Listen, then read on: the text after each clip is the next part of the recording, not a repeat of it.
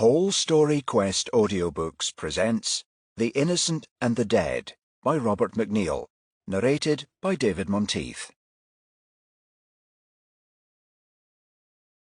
The Labyrinth, a prequel to the D.I. Jack Knox mysteries. Chapter 1.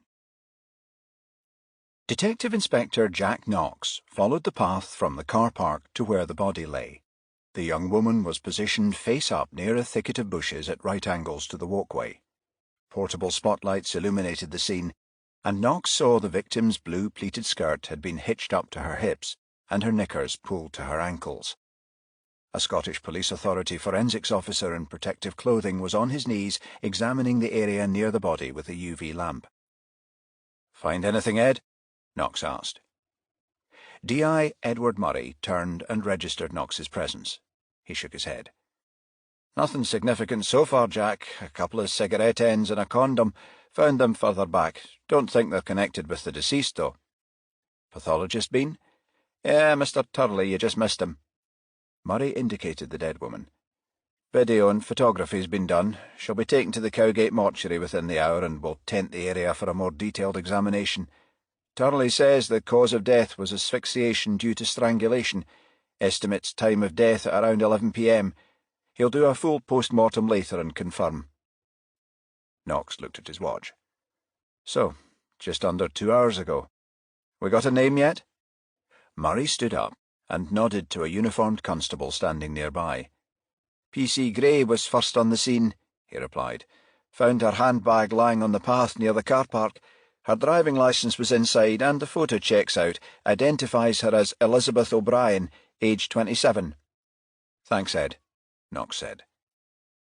Knox went over to Gray, who was standing next to the barrier tape on the downward slope of the path. "P.C. Gray?" "Sir?" "Mr. Murray tells me you were the first to arrive." "Yes, sir. P.C. Dave Kinghorn and I were in Greenside Place when the call came in." Gray pointed to steps further down the path. "The man who found the body is with P.C. Kinghorn.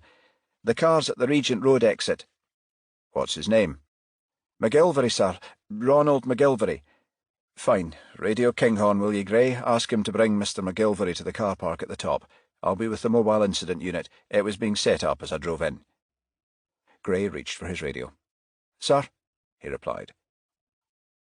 Knox felt slightly out of breath as he walked back to the top of Calton Hill. He realised that in a few hours tourists would be disappointed at being turned away from one of Edinburgh's most favoured attractions. He'd read somewhere that Calton Hill, with its panoramic views and iconic monuments, was almost as popular as Edinburgh Castle in terms of visitor numbers. Knox had driven past the largest of these, the National Monument, on the vehicle access road. He then parked facing the Nelson Monument, a 100-foot tower erected to the fallen of the Napoleonic Wars. Now he gained the top after passing a third structure, an observatory designed by William Playfair. As Knox reached the car park, the driver of a Ford Mondeo saw him and flashed his headlights. Detective Sergeant Bill Fulton was heavily built and in his early 50s, and had partnered Knox for almost 3 years. He got out of the car and pressed the key. The indicators flashed as the car's remote locking activated. Fulton thumbed in the direction of the monument behind him. "Edinburgh's disgrace," he said. "What is?" Knox asked. "The National Monument," Fulton replied. "Wasn't completed, so it's known locally as Edinburgh's disgrace. Apparently, when they put it up in the early 1800s, it was intended to be a copy of the Parthenon in Athens. Story is, the bigwigs couldn't get the funds to finish the job. Raised only 16 of the 42 grand needed. These 12 columns were all that were built before the project was kicked into touch." "You're a fund of local knowledge, Bill." Fulton grinned. "Just thought as a borderer you mightn't know, boss." At that moment, a marked police car drove into the car park and stopped beside Fulton's Mondeo.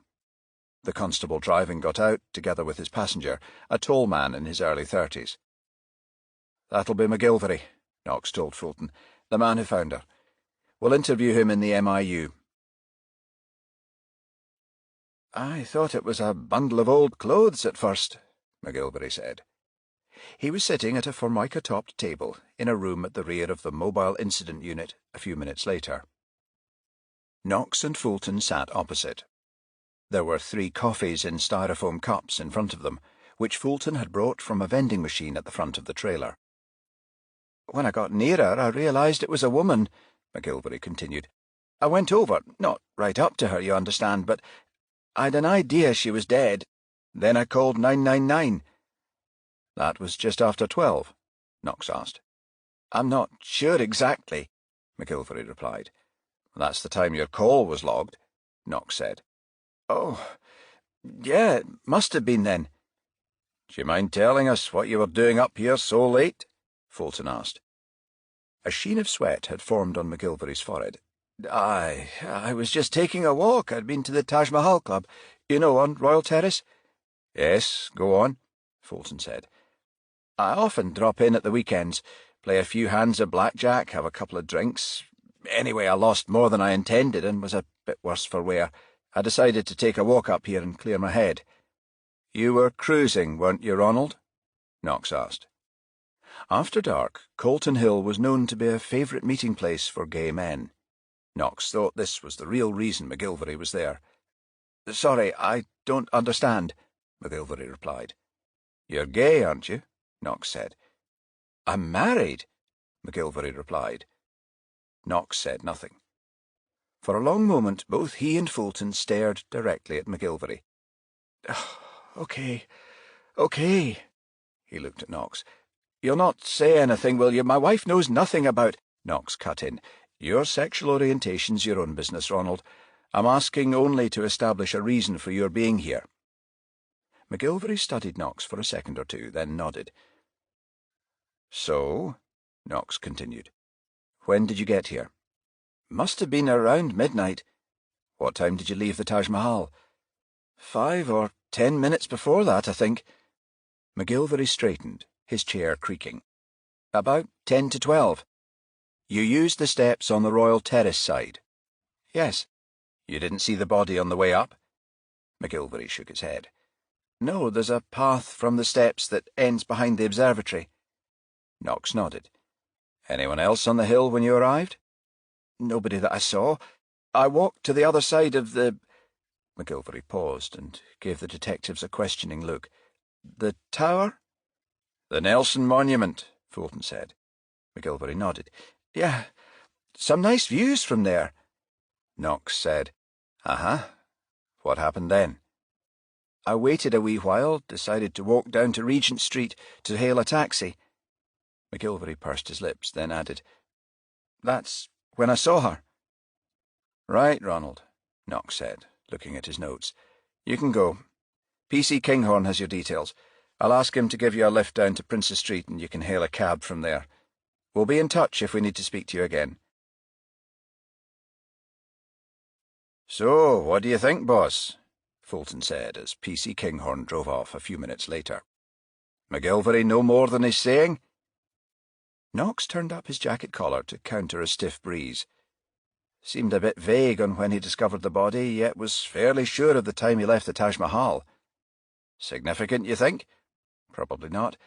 Still, we'll make sure he's a member and see if anyone can vouch for when he left." At that moment, Knox's mobile rang. He tapped the answer button and said, "DI Knox?" "It's Alex Turley, Jack. The SPA forensics team have just brought in the deceased. They tell me you're still in the area. I'll be carrying out the PM in around 20 minutes if you care to come down." Knox looked at his watch. "I'll be there in 10, Alex. Thanks for letting me know." He ended the call and turned to Fulton. "That was Turley, Bill.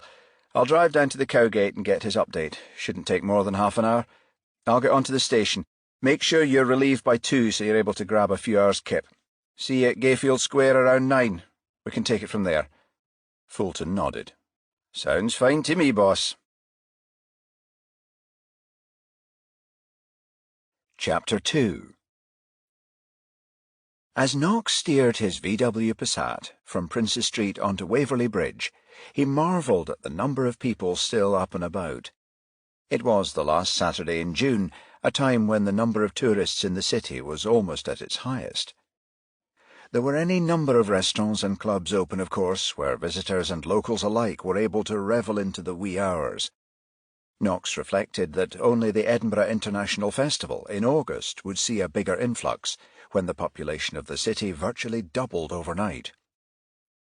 He continued into the Old Town, crossing the Royal Mile into St Mary's Street, then turned right at the next set of traffic lights. The city mortuary was situated 100 or so yards along on his left, a nondescript concrete box built in the late 1960s and set back from the road. Knox parked the Passat and walked up a short lane to the entrance, where he was buzzed inside. He was met by Turley, a stocky, bearded man in his late 40s. He led Knox to an anteroom where the detective took off his jacket and put on a green gown. Knox then followed the pathologist into the main post-mortem theatre. A fixed steel table occupied the centre of the room, on which Elizabeth O'Brien's body lay covered with a white plastic sheet.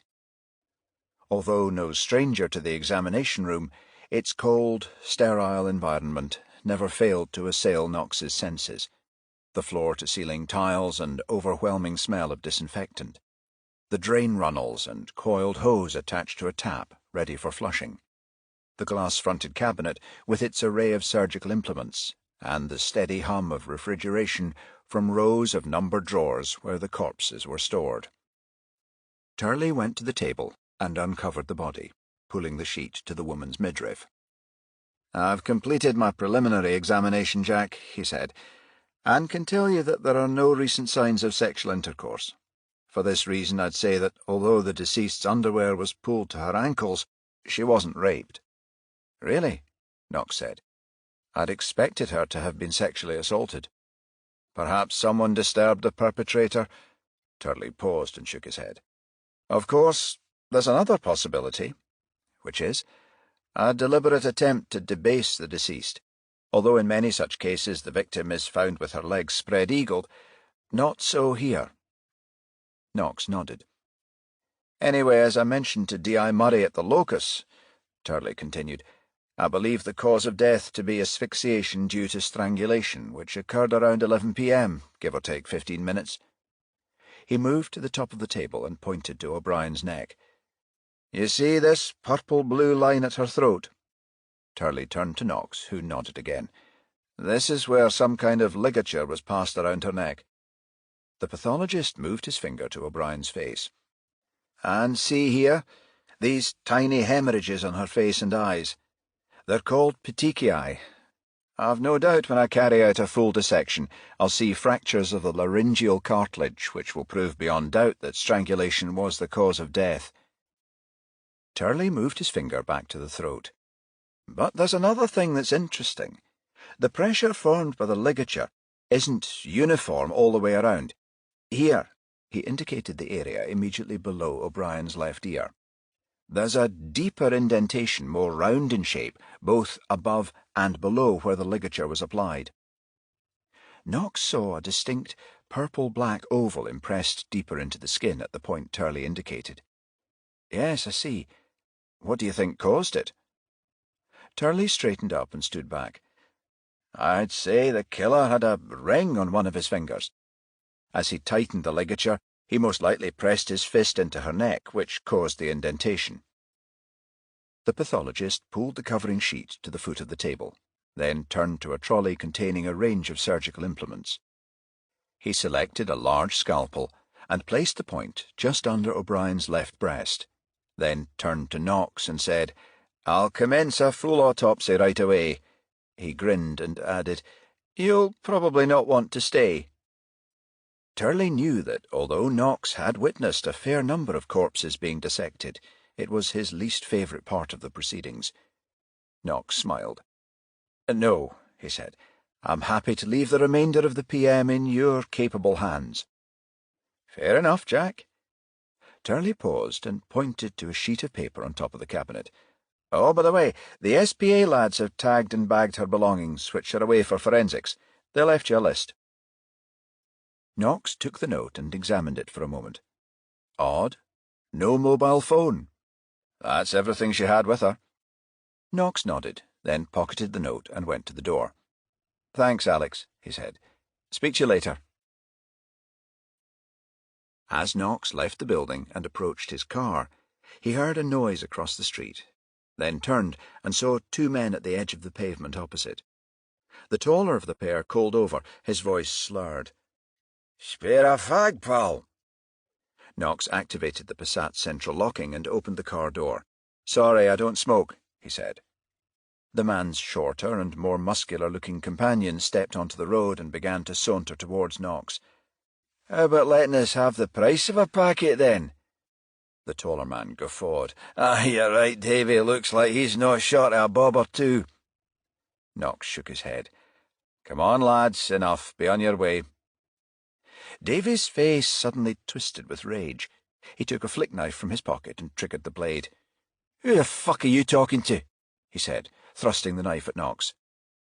In one swift movement, Knox sidestepped left, grabbed his attacker's wrist, then yanked it up behind his back until there was a distinct snap. Davy immediately released the blade and shrieked with pain. "You bastard!" he yelled. "You broke my arm!" Meanwhile, his cohort saw the weapon fall and crouched to pick it up, but his move came too late. Knox released Davy and delivered a swift kick to the man's shin, causing him to drop to his knees.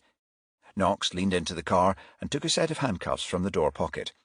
He pressed one cuff against Davy's wrist and snapped it closed, then repeated the action with the other cuff on the wrist of his accomplice. He took out his warrant card and flashed it in his assailants' faces.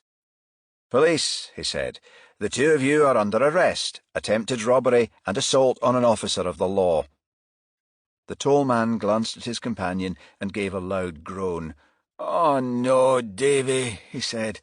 "Why'd you have to go and pick on a fucking cop?" Bill Fulton was sitting at his desk when Knox arrived at Gayfield Square Police Station a little after 9. On Knox's approach, he looked up and smiled.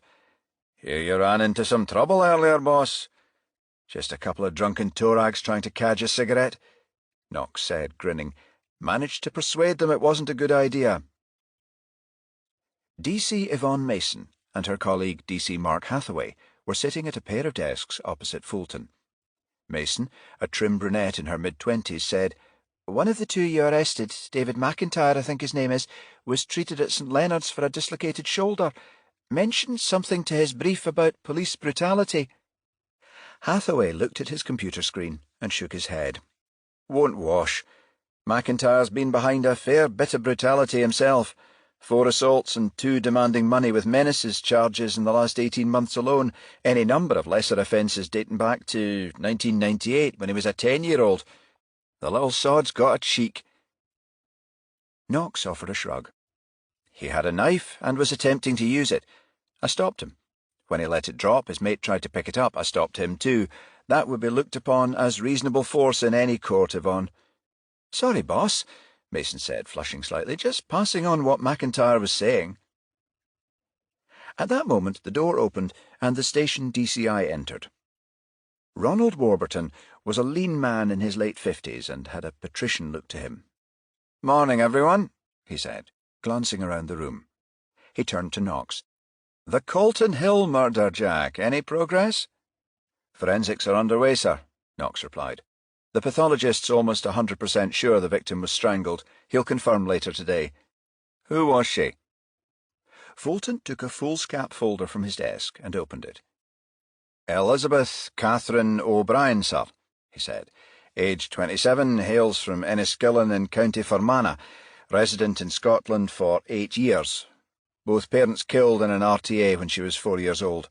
Brought up by her grandparents, both now deceased. Only living relative is a sister, still resident in Northern Ireland."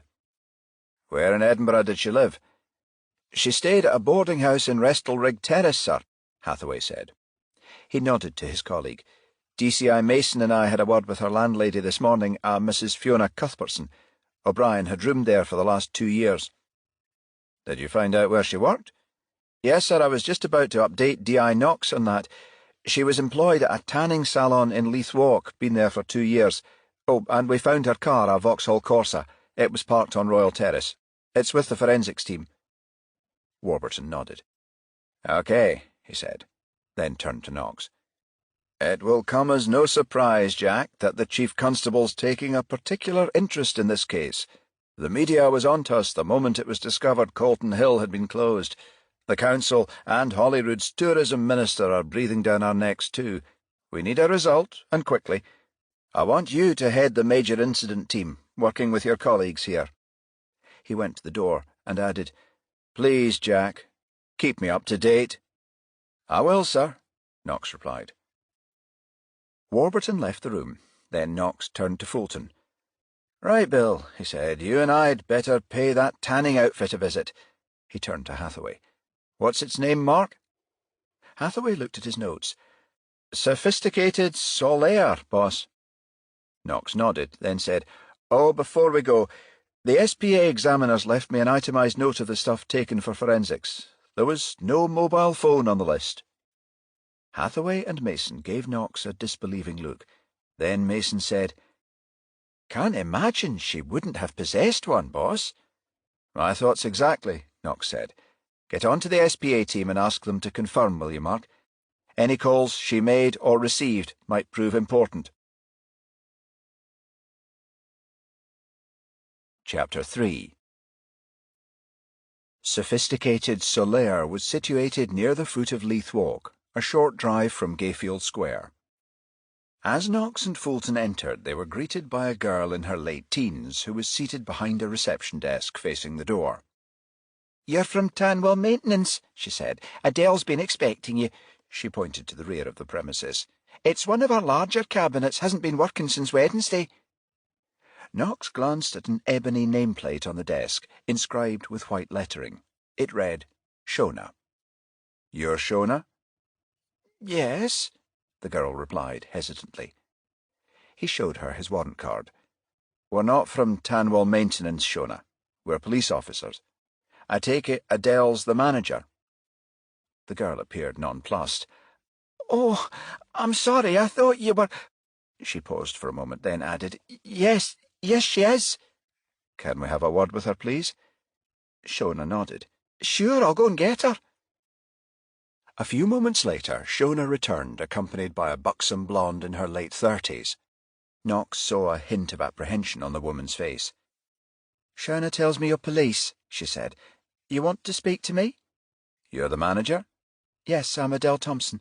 What's this about?" "I'm Detective Inspector Knox, and this is Detective Sergeant Fulton," Knox said, then nodded to the rear of the premises. "You have an office. Maybe we could talk better there." "Yes, at the back of the shop," Thompson replied, then looked at her watch and turned to Shona. "First appointment's at 10, Shona, love. Remember there's a few bookings free this afternoon if anyone calls." Shona nodded. Then Knox and Fulton followed Thompson to a small room at the back, furnished with a desk, chair, and single filing cabinet. "Sorry I can't offer you a seat," she said. "Barely enough room to swing a cat in here." "It's okay," Knox said. "We don't mind standing." Thompson picked up a packet of cigarettes from the table. "You don't mind if I smoke?" "No," Knox said. "Go ahead." Thompson took out a cigarette, lit it, and drew in the smoke. She exhaled a few seconds later and said, "Keep meaning to give these things up." She shook her head. "Haven't the willpower, though." She took another drag, then sat down and glanced at Knox. "Sorry, I'm wittering on. What do you want to talk to me about?" "A young woman who works for you, Elizabeth O'Brien." "You mean Katie?" Then, seeing Knox's baffled look, she added, "Elizabeth's her first name. She prefers to be called by her middle name, Catherine, Katie for short." She flicked the cigarette on an ashtray, then said, "Yes, she works for me, due in around 11. Why?" "I'm sorry to have to tell you she's dead," Knox said. "Her body was found on Colton Hill early this morning." All colour drained from Thompson's face. She immediately stubbed the cigarette in the ashtray and covered her mouth. "No," she said. "Katie? Dead? How? Why?" "We've reason to believe she was murdered," Knox said. "Murdered? Who in God's name would do such a thing?" "That's exactly what we're trying to find out," Knox said. "When did you last see her, Adele?" Thompson fumbled for the packet and extracted another cigarette. "Just before I closed the shop, around 8 o'clock last night." "You knew her well?" Knox said. She'd worked for you long? Katie's been with me for 4 years, Thompson said, lighting up. She drew in the smoke, then exhaled and added, I've known her since I came up from March. March? Fulton said. March. It's a town in Cambridgeshire. I'm English, as you can tell from my accent. Fulton nodded. Then Knox said, How did you meet her? Thompson considered this for a moment, then shrugged. Oh, likely you'll find out anyway. We worked at the Glentyre sauna together, you know, Glentyre Terrace off Easter Road. Katie worked at the Glentyre? Fulton asked. The place that was raided a couple of years back. The same, Thompson said, although we both left a month or 2 before then, saw the writing on the wall, so to speak. Everything altered when your lot changed its name to Police Scotland. The old Lothian and Borders Force had a more easy-going attitude. Knox knew many of Edinburgh's sex workers plied their trade in the city's seedier saunas. The Lothian and Borders Force had turned a blind eye to this, reasoning it better to keep prostitutes off the streets. In the early 2000s, a number of girls had been seriously assaulted while soliciting near Leith docks. When Scotland's police forces amalgamated on 1st April 2013, however, the new management had taken a harsher line, authorising raids and closing some of the capital's more notorious outlets. Though Knox had never worked vice, he thought the old system safer for the many women who'd been forced back onto the streets since. So you and Katie were both... He paused, searching for the most sensitive expression. Sex workers? Thompson said. Yes, love, we were. We met when I came to Edinburgh on the run from an abusive marriage back in 2011. Couldn't find a job for a while, then somebody suggested the sauna game. She gave a little laugh. I was naive enough when I started to think all it involved was fetching towels and giving the odd massage. I soon found out different. Eventually I made it work, though. Decided I'd lie on my back for a couple of years, save hard and open a little business. She nodded to her surroundings. Which I'm happy to say I achieved. You say you knew Katie back then, Knox said, and the 2 years she worked for you. You were friends as well as employer and employee. Thompson drew on her cigarette and thought about this for a moment. She exhaled slowly and said, Friends? Yes, love, I'd say so. Not in a social context, though. We never went out drinking or clubbing or anything like that. But you shared confidences, Knox said. Who she was seeing, that sort of thing. Thompson nodded. A little, she said. Katie and I are different, really. Me, I'm quite the extrovert. Katie, on the other hand, could be quiet and reserved. She stubbed her cigarette into the ashtray. She didn't tell me everything. Do you know of any relationships she was having? As I say, she didn't confide in me that much. I do know a while back she was seeing a guy from Clermiston, who she later told me she'd dumped. He would call the shop occasionally afterward, asking to speak to her. She never took the calls, though, asking me to tell him she wasn't here. The last time, the bugger became quite aggressive, saying he knew she was here. He ended up calling me an effing bitch, then hung up. How long ago was this? Couple of months back. Do you know the man's name? Not his surname, no. I think his Christian name is Gary. Know if she was seeing anyone else? Thompson puckered her lips and studied Knox. Not in the romantic sense, no. Meaning? Thompson thought for a moment. There was one guy who was a regular at the Glentyre, she said. Well-heeled, a property developer. Every time he came in, he would insist on seeing Katie. He paid Kovac, the guy who owns the sauna, extra for the privilege. Katie told me he tipped her well, too. Anyway, when he heard Katie was leaving to work for me, he asked if she would continue seeing him. Strictly business, of course. She agreed. Told me they met every 2 weeks or so at one of his properties. She used to say it was a bit on the side for him and a bit on the side for her. Thompson smiled. She meant financially. Do you know if she continued with the arrangement? As far as I'm aware, yes. This businessman, do you know who he is? Thompson's brow furrowed, thinking. An unusual name. Beach, Birch... No, Murch. Yes, that's it, Murch. I don't know anything else about him, though.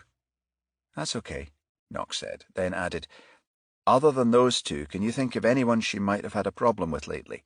You know, arguments, disagreements, anything like that? No, I don't think so. As I've said, Katie was quiet, but easygoing. Hard to believe she'd have enemies. OK, Knox said. One more thing. Did Katie have a mobile phone? Of course she did, love. Doesn't everybody? Why? We didn't find one with her.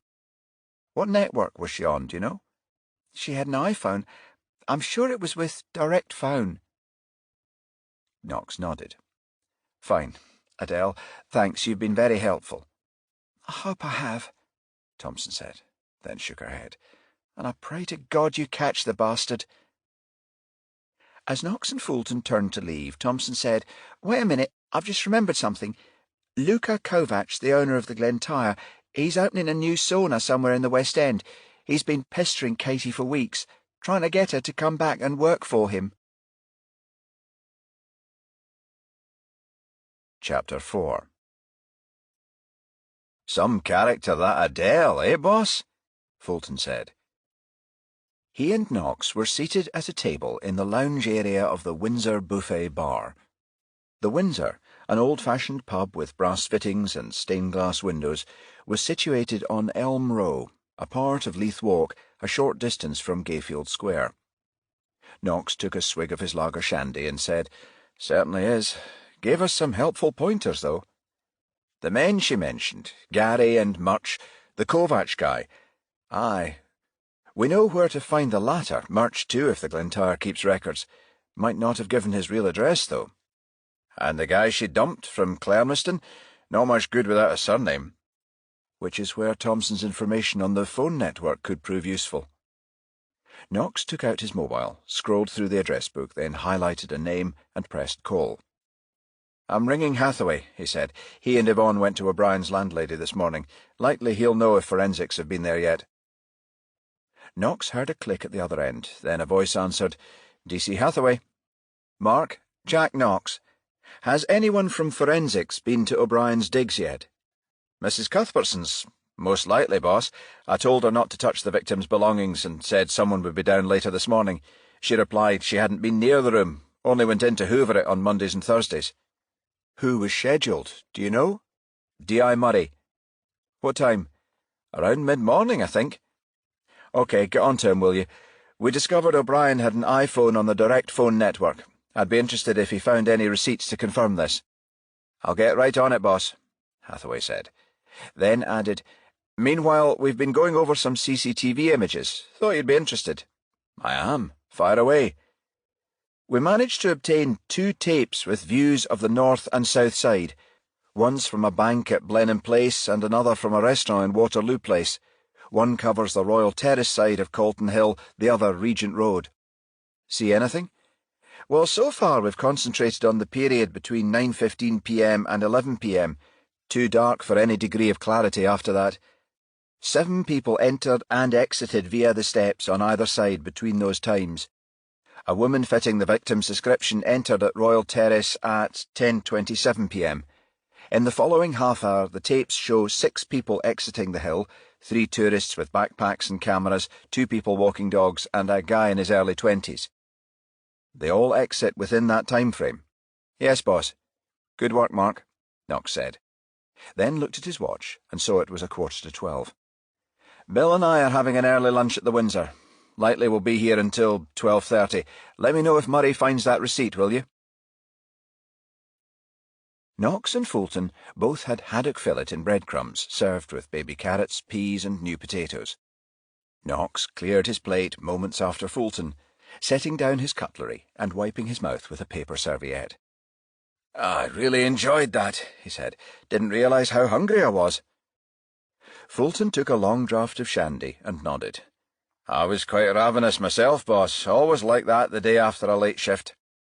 I meant to ask, Knox said. You were relieved before 2. I phoned Gayfield as soon as I arrived at the Cowgate. Aye, I was. The duty inspector got in touch with St. Leonard's and they sent a DS. He was there within 10 minutes. Knox acknowledged this with a nod, took a swig of his lager and lemonade. Then a moment later his phone rang. He glanced at the screen, then looked at Fulton and said, It's Hathaway. He keyed accept. Mark? Just heard from D.I. Murray, boss. Hathaway said. No phone was found with the body or in her room, but he found receipts that confirm O'Brien was on the direct phone network. He gave me her number. I've been in touch with Direct Phone's police liaison team and asked if they'd check all calls she made and received in the last 48 hours. They said they'd give it priority status and reply within the hour. That's excellent, Mark. Get back to me when you hear. Will do, boss. Knox ended the call and relayed the gist of it to Fulton. Then both went to the bar to pay for their lunches. Knox glanced at a television above the gantry as he was given his change. The set was tuned to Lowland Independent Television, and a caption on the bottom read, "Breaking news, woman found murdered on Edinburgh's Colton Hill." Jackie Lyon, the channel's news reporter, was talking to camera, and Gayfield Square Police Station was just visible in the background. Knox said to the barman, "Turn the telly up, will you, Tommy? I'd like to hear this." The barman took the remote and increased the volume. "The man in charge of the investigation is Detective Chief Inspector Ronald Warburton," Lyon was saying, "with whom we hope to speak in the next couple of minutes." The camera zoomed beyond Lyon's shoulder at that moment to focus on Warburton, who exited the station and walked towards the reporter. "Ah, here comes the Chief Inspector now," she said, turning. Fulton nodded to the television. "Here we go," he said. "Our friendly local inquisitor." He turned to Knox. "Lyon's not a Spanish name, is it, boss?" Knox grinned. Lyon, a thin-faced woman with an aquiline nose, was renowned for her acerbic Jeremy Paxman-style interviewing technique. He'd seen many a politician wilt under aggressive questioning while watching her weekday programme, Scotland in Focus. "The murder of this young woman is, of course, a most heinous crime, Chief Inspector," Lyon was saying, "made worse by the fact that it took place at such an iconic location, which I believe you've closed for the duration. Colton Hill is popular with the many tourists in the city at this time of year. Is there any likelihood of an early arrest?" Warburton acknowledged this with a nod. "Colton Hill is closed only until we complete our forensic analysis. A major investigation team has been appointed in the meantime, and no effort will be spared until the perpetrator is caught." Lyon glanced to camera, then back to Warburton. "This major incident team, Chief Inspector, am I correct in saying it's headed by a Detective Inspector Jack Knox?" "It is, yes." "The same Inspector Knox who is alleged to have committed an act of brutality on a man he arrested earlier today?" Warburton appeared slightly taken aback, but soon regained his composure. "Inspector Knox was attacked by a man wielding a knife," he said. "He acted with reasonable force in order to protect himself." "Really, Chief Inspector?" Lyon said. "Yet we've been told that the solicitor acting on the accused's behalf intends to lodge a complaint. Surely he must feel there's a case to answer." "That's something you'd have to ask him," Warburton said. "I've just expressed our position on the matter." "Thank you, Chief Inspector," Lyon said, then turned to face the camera. "Well, that's the latest news on this most tragic event here in Edinburgh. We'll keep you updated throughout the day if there are any further developments. Meanwhile, this is Jackie Lyon at Gayfield Square Police Station handing you back to the studio." "Never slow to go for the jugular, is she?" Fulton said, turning from the bar. Knox shook his head. "Nature of the beast, I suppose. Didn't take long for McIntyre's brief to go public with the accusation, though." "You heard the DCI, boss. It's reasonable force," Fulton said. "The wee bastard attacked you with a knife. Given the circumstances, you acted as any of us would. Facts are cheels that winna ding, as Burns said. There's no case to answer." They left the bar and got into the Passat. Knox started the engine and continued up Elm Road, turning left into Montgomery Street. Chapter 5. Glentyre Terrace was a long cul-de-sac just off Easter Road, part of a busy arterial route running between the eastern end of the Old Town and Leith Docks. The Glentyre Sauna was located in the centre of a row of shops halfway along the street, a mix of tenements and commercial buildings. Knox guessed that Sauna itself had been a shop at one time. Now, though, unlike its neighbours, it was decorated in a gaudy shade of pink, and both windows had opaque glass fronted by wire mesh panels. He and Fulton went to the entrance where a card pinned next to an intercom read, "Press for Service." Knox pushed the buzzer. Then, moments later, a female voice answered. "Yes? Who is it?" "I'd like to speak to Mr. Kovacs, please." "Who are you?" "Detective Inspector Knox." There was a short period of silence, then the voice spoke again. "Mr. Kovacs wants to know what it's about." "I'll be in a better position to tell him if you'll open the door." A moment later, the door was opened by a thick-set man in his early 40s, who had a thick scar on his lower lip. He gave Knox an affronted look and said, "Is this a raid?" He nodded to the street. "You come to search? No policewoman with you this time?" Knox knew that when saunas were raided, policewomen usually accompanied their male colleagues to carry out searches on cubicles, which were most likely to be staffed by masseuses. He showed the man his warrant card. "This isn't a raid and we haven't come to search. We only want to speak to you for a moment or two. I take it you're Mr. Kovacs, the proprietor?" The man threw back his head indignantly. "Luka Kovacs, yes. Can we come in?" Kovacs shrugged and half-turned, opening the door. "Okay," he said. He took them through the reception area to a small office at the start of a short, narrow corridor. Knox glanced beyond Kovacs and saw several doors where he assumed the saunas were located. Kovacs made a sweeping motion with his left hand then and said, "Come in. This room is my office." Knox noticed that he wore 3 rings, one on each of his middle, ring, and little fingers. They entered the room, which was furnished with a desk, 2 chairs, and a leather sofa. A television sat on top of a table in a corner. The sound had been muted, but Knox saw it was tuned to Lowland Independent Television. Kovacs saw him looking and indicated the TV. "Just been watching them talking about Catherine O'Brien." He sat down at his desk, shaking his head. "You know, this woman used to work for me. How anybody could do this?" He shook his head again. "Terrible. Terrible." "Actually," Knox said, "that's what we've come to talk to you about." "Catherine?" he said. "Yes," Knox said. "Did you speak to her lately?" Kovacs shook his head. "No, why should I speak to her? She hasn't worked for me for more than 2 years. You didn't call her? Talk on the telephone?" "No." "You sure?" Kovacs studied Knox for a moment. "Why you ask?" Knox ignored the question. "I hear you're opening a new sauna in the West End." Kovacs nodded. "Drumshuch Terrace, yes, I open in 6 weeks. Strictly high class." He waved to his surroundings. "Not like this." "I believe you wanted Miss O'Brien to work for you there." "Who told you this?" Knox looked Kovacs in the eye. "Just answer the question, please." Kovacs studied Knox again, then nodded slowly. "I phoned her once, asked if she want to work for me in new upmarket surroundings," he snorted. "Better money than the bitch Thompson pays her in the sunbed business." "You called her once, or more than once?" Kovacs thought about this for a moment. "Maybe 2, 3 times." "Was she interested in working for you?"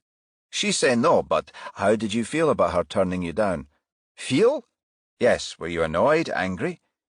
Kovacs scowled. "I know why you say this. You think I might be the man that killed her." Knox ignored this. "You haven't answered the question." "What question?" "Were you angry when Miss O'Brien turned down your job offer?" "No." "Why did you persist in calling her, then?" Kovacs shook his head. "I tried to persuade her, not threaten. She's a good-looking woman, nice manners, the right person for type of clientele I want to attract." Knox acknowledged this with a nod, then said, "Where were you at 11 p.m. last night, Mr. Kovacs?" Kovacs thumped his fist on the desk and said, "It is like I said. You do think I'm the man who killed her." He stood up then and waved his finger in Knox's face. "Why would I want to do this? Okay, I offer the job, and she says no. But I accept this after the last time I spoke to her. I didn't go after her and argue about it." "Where were you at 11 p.m.? Kovacs calmed down a little. He shook his head and replied, "At home." "Anyone with you?" "I was alone." "Nobody else? Wife? Girlfriend?" Kovacs shook his head. "I'm not married. No wife, no girlfriend. I'm gay." Knox considered this for a moment, then said, "A boyfriend, then?" I already told you. I was at home, alone. Okay, Mr. Kovac, Knox said. Thank you for your time. We may need to contact you later. I take it you're not planning to leave Edinburgh? You think maybe I'm guilty? Kovac said, that I plan on running away. Knox shook his head. I didn't say that, sir. We may have to speak to you more than once, as we may have to do with everyone who knew Miss O'Brien. Kovac offered an insouciant shrug. You'll find me here, Mr. Detective. Don't worry. I'm not going anywhere. Knox and Fulton took their leave and walked to the Passat. Bit of a strange one, don't you think? Fulton said when they were back in the car. You see his rings? Yes, Knox said. Almost the first thing I noticed. You told me Turley said the killer was likely to have been someone wearing one. Yes, I did. And Kovac has got a bit of a temper, too. But was Katie's turning him down enough of a motive for murder? We've put folk away that have committed it for less, boss. Don't forget he lied when you first asked him about the calls. Knox nodded. I know. I'm not ruling him out, but we'll have the forensics report by tomorrow. Maybe that'll give us something more concrete to work with. At that moment, Knox's phone rang, and he glanced at the screen. It was Hathaway. Mark? The direct phone team has just been in touch, boss. Good news? Well, they tell me there's currently no signal from O'Brien's mobile and hasn't been since last night. It was last active at 10:47 p.m., which means it was switched off. Yes, looks like I was right. It was taken from her and dumped. Were they able to track any of her calls before then? Yes, they've been able to carry out a full trace in her mobile phone usage for the past 2 days. And? She received 3 calls on Friday evening and made 1. 2 of the 3 she received were from landline numbers. The one she made was to a mobile. Knox took a notebook and pen from his pocket. Details? The calls were received at 6:15 p.m., 6:52 p.m. and 7:27 p.m. The first from a mobile, the other 2 from landlines. The outgoing call was made at 8:20 p.m. The first was from Gary Bright, 132 North Park, Clermiston. I checked the voter's roll. He stays with his mother. She's a widow. The second was from Luca Kovac, 27 Glentyre Terrace, and the third from Pastor Patrick McHugh, Church of the Hallowed Messiah, 18 Meadowbank Grove. And the one she made? A mobile belonging to Tobias Murch. I've 2 numbers and addresses. His mobile is registered to his business at 28B Morrison Tower, and a home address I got through his landline number. It's 31 Laird Avenue, Collinton. The call at 8:20, was it to his mobile? Yes, boss. Right, Mark, thanks.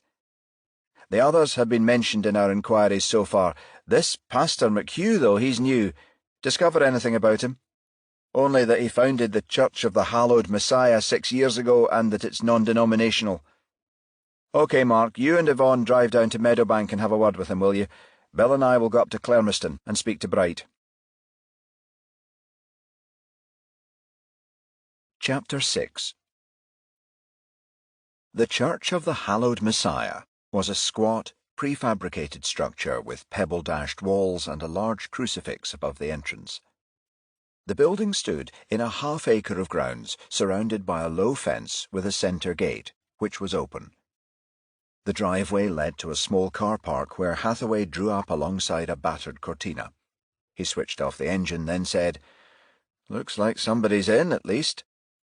Mason nodded to the Ford and grinned. "If that belongs to the pastor, the church must be awfully short of funds." Hathaway smiled, then adopted a mock-pious voice. "Be content with what you have, for he has said, 'I will never leave you or forsake you.'" Mason looked at him open-mouthed. "Listen to Mr. Holy Willie. Had a close aunt who was very religious. Gone to meet her Maker now, alas. She loved to quote all that Bible stuff." He tapped the side of his temple. "A lot of it's still in here, unfortunately." Hathaway and Mason got out of the car and were approaching the entrance when a middle-aged man exited and held open the door. "Good afternoon. I'm Patrick McHugh," he said in a soft Irish brogue. "I take it you're police officers. You've come to ask me about Miss O'Brien." Hathaway and Mason took out their warrant cards. "Yes," Hathaway said, "I'm D.C. Hathaway, and my colleague here is D.C. Mason." McHugh nodded. "I'm sorry to make your acquaintance in such tragic circumstances," he said. "I only heard about Catherine on the radio a half-hour ago, on my way here. Devastating news." He shook his head solemnly. "Miss O'Brien was both a parishioner and a friend." He waved to the church's interior. "Won't you both come in?" They entered and followed the pastor to a room at the far end of the church, which was furnished with a large bookcase, an oval pedestal table, and 6 straight-backed chairs arranged in a semicircle. McHugh indicated these and said, "Please, take a seat." Mason and Hathaway took the 2 nearest, then McHugh pulled a chair from the other end and sat opposite. The pastor clasped his hands together and bowed his head, and for a moment Mason thought he was about to intone a prayer. A moment later he straightened and said, "Well, detectives, how can I help?" Mason took out her notebook. "Could you tell us when you last saw Miss O'Brien?" she asked. McHugh nodded. "I can, yes. Last Wednesday at 10:30 p.m., when she left to drive home. Catherine was here for the midweek service." "She regularly attended your meetings?" "Yes, Wednesdays and Sundays for the last 3 years." "When was the last time you spoke to her?" Hathaway said. "I think it would be around 7:30 yesterday evening. I phoned her on her mobile." Hathaway nodded. "Can you tell me the reason for your call?" "Indeed I can. We hold the Sunday service here at 10:30 a.m. In addition to attending as a parishioner, Miss O'Brien was one of the church's volunteers. She helped out by placing prayer books on seats prior to services, setting up for meetings, that sort of thing. I phoned to confirm that she'd be able to come in early on Sunday." "And was she?" Hathaway said. "Able to come in early, I mean." "Yes," McHugh replied. "She said she'd manage." "This voluntary work," Mason said, "did she carry it out on a regular basis?" "Yes." "For as long as she'd been a member of the church?" "Almost from the beginning, yes." "Was there a reason, then, that you had to call her to confirm? Wouldn't it be more likely for her to call you if she couldn't manage?" McHugh considered this for a long moment and said, "Catherine came to the Church of the Hallowed Messiah in 2012 because we're non-denominational. Soon after joining, she confided to me that she was a sex worker. She explained she was a staunch Catholic, but was afraid if she confessed that to a priest, even in the secrecy of the confessional box, she wouldn't receive absolution. She was absolutely convinced of this, in fact, and terrified of excommunication. Her sins, she believed the Catholic Church would perceive them as such, caused Catherine to suffer from depression and anxiety. Although worship and prayers have helped, there were occasions when everything seemed to overwhelm her. I assured her of Christ's forgiveness, and although she appeared to take comfort from this in the main, there were occasions when she would lapse into despondency.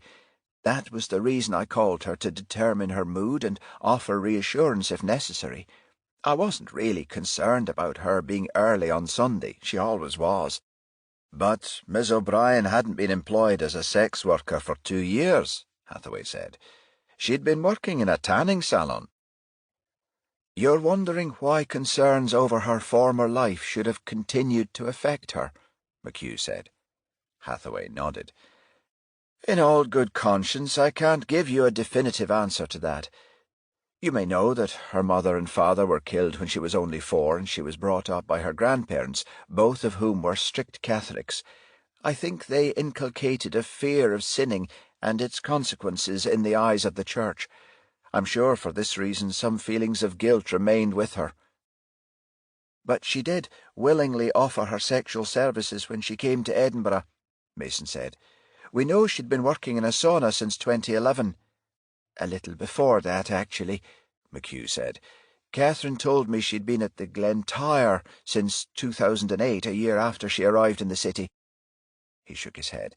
"Yes, I know," he said. "It appears a contradiction. On the one hand, you have a young, perhaps naive girl who arrives in a city having had a strict religious upbringing in the town where she grew up. yet within a short period she's changed her outlook completely. Rebellion against her grandparents, a hurry to possess material things a 9-to-5 job mightn't have brought so quickly. He shook his head again. I honestly can't say. And what was her mood when you spoke to her on Friday evening? Mason asked. Quite upbeat, I think, McHugh said. She told me she was going out for the evening. Who with, did she say? Mason asked. She never spoke about her relationships, McHugh said, shaking his head, and I never asked. Really? Mason said, but she was happy to take you into her confidence in other, more personal areas. McHugh smiled. Perhaps in that respect I took the place of the priest she felt she was unable to trust. He paused for effect. I listened and didn't judge. McHugh shifted in his chair, then added, I know only the things Catherine was prepared to tell me, Detective, and occasionally asked my advice on. In other areas she could be quite taciturn, as she'd every right to be. So you know nothing about who she was seeing or when? No, sorry, I don't. Mason placed the notebook on her knee, then looked McHugh directly in the eye. I hope you won't be offended by the question, Pastor, but was your own relationship with Miss O'Brien ever intimate at any time? McHugh shook his head. I'm not offended, Detective, he said. No, it wasn't. That's not to say I didn't find Catherine attractive, of course. Our friendship was, however, strictly platonic. He paused. I'm celibate by choice and have been for a good many years. Serving the Lord Jesus Christ is my sole raison d'etre. Mason nodded. You understand we have to ask everyone who was close to Miss O'Brien, she said. With this in mind, Pastor McHugh, could you tell me where you were at 11 p.m. last night? McHugh nodded. I understand the reasons for your questions, Detective, and I don't mind answering them. His eyebrows arched. At 11 p.m. last night, I was at home, which my sister Rosalind and I share.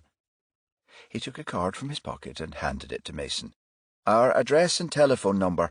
I'm sure she'll confirm it if you ask her. Pretty much expecting us, wasn't he? Hathaway said as he and Mason were driving by Meadowbank Sports Stadium a short while later. Out of the door as soon as we arrived. He was able to give us a different perspective on O'Brien, though. All that guilt, you mean?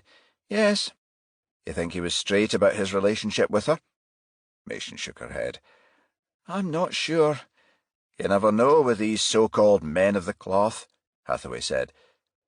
Bill Fulton told me, when he first joined the force, a woman called Dora Noyce ran a brothel on the fringes of the new town.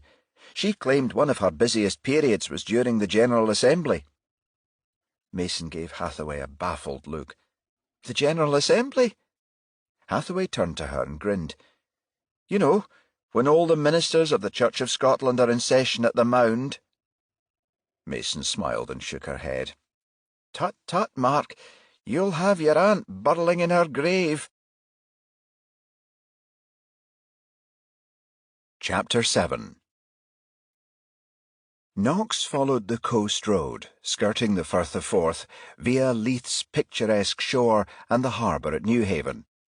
Then on past Granton Pier and Davidson's Mains to Queensferry Road, finally turning on to Corstorphine Hill at Clermiston Road North. The steep gradient forced Knox to change down a gear, and as he did so, Fulton said, Edinburgh and Rome have something in common. Did you know that, boss? Knox sensed he was in for another of his partner's inevitable local knowledge lessons. In that it has a fair number of pizza outlets, you mean? Fulton gave him a sidelong glance and grinned. Aye, probably. He shook his head. No, I meant, like Rome, it's built on 7 hills. From the north, this end, you've got Corstorphine, then moving south, Craiglockhart, the Braids and Blackford.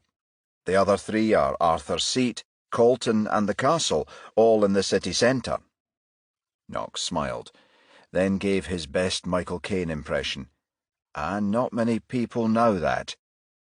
Fulton laughed, then added, "All caused by volcanic activity eons ago. The basalt rock on Salisbury Crags and the rock the castle sits on are evidence of a massive upthrust which cut through the sedimentary layer before cooling."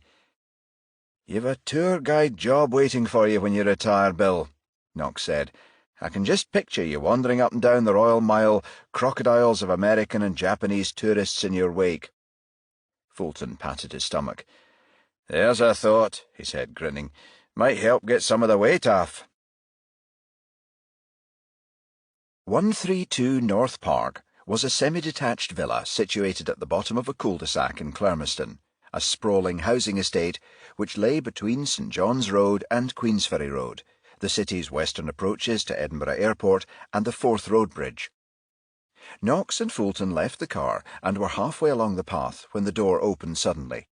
A haggard-looking woman in her early 50s came onto the doorstep and gave them a hostile stare. "You needn't bother coming any further," she said. "We're not interested. Your people have been around here twice this week already." The detective stopped. Then Knox said, "Our people?" "Jehovah's Witnesses," the woman said sternly. "Like I said, we're not interested." Knox said, "You're Mrs. Bright?" "Yes," the woman answered, looking surprised. Knox took out his warrant card and showed it to her. "You're mistaken, Mrs. Bright. We're not Jehovah's Witnesses. We're police officers." A concerned look came over her face. "Police?" she said hesitantly. What do you want?" "We'd like to speak to your son, Gary." "Gary? What do you want to talk to him for?" Knox nodded to the door. "It would be better if we could speak inside, Mrs. Bright. I take it he's home." She glanced nervously over her shoulder. Yes, he is." Knox nodded. "Then it's okay if we come in?" Mrs. Bright opened the door. Yes, okay." Knox and Fulton followed her into the living room, where a man in his late 20s lay slouched along a sofa with his back to the door. A television set in the corner was turned to a channel showing horse racing. The volume was turned up, and a coffee table alongside the sofa was littered with beer bottles. "Gary?" Mrs. Bright said. Her son barely stirred. The detectives followed her further into the room, and Knox saw Bright was holding an almost empty beer bottle. He looked to be half asleep. "Gary!" his mother said, pitching her voice an octave higher. Bright raised onto one elbow and turned his head. "What is it?" he said. His mother nodded to Knox and Fulton. "These men are here to see you," she said. "They're police officers." Bright swung around and placed the bottle on the table, then rubbed his eyes and focused on the detectives. "Police?" he said. "What the hell? Mind your tongue, Gary," Mrs. Bright admonished. She took the remote from the table and muted the television, then turned to Knox and said, "He's not long back. Starts work early, so he's a bit tired, aren't you, dear?" Bright glared at his mother. "I'm not a bairn, Ma," he said. "I can speak for myself." He turned to Knox and said, "Why do you want to speak to me?" "It's in connection with Miss Elizabeth O'Brien," Knox replied. "Katie O'Brien? I think you know her." "Aye, I do," Bright said. "What about it?" "She was found dead on Calton Hill early this morning," Knox said. "We believe she was murdered." Mrs. Bright's hands flew to her face. "Oh, my God! I saw that in the news this morning." She glanced at her son and added, "I didn't realise. Was that the lassie you were seeing a few months back?" Knox witnessed her flinch as her son shot her an angry look. She moved quickly towards the door. "Okay," she said. "I'll go and make some tea, shall I?" She glanced at Knox and Fulton. "Would either of you gentlemen like a cup?" "Not for me, Mrs. Bright, thanks," Knox said. Fulton smiled and shook his head. "Thank you, no." She gave her son a hesitant glance. "Gary?" He glowered at her in response. "All right," she said. "I'll leave you men in peace." After she left the room, Bright said, "As my ma said, it's been a while since I saw Katie." He lifted the beer from the table, took a swig, then added, "But I'm sorry to hear she's deed like." Knox nodded. "When was the last time you saw her?" Bright shrugged. "April, I think. I don't know what date." "Had you been seeing her for a while?" Fulton asked. Bright shook his head. Not that long. Did she stop seeing you? Knox said. Bright sat forward on the settee, placed the bottle back on the table, and gave Knox a hard stare. Who told you that? Knox ignored the question. Did she? Bright shrugged again. Maybe. You've spoken to her recently? Bright gave Knox a measured look, then settled back on the sofa, and nodded his head. Aye, I have, he replied, but only on the phone. He studied Knox for a moment, then said, OK, we had a row last time I saw her, right? She took the hump, buggered off.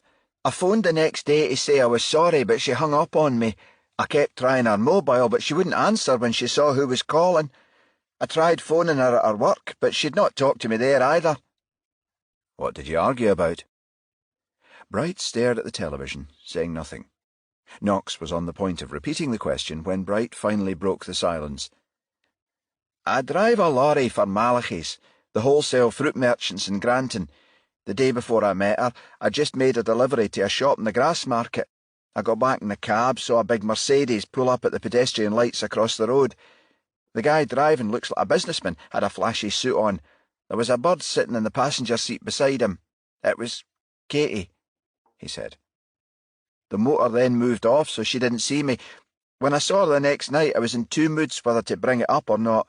Kidded myself it might be innocent-like. Somebody who'd given her a lift, maybe. But the more I thought about it, the more it got to me. After a few drinks, I decided to ask who the guy was, what she was doing in his car. You were jealous, Knox said. Aye, a bit. So you confronted her. What happened then? She went ballistic. Told me it was none of my fucking business. Said I knew what she'd done for a living when I met her, that she'd been on the game and that. Told me I was being too bloody possessive. She'd a real temper on her, Katie. Totally pissed I'd brought it up. You hit her. Hit her? Bright said with a snort. You're fucking joking, pal. She hit me, banjoed my jaw, then buggered off. Where were you drinking? Fulton asked. Doonan's in Market Street, Bright said, then shook his head. It was quite a punch. Harder than I'd been hit by some guys. Anyway, once I'd stopped seeing stars, I ran after her. Too late, she'd already gotten a taxi and disappeared. Where did you first meet her? Knox asked. Benny's Disco in Rose Street about 6 weeks earlier, Bright said. I fancied her the minute I clapped eyes on her. I think she liked me too, for a while anyway. Told me on the first date she'd worked in a sauna, see? That she'd taken money for sex, said if I didn't like it I didn't have to go out with her again. I told her I was fine with it. He shook his head ruefully. That's why she lost the plot in Doonan's, I think. Knox said. You believe the man in the car was someone she'd known in her former life? Aye, I do. Some punter she'd met at the sauna, maybe. A guy who was still paying to shag her. What makes you say that? The way she acted when I first mentioned seeing her with him. For a second or two it was as if— Bright paused, thinking. As if she was ashamed, like. The next moment she went mental. It was as if I'd called her a dirty slag. Did you think of her in that way after she ran out on you? Were you angry at her seeing another man? Bright sat bolt upright and scowled at Knox. Ah, for Christ's sake, you don't think I've got anything to do with her murder? Knox ignored the question. You told us earlier you'd spoken to her on the phone, he said. When was this? Bright still looked annoyed. Come on, guys. I told you Katie'd said she'd been on the game and that, but I didn't mind, honest. OK, I was a bit jealous when I saw her with the guy, but that didn't make any difference. I still wanted to go on seeing her. That's why I kept phoning, to tell her I was sorry. You haven't answered me. When did you speak to her? Bright studied Knox for a long moment, then said, I'd been calling once or twice a week since the row at Doonan's. Like I say, every time I phoned her, she'd not take my call, kept cutting me off. Then, yesterday afternoon, she answered. What time was this? Just after 6, I think. I was going into town to meet some mates for a drink, and I thought I'd give it another try. I was gobsmacked when I heard her voice. Where were you at the time?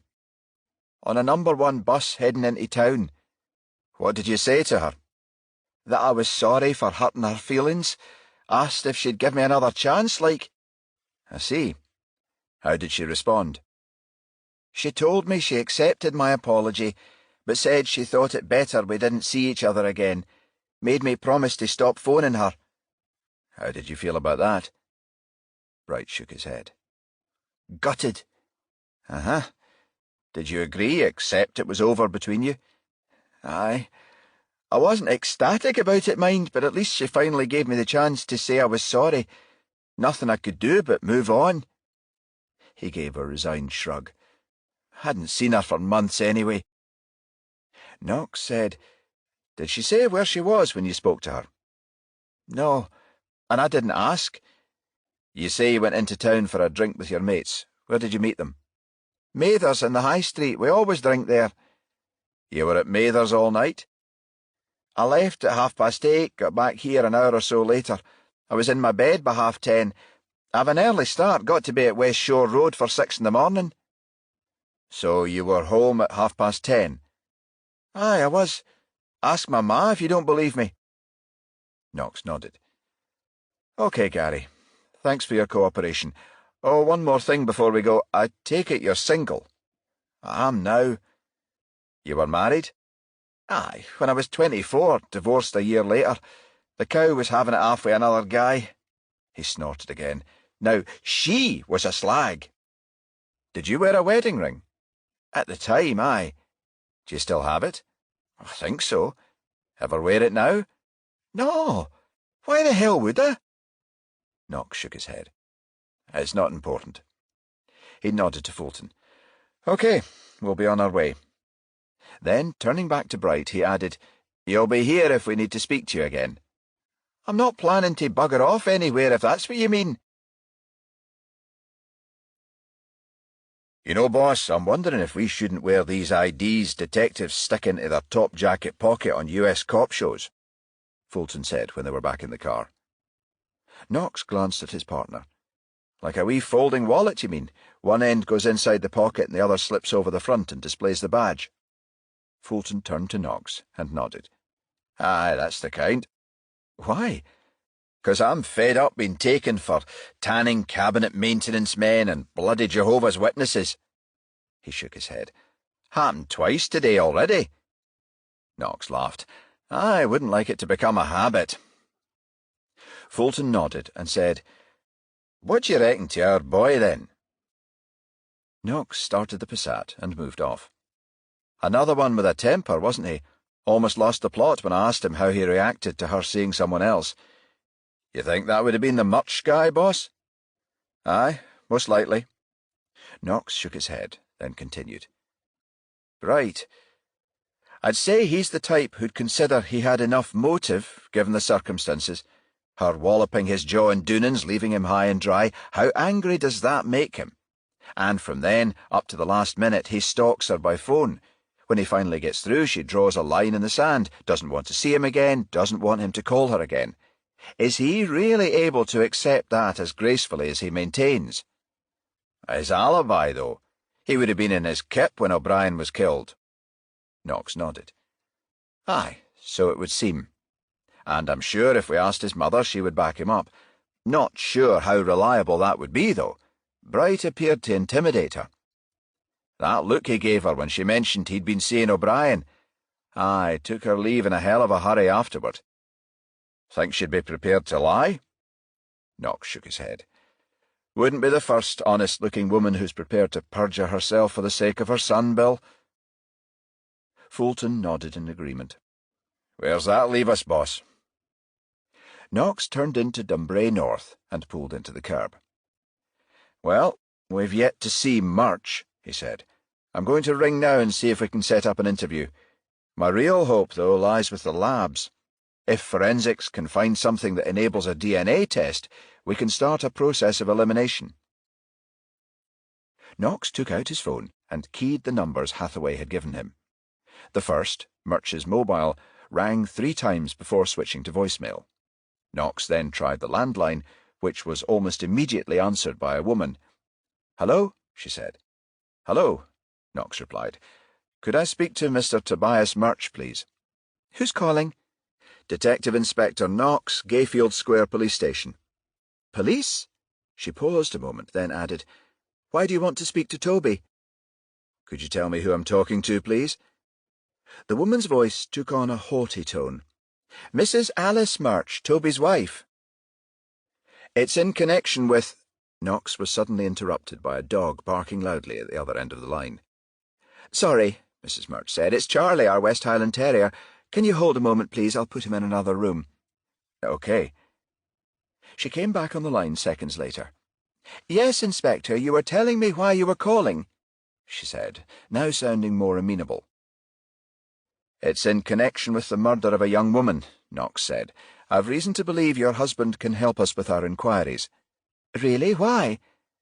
I'd have to discuss that with your husband, Mrs. Murch. May I speak to him?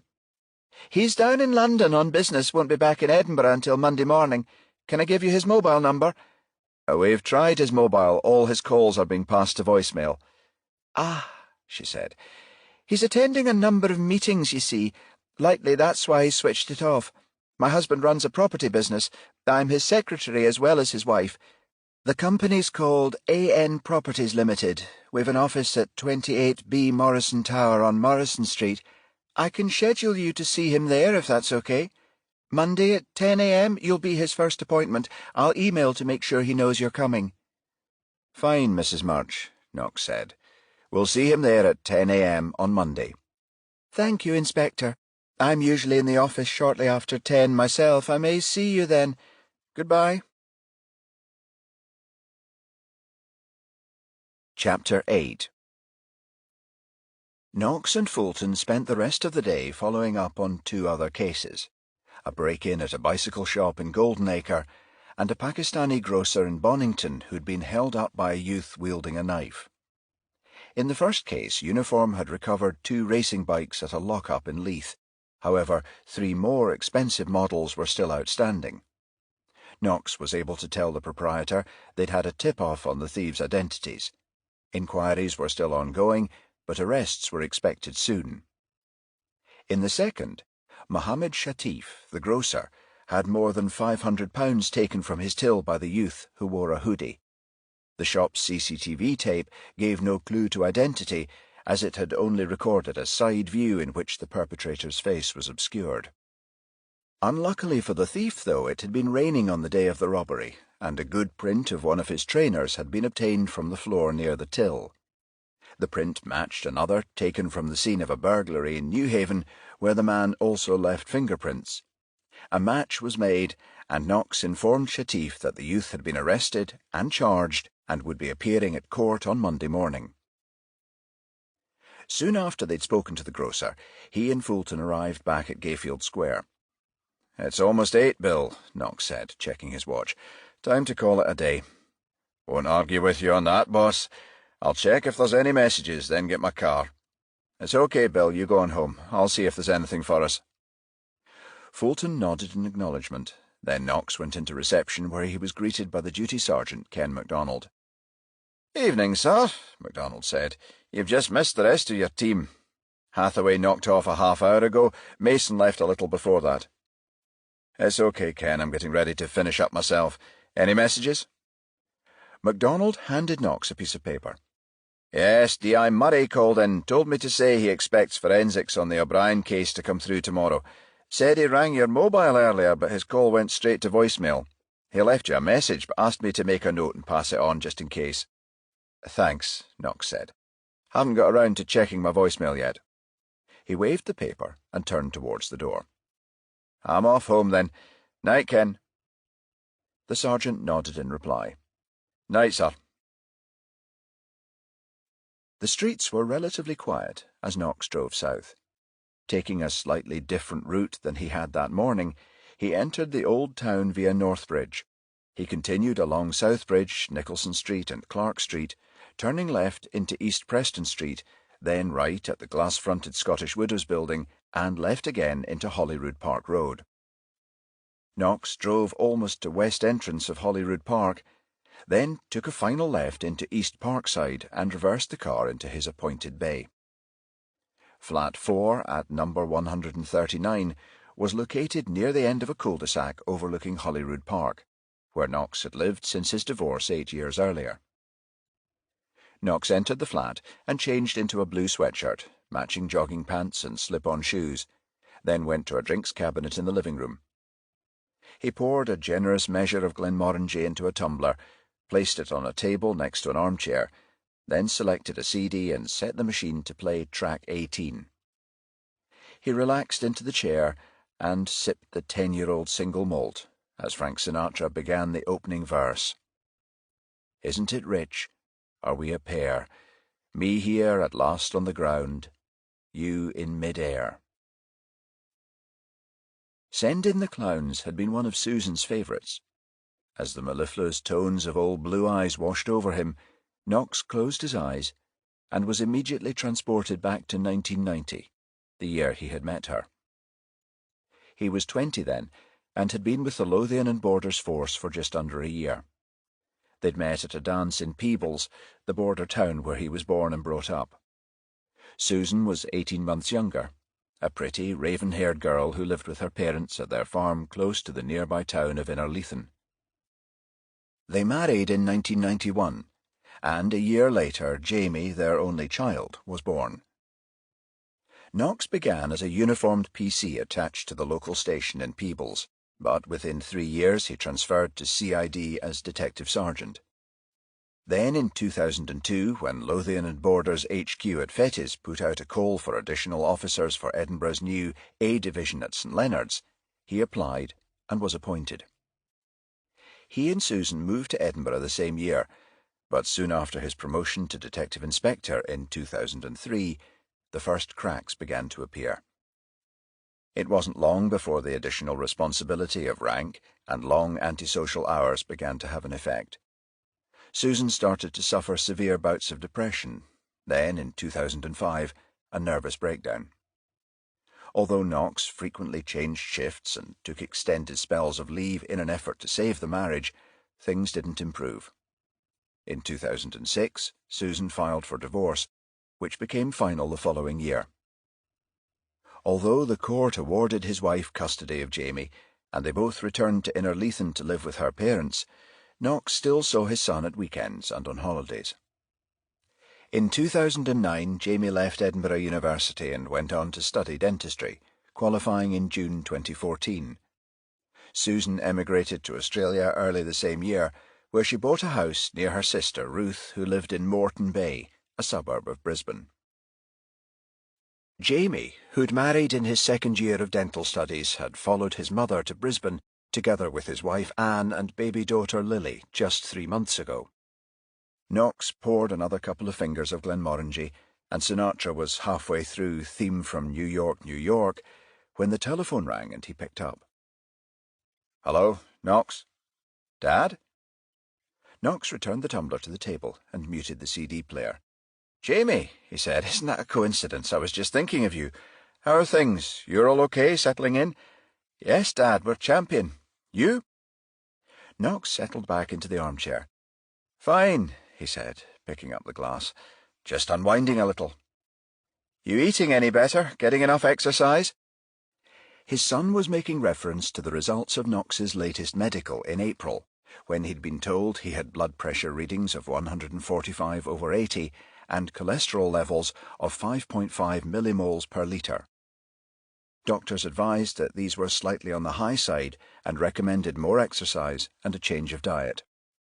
Knox said, "Porridge every morning and a 3-mile jog around Holyrood Park 3 times a week." He laughed and added, "I'm as fit as a flea." "Great, Dad. By the way, Mum said she was asking for you. Tell her thanks. She's okay?" "She's fine, dedicates every waking moment to spoiling her granddaughter. Lily, she'll still be sleeping." Knox looked at his watch. "It's what, 7:10 in the morning where you are?" "Yeah, it's a nice day too," Jamie said, then added, "No, Lily's up. She's here with me. Anne's having a lie-in, though." "You'll have to let me have a word with my granddaughter before you go," Knox said. "By the way, how's the job hunting going?" "Actually, Dad, I was just about to say, I had an interview with a new dental practice here in Moreton Bay on Thursday. I think I might be in with a chance. They're going to get back to me this week. That's great, Jamie. I'm sure you'll get it. I hope so. I've got my fingers crossed. Knox heard movement in the background, and Jamie said, I'm talking to your grandpa, Lily. Want to say hello? Then to Knox, Hang on a minute, Dad. I'm just going to pick her up. Then a moment later, Say hello to Grandpa. Knox heard his 2-year-old granddaughter breathe into the phone. Then she said, Hello, Grandpa. Hello, Lily, Knox said. How are you, sweetheart? Knox heard his son whisper, Say fine. Then Lily repeated, Fine. You coming over to see me at Christmas? Christmas, Grandpa. Bye. His son came back on the line. There's a distinct odour coming from Lily's nether regions, if you take my meaning, Dad, Jamie said. My little girl needs changing. Knox laughed. Joys of parenthood, eh, Jamie? OK, I'll let you go. Speak to you soon. Speak to you soon, Dad. Bye.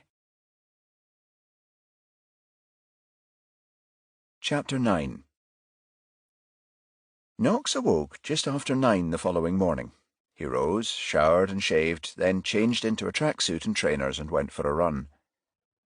Turning left at the end of his street, he entered Holyrood Park, and soon reached the foot of the Hawes, an incline which lay between the 251-metre summit of Arthur's Seat and Salisbury Crags, a crescent-shaped formation of cliffs that girdled a vast stretch of hillside facing the old town. Knox followed a path behind the crags which led to Hunter's Bog, a long valley on the leeward side of the cliffs. There he followed a mile-long track known as Volunteer's Walk, which traversed the valley west to east and ended near a 12th-century ruin known as St. Anthony's Chapel. On reaching this, he veered left and doubled back using the Radical Road, a wide track which ran beneath the face of Salisbury Crags. Fulton, ever knowledgeable on Edinburgh's history, had told Knox the path had been created in 1820 at the behest of novelist Walter Scott to give work to unemployed weavers from the west of Scotland. Now jogging in the direction of his start point, the section of hill Knox tackled was the steepest on the run. But before long he reached a feature of the cliffs known as the Cat's Nick, a cleft in the rocks at the highest point of the crags where the downhill stretch began. When he gained this point, Knox stopped for a moment to take a breather and marvel at the view. The magnificent cityscape of the old town was laid out before him. Edinburgh Castle, perched high upon a plug of basalt rock, underneath which myriad spires and turreted roofs outlined the gradual slope of the Royal Mile from Castle Hill to the Canongate and Holyrood Palace. The morning was bright and sunny, and the Firth of Forth and Fife Hills were clearly visible to the north. Knox was jolted from his reverie by the sudden ringing of his mobile. He gave the screen a quick glance, then answered. "Yvonne," he said, "what are you doing up this early?" "Early?" Mason said in a mocking tone. "It's nearly 10 o'clock. "It's early for a Sunday. You are off duty, aren't you?" "Yes." "Thought you might be having a lie-in." "No, I rose at 8 and went out for the papers. I'm just about to make breakfast. Have you been up long?" "Since 9. I'm jogging round Salisbury Crags." Mason laughed. "Still keeping up the exercise, eh?" "It's okay for you 20-somethings, Knox said. "When you're my age, you've got to work at it." Mason laughed again. "Oh, I don't know, Jack. I've got to watch my waistline too." "Speaking of waistlines," Knox said, "you're still coming for lunch." "That's why I phoned. Wanted to make sure it was still okay." "Why wouldn't it be? 2 o'clock okay, as we arranged?" 2 o'clock's fine, Jack," Mason said coquettishly. "See you then." "See you then, Yvonne. Bye." "Why do you keep mentioning our age difference, Jack?" Mason said. "I don't think of you any differently as I would someone my own age." "You mean this morning?" Knox said, "when I was out jogging." It was just after 4 p.m., and he and Mason lay together in a post-coital glow. She'd arrived at his flat 2 hours earlier, and they'd enjoyed a lunch of smoked haddock kedgeree before relocating to the bedroom. "Yes," Mason replied. "You're not having misgivings about our relationship, are you?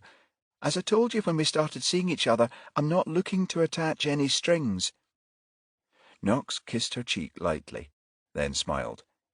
"But we can't hide the fact I'm old enough to be your father." Mason shook her head. "Come on, Jack. You know your age makes no bloody difference as far as I'm concerned." She sat up and looked him directly in the eye.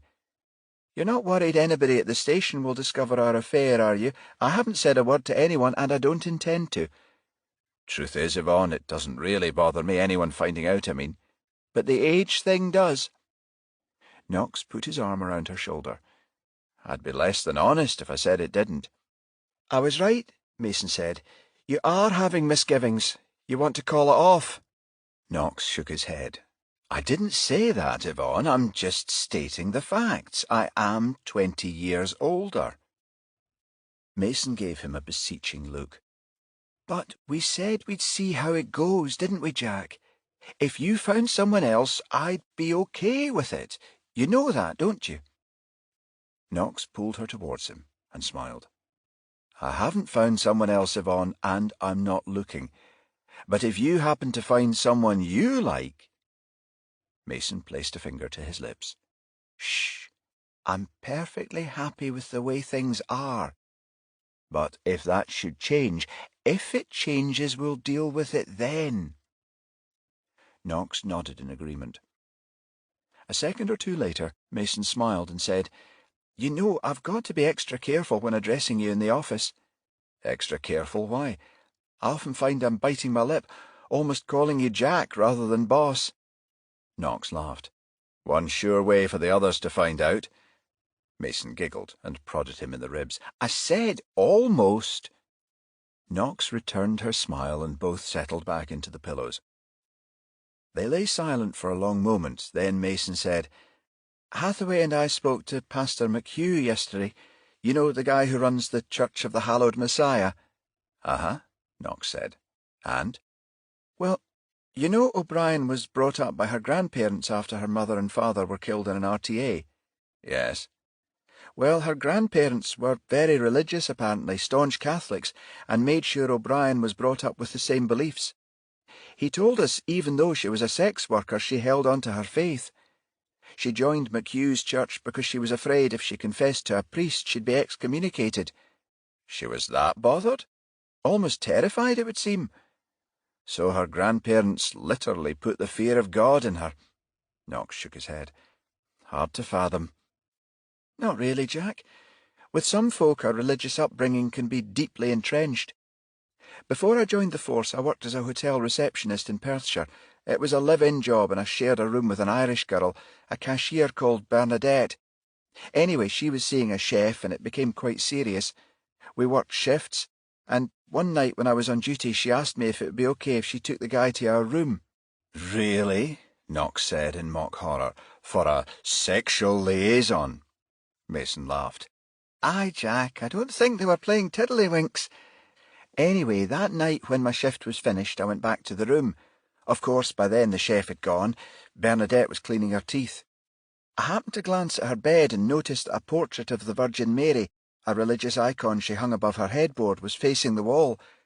I mentioned this to her and she became quite embarrassed. Finally, she explained, 'I turned the picture, Yvonne, because I don't want the Holy Mother witnessing my sins.'" Knox shook his head, smiling. "Guilt, huh?" "Like I said, Jack, with some folk that sort of thing runs deep."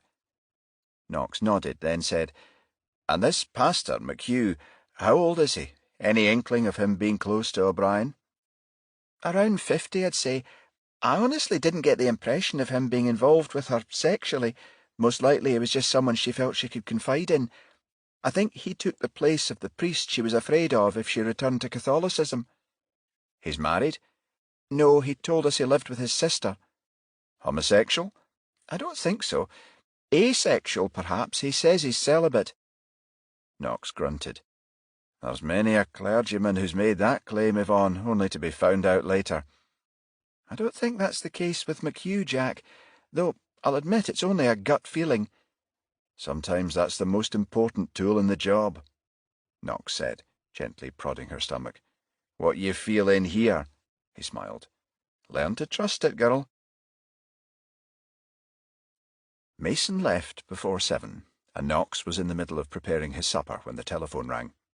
He dialed down the oven and went through to the living room, then picked up the cordless handset from its cradle. "Hello, Knox?" "Jack, it's Ed Murray. The forensic report's just come in. I promised I'd phone you." "Of course. Thanks for getting back to me. Any joy?" "Yes, there is. A strand of silk thread was found on the neck of O'Brien's blouse. Didn't come from any of her own clothes." "Great, Ed. Anything else?" "Yes, samples of foreign DNA were found both on the thread and on O'Brien's underwear. Both belong to the same individual. Enough to give us a conclusive match if the killer's swabbed." Murray paused. "Anyone in the frame yet?" "Aye, 4 possibles. All spoke to O'Brien on Friday evening. The first is the owner of Glentyre Sauna, where O'Brien worked 2 years ago. The second, a guy called Murch, who she was seeing and who was paying her for sex. The third, a former boyfriend who she dumped, and last, but not necessarily least, a clergyman whose church she was a member of." "The second one on the list, Murch," Murray said. "Interesting. We found a MacBook laptop at her boarding house. She was exchanging emails with him." "Anything significant?" "Not really, Jack. What they contained more or less backs up what you've told me. She was seeing him pretty regularly. The emails are short, confirming where they'd meet, at what time, etc., etc. I've had them printed and sent to the station. You can look them over when you get in tomorrow." "Thanks, Ed." "Oh, and D.C. Hathaway mentioned her phone was missing. We gave her car a thorough check, but didn't find it. Nothing else of interest in the motor either." "Doesn't matter, Ed. I'm of the opinion that the killer dumped it. I think the DNA will make a difference, though. I'll make sure the 4 I've just mentioned are swabbed ASAP. Chapter 10. The next day, Knox met with Fulton, Hathaway and Mason at Gayfield Square shortly before 9 a.m. and exchanged details of their interviews with Kovach, Bright and McHugh, then brought them up to date on the DNA results. "Bill and I are going to see Murch, the last of the 4 she spoke to, at 10 this morning," Knox said. He picked up a folder from his desk and handed it to Mason. "Give these a look in the meantime, will you, Yvonne? They're emails D.I. Murray obtained from O'Brien's laptop. Might find something of interest." As Mason took the folder, their eyes met, and a look passed between them, a brief but silent acknowledgement of their assignation the previous day. She smiled and replied, "Okay, boss." Knox turned to Hathaway. "Mark, I'd like you to arrange DNA swabs for Bright, Kovach and McHugh, and make sure McGilvery, the guy who found her, is done while you're at it. Bill and I'll arrange Murch's test when we see him. I'd like them sent to our Dundee testing unit ASAP." Hathaway nodded. "Right, boss. Oh, and I meant to say, one of Direct Phone's technicians left a message yesterday. He thinks they can pinpoint the exact locations where O'Brien's calls were made and received. They're going to get back to me this morning." "Fine, Mark," Knox said. "Could prove useful." He glanced at his watch and nodded to Fulton. "Okay, Bill. Time for us to keep our appointment with Murch."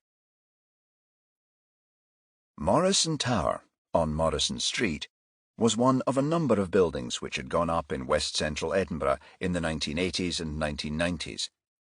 Situated on the site of the former Princes Street station, the huge complex straddled the West Approach Road, a main arterial route from the western suburbs, which had been built on the former Caledonian Railway line. The side nearest Princes Street was occupied by offices of major insurance companies and investment banks. These stood shoulder to shoulder with the site's oldest building, the Caledonian Hotel, which opened in 1903 and had been recently renamed the Waldorf Astoria. An equally eclectic mix of buildings occupied the area south of the West Approach. These included the Exchange Plaza, the Edinburgh International Conference Centre, and another hotel, the Sheraton Grand, together with a wide selection of shops and restaurants, and the world-renowned Filmhouse Cinema. Morrison Tower was accessed from Morrison Street, which was located at the southern end of the complex.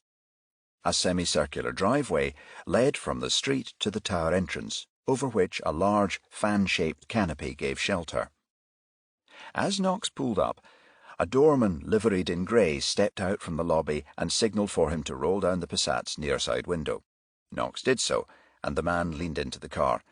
"I'm sorry, sir, you can't park in this area," he said. "It's for alighting passengers only." Fulton, who was nearest the doorman, indicated a dozen spaces opposite the entrance which were empty, with the exception of one bay where a Mercedes S-Class was parked. "What about over there?" "They're reserved, I'm afraid." Knox showed the man his warrant card. "Police officers," he said. "We're here on official business." The doorman gave Knox a conciliatory look. "Oh, I see," he said. "In that case, do you mind parking a wee bit along from the entrance, sir? It's just that there's a fair few vehicles coming and going. Your car should be okay there." Knox complied. Then he and Fulton walked back to the entrance where the doorman waited. "Can you direct us to 128B? Knox asked. "It's a company called AN Properties." The doorman nodded. "Certainly, sir," he said. "Follow me."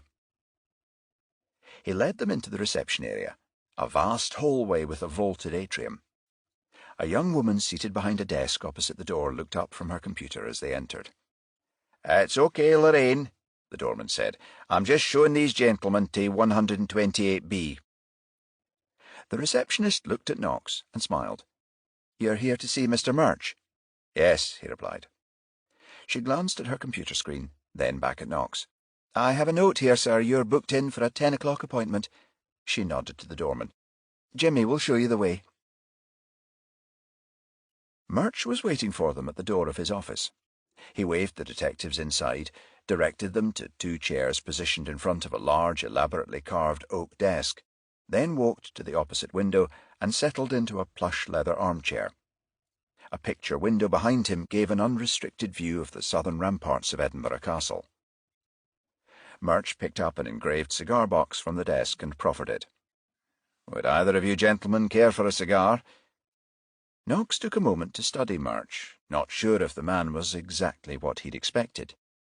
He was around 40, 5'8" in height, heavily built and slightly overweight, with a sallow complexion and black curly hair. He was dressed in an expensive-looking suit and wore a gold Rolex watch. Knox noted that he wasn't wearing a ring. "Thank you, no," Knox replied. "Neither of us smoke." Murch nodded and extracted a cigar. "You don't mind if I do?" Knox shook his head. "No, go ahead." Murch took a lighter from the desk and lit the cigar. "I was in London on Saturday when I heard the news about Katie. Needless to say, I was both surprised and saddened." Knox said, "We understand you spoke to her on Friday night." Murch waved away a wreath of smoke. "On the phone, yes. She called me just after 8. "Why was she calling?" Murch looked at Knox for a second or two, then said, "Sorry, you're—" "Detective Inspector Knox," Knox replied. Then, turning to Fulton, added, "This is Detective Sergeant Fulton. Pleased to meet you both. Alice, my wife, made the appointment, but didn't give your names." He puffed on the cigar again, then exhaled. "You're aware I was seeing Katie on a fairly regular basis?" "I think we understand the arrangement, sir, yes." Murch studied Knox for a long moment, then said, "Yes, well, I phoned her mobile on Friday afternoon to ask if she'd meet me on Tuesday this week." He shook his head, "but the call went straight to voicemail, so I left her a message. She was returning my call, confirming she was able to see me." "Where were you when she called?" "On Friday evening?" "Yes." Murch studied the ceiling. "Where?" he said. Wait a moment, let me think. Yes, I was looking over one of my properties in the West End, Great Stewart Street, recently acquired, needs quite a bit of work." Knox said, "And when did you last see Miss O'Brien?" Murch took a slim, black-covered notebook from his inside jacket pocket, studied it for a moment or two, then said, "Just over 2 weeks ago, Thursday the 11th of June at 7 p.m. That was the last time. You haven't seen her since?" Murch glanced at his notebook again, then gave confirmatory nod. "Yes, Thursday the 11th. He looked up and met Knox's gaze. "No, Inspector Knox," he said, "that was the last time." "I gather you'd been seeing Miss O'Brien for more than 2 years. Was the relationship between you strictly professional?" Murch gave Knox a querying look. "Sorry, I'm not sure I understand the question." Did you continue seeing her during that time only for sex, for which you paid? Knox said, or was there an emotional involvement either on your part or hers? Oh, I see, Murch said, waving his cigar. No, the relationship was purely professional. I paid for her services each time I saw her. He shook his head. Not that I didn't find her attractive, mind, I did, very much so. And she was, very capable in bed. Knox acknowledged this with a wry smile. Aha. And finally, can you tell us where you were at 11 on Friday night? Of course I can. I was here in the office, preparing proposals for clients in London. Left around 10 past and was home by 11:30. Caught the first flight down on Saturday morning. Is there anybody who can confirm your being here at 11? Murch nodded.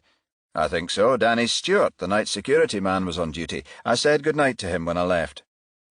Okay, I think that's all for the moment, Knox said, standing up. Thanks for your cooperation. He paused and added, Oh, there is one other thing before we go. We're carrying out DNA tests. We'd like you to take one for the purpose of elimination. I take it you'd have no objection? Murch crushed his cigar into the ashtray. None, he said. I'd be happy to. Knox acknowledged this with a nod. Fine.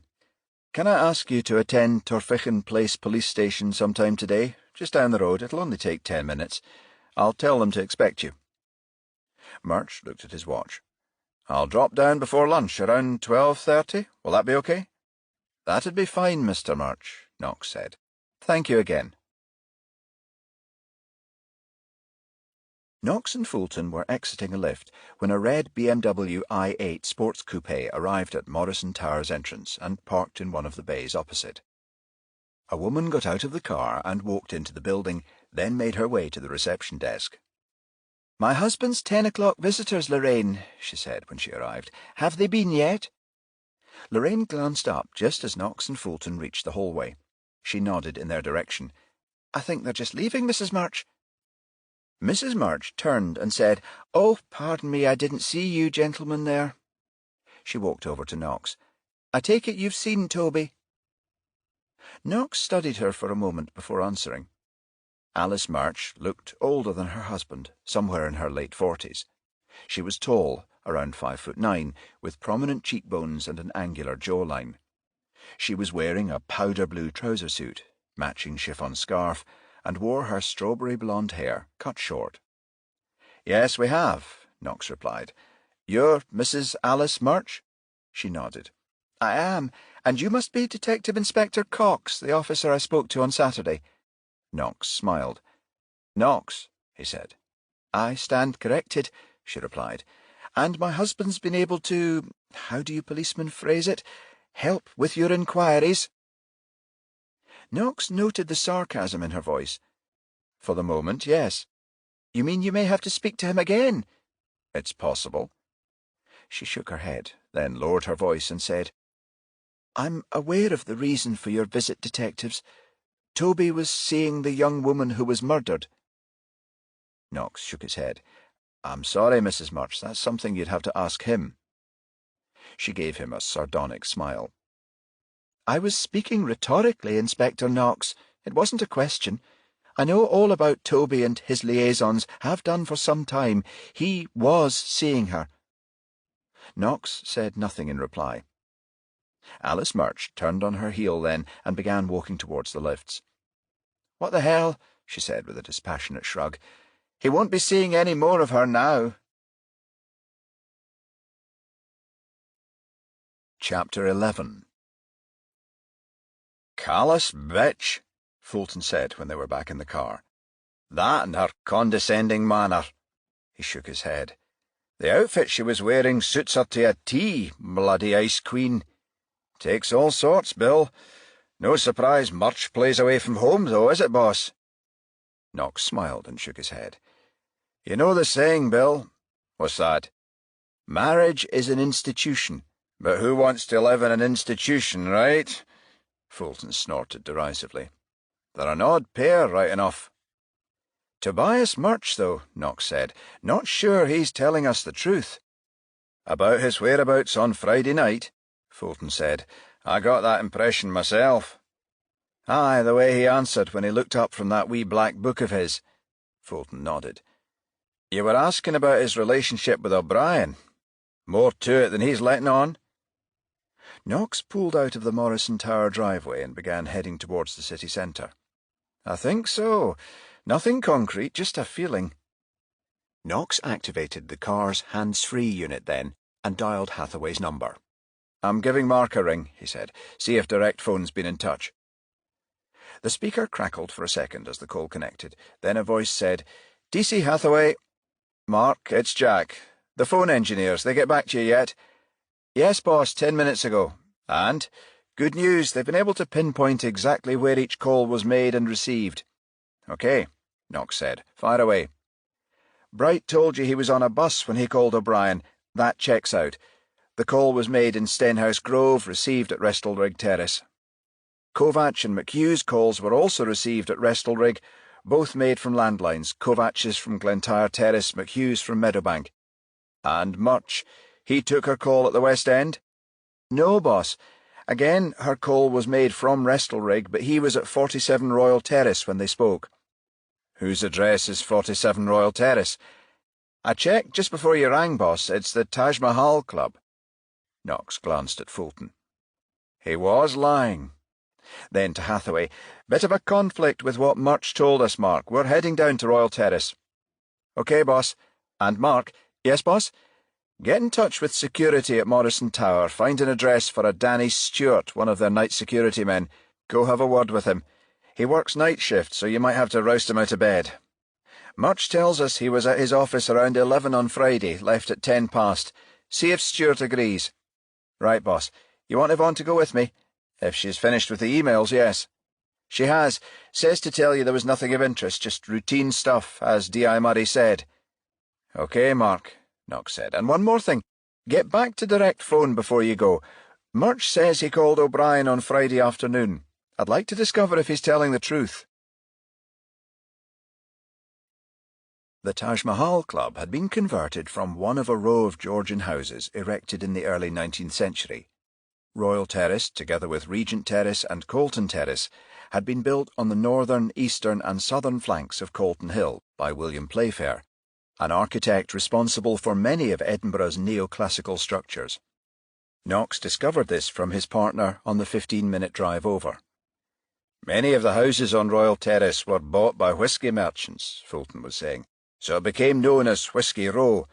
You'll notice there's a great view over the Firth of Forth from there, Fulton added, as they stopped outside number 47. One of the attractions of the location. It's said merchants like to be able to see their ships returning from trading trips to the Baltic. Nothing changes, Bill, Knox said with a grin. He nodded to the Taj Mahal. Most punters in there are looking for their ships to come in too. Fulton laughed. You're right, boss. I bet the whisky traders had better odds, though. He and Knox left the car and descended a short flight of steps to the door. Knox pressed a bell push, and the door was opened moments later by an Indian man wearing a maroon blazer. Knox flashed his police warrant card and asked to speak to the manager. I am the manager, sir, the man replied. My name's Benjamin Chowdhury. We're not open for business yet, but please come in. Knox and Fulton followed Chowdhury into the reception area, a wide hallway covered with a thick, intricately designed Kashmiri carpet. 2 large rooms led off the hallway at either side.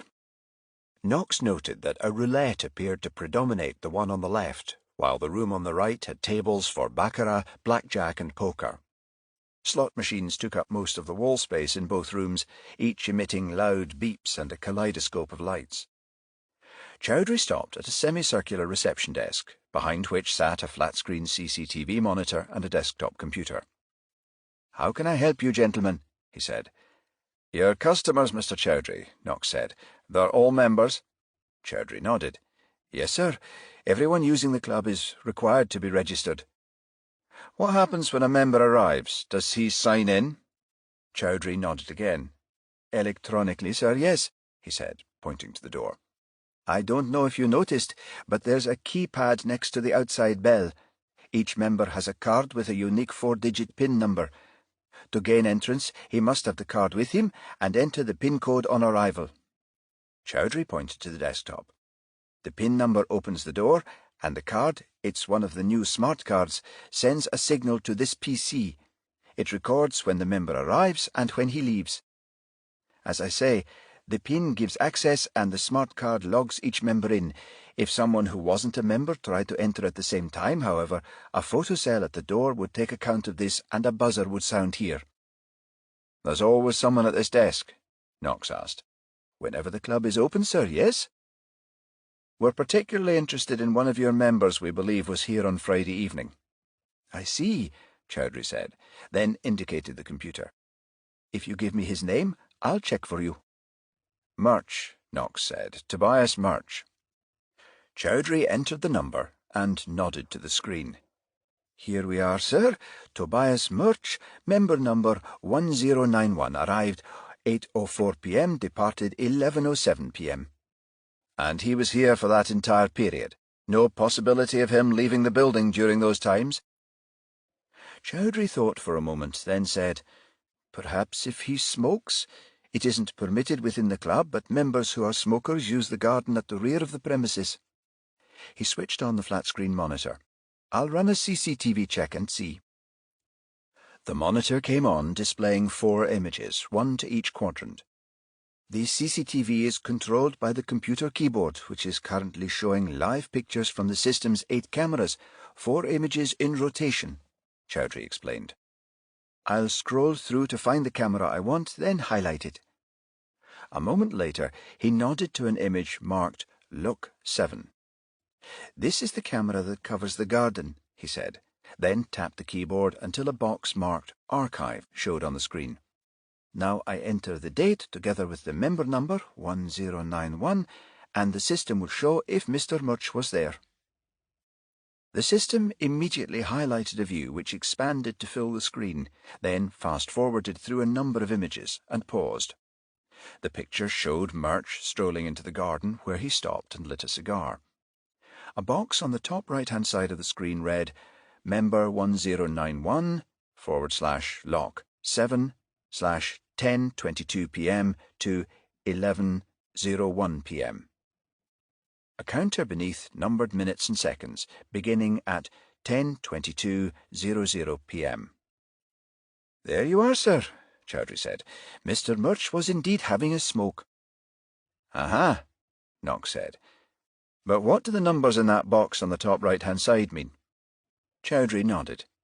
That Mr. Murch was in the garden, which is location 7 on the monitor, from 10:22 p.m. until 11:01 p.m. Hell of a long time for a smoke, Fulton said. Chowdhury looked at the monitor. You're right, sir, it does seem a long time. I'll fast-forward and check.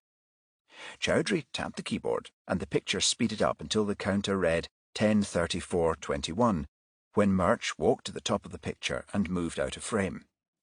Seconds later, a man wearing a maroon blazer exited the club and followed, reappearing moments afterwards and returning to the building. Chowdhury shook his head. That's one of my employees, Adley Bowes. Mr. Murch must have asked him to open the gate. Open the gate, Knox said, allowing access to Colton Hill. Yes, Chowdhury replied. Sometimes members ask to go for a short stroll. The gate's locked, so they have to ask a member of staff to open it for them. What about security? Fulton asked. Couldn't anyone just walk into the club if the back door's open? No, sir, Chowdhury replied.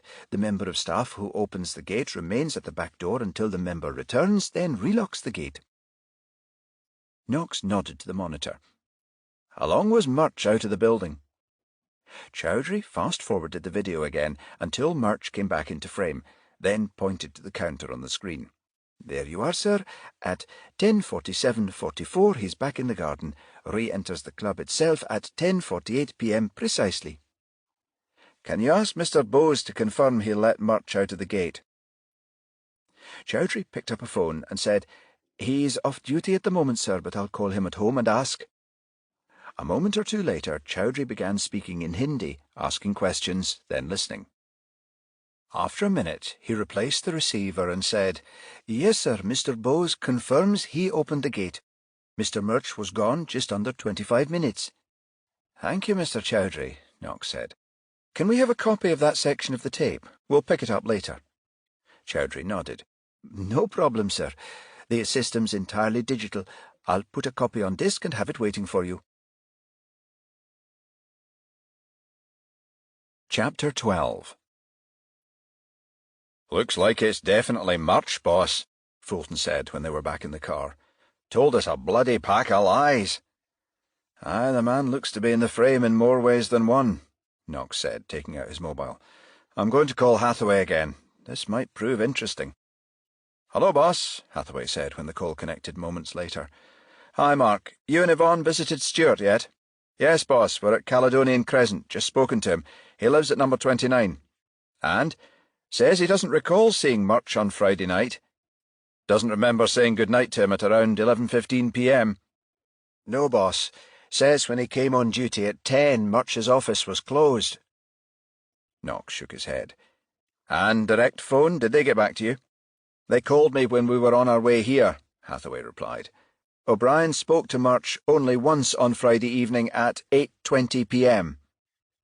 "He told us he didn't speak to her, that he left a message on her voicemail." "Direct phone assured me she received no messages or calls earlier." Knox remained silent for a long moment, then said, "Are you and Yvonne at Caledonian Crescent? That's off Dalry Road, a short distance from Torfichan Place Station, isn't it?" "Yes, boss, we're only 5 minutes away." Knox looked at his watch. "OK," he said. "It's almost 12. Murch is due to attend there for a DNA test at 12:30. The two of you go down and wait. Arrest Murch after he's taken the test and transfer him to Gayfield. We'll meet you there." "Right-o, boss. What do we tell him?" "That he's being held on suspicion of murder." "I lied because I was afraid you'd think I'd killed her," Murch was saying. It was just after 3 p.m, and he was seated at a table in interview room 6B at Gayfield Square Police Station, together with his solicitor, Mr. Trevor Ellerslie.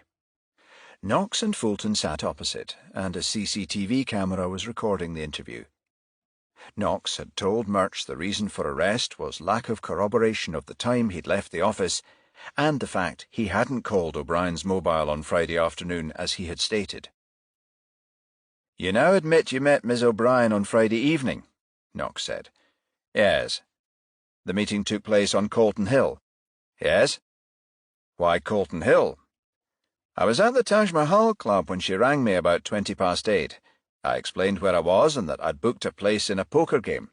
She said she wanted to speak to me urgently. I told her the game was about to start, that I'd see her on Monday when I came back from London. She was adamant, said she'd come up to the club and make a scene if I didn't comply. I managed to persuade her to wait until the game was over. She wasn't happy, but she finally agreed." "You met when the poker game had finished?" "Yes, had an idea it would last around an hour and a half, so I said I'd meet her at the National Monument at 10:30. I used the Taj Mahal's rear entrance. It's only a short walk from there to the summit of the hill." Knox nodded. "And she was waiting for you?" "Yes." "She said she wanted to speak to you urgently. What about?"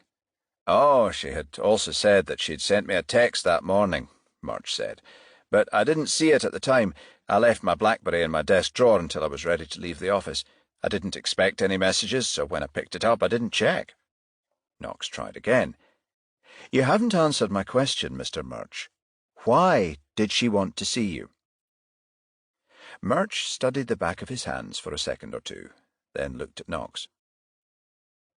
"She said she was pregnant," he said. "Wanted me to leave my wife for her. Told me she wanted the child to have a father."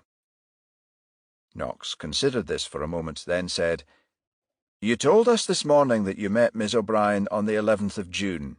Is that true?" "Yes, that was the last time I saw her before Friday." "She didn't tell you then that she was pregnant?" "No, she told me it was only on Friday that she knew for sure." "She'd had it confirmed?" "I asked if she'd seen a doctor or had taken a pregnancy test, but she said neither had been necessary. She'd missed 2 periods and her body had recently undergone a number of changes. She was convinced." "How did you react to that?" "I told her if she hadn't taken a test, she could be mistaken. Fact of the matter is, I don't see how it could have happened. I always used protection. But she said condoms weren't infallible and she didn't need a test to tell her what she already knew. She insisted she was pregnant and repeated that she wanted me to leave my wife. You were prepared to do that? Knox queried. Murch studied Knox for some moments. You asked me earlier if there was any emotional involvement between myself and Katie. He nodded. There was.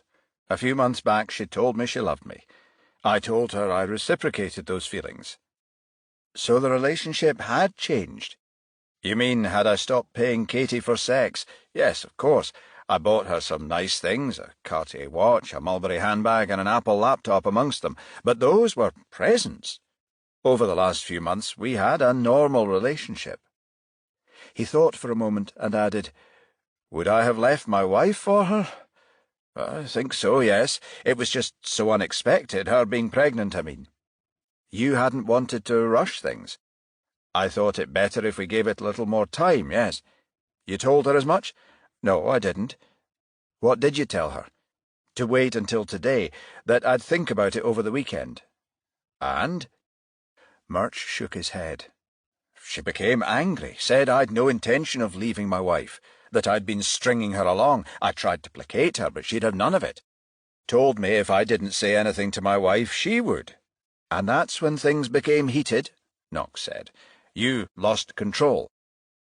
Ellerslie turned to Murch and said, You don't have to answer these questions.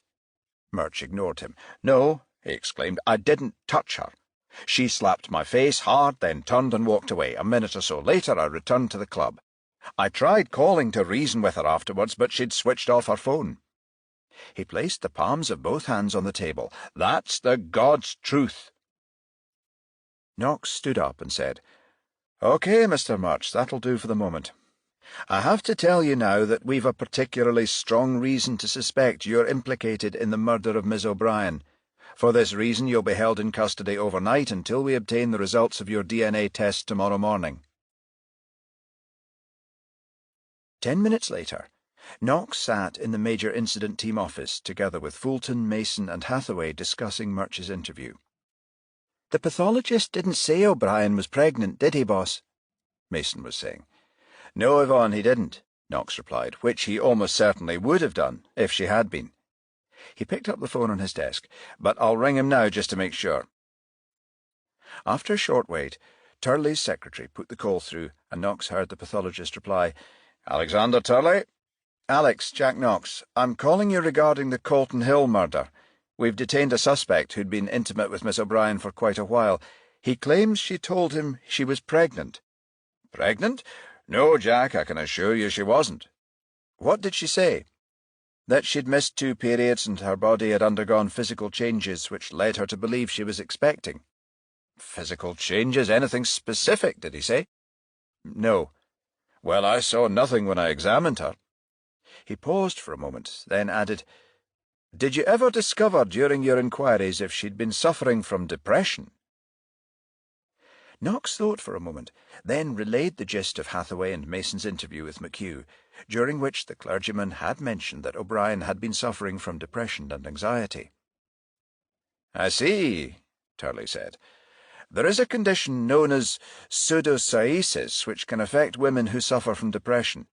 The symptoms are very similar to pregnancy, morning sickness, tender breasts, uterine enlargement, and of course it's not uncommon for a woman suffering from pseudosciasis to experience abdominal distension and menstrual irregularity. It's possible Miss O'Brien may have been affected by the condition. An intense desire to become pregnant is another causative factor. Thanks, Alex. That might explain it. Glad to be of assistance, Jack. Chapter 13. The DNA results arrived at 8:30 a.m. the following day. Knox was taken aback when D.I. Murray came into the office and said, All negative, Jack. DCI Warburton's just ordered Murch's release. You're sure, Ed? All 5? Afraid so. Knox shook his head. I could have sworn it was Murch. Fulton said, Me too. Sorry, Jack, Murray said. Knox gave a philosophical nod. How it goes sometimes, Ed. Thanks for letting us know. Hathaway and Mason walked into the room as Murray took his leave. "Just heard the news?" Mason said pensively. "No DNA match for any of them." Hathaway looked at Knox and shook his head. "A real bummer, boss." Fulton took a swig of coffee from a polystyrene cup. "Aye, looks like we've been barking up the wrong tree." Knox was silent for a long moment, then turned to Fulton. "What did you just say?" Fulton gave Knox a look of surprise. "Who, me?" "Yes. What did you say just now?" "I said we've been barking up the wrong tree, boss." "That's it," Knox exclaimed. "The dog." "The dog?" Fulton said. "Yes, when I phoned Alice Murch on Saturday, there was a dog barking in the background. She told me it was her West Highland Terrier." He turned to Hathaway. "Mark, you told us that 2 of the folk on the Blenheim and Waterloo Place tapes were walking dogs. Let's dig them out and take another look. I'll bet a month's wages one of them is a woman." 15 minutes later, Hathaway was fast-forwarding through the second tape, taken from a branch of the Scottish Commercial Bank at Blenheim Place. The camera had a wide lens and afforded a view along Royal Terrace, encompassing both pavement and roadway. "No, Mark, rewind a bit," Knox was saying. "There, stop." The bottom left of the screen read 11:01 p.m, and the monitor showed a red BMW i8 coupe being driven from Royal Terrace into Blenheim Place. Knox turned to Fulton and said, "Recognise the car, Bill?" Fulton's jaw dropped in amazement. "The bloody Ice Queen." "Ice Queen?" Mason queried. "Bill's pet name for Alice Murch," Knox said. Then to Hathaway, "Now rewind the tape again, Mark. I want to focus between 10 p.m. to just before 11. Hathaway rewound the tape, and they watched the images spool backwards. When the counter read 10:27 p.m, Knox told Hathaway to stop. "There," he said. He indicated the screen, which showed O'Brien accessing the path. "Now, Mark, forward the tape slowly through the next few minutes." Hathaway did so, and at 10:29 p.m, Alice Murch came into view. She wore a dark trouser suit similar to the one she'd been wearing a day earlier, and a white West Highland Terrier followed at her heels on a lead. "I thought so," Knox said. "She's shadowing O'Brien." "That floral chiffon scarf around her neck," Mason said. "Looks like silk, boss. Wasn't a silk thread found on Katie's blouse?" Knox nodded. Fulton said, "Fits Alex Turley's ring theory too. She's bound to have been wearing one." "We want to see her exit the hill, though, just to be sure," Knox said. Hathaway said, "I'm positive when I checked this on Friday I saw the last person leave shortly before 11. He fast-forwarded again, slowing the tape when the counter read 10:50 p.m, then began scrolling through the images frame by frame. At 10:57 p.m, Alice Murch reappeared and began walking back along Royal Terrace towards her car, her West Highland Terrier following, struggling to keep up. 3 minutes to 11, Knox said. "What time did Turley say O'Brien was murdered?" Fulton asked. 11 p.m, give or take 15 minutes. "Which would fit with what we're seeing, boss." "Look, the scarf she was wearing in the earlier frame isn't around her neck in this one," Mason said suddenly, pointing to the screen. She traced her finger down the left side of Murch's jacket. "It's here, sticking out of her pocket." Knox nodded, then looked at his watch. "OK, we've seen enough." He turned to Fulton. "Bill, I think it's time you and I paid Morrison Tower another visit." Chapter 14. "Any chance Alice Murch might be at home, boss?" Fulton said as Knox steered his Passat into Morrison Street a short while later. "Considering her husband was released this morning."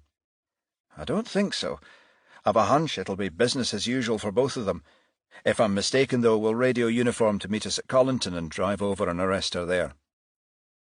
As Knox drove into Morrison Tower's driveway moments afterwards, Jimmy the doorman exited the building and, recognising the detectives, indicated the space where Knox had parked the previous day, then went back inside. "Good morning, gentlemen," he said, when Knox and Fulton came into the hallway. He jerked a finger towards the unmanned reception desk. "Lorraine's presently on her mid-morning break." Then, looking at Knox, added, "If you're here to see Mr. Murch, though, I'm afraid you've just missed him. I think he's taken a client to look over a property." "Actually, we're here to see Mrs. Murch," Knox said. "She's in the same office."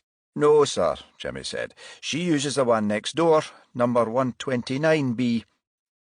"She's there now?" Knox queried. "As far as I'm aware, sir, yes." He nodded to a phone behind the desk. "You want me to call and make sure?" "No, thanks," Knox said. "We'd prefer to arrive unannounced." "Back again, Inspector," Alice Murch said when she opened her office door some minutes later. "I thought you'd eliminated my husband from your inquiries." "We have, Mrs. Murch," Knox said. "It's you we've come to see." "Really?" she replied, caustically. "Well, I suppose you better come in." Knox and Fulton entered her office, which was slightly smaller than her husband's, but had a similar layout. 3 filing cabinets and a laser printer occupied the wall to the left, between which a door connected both offices.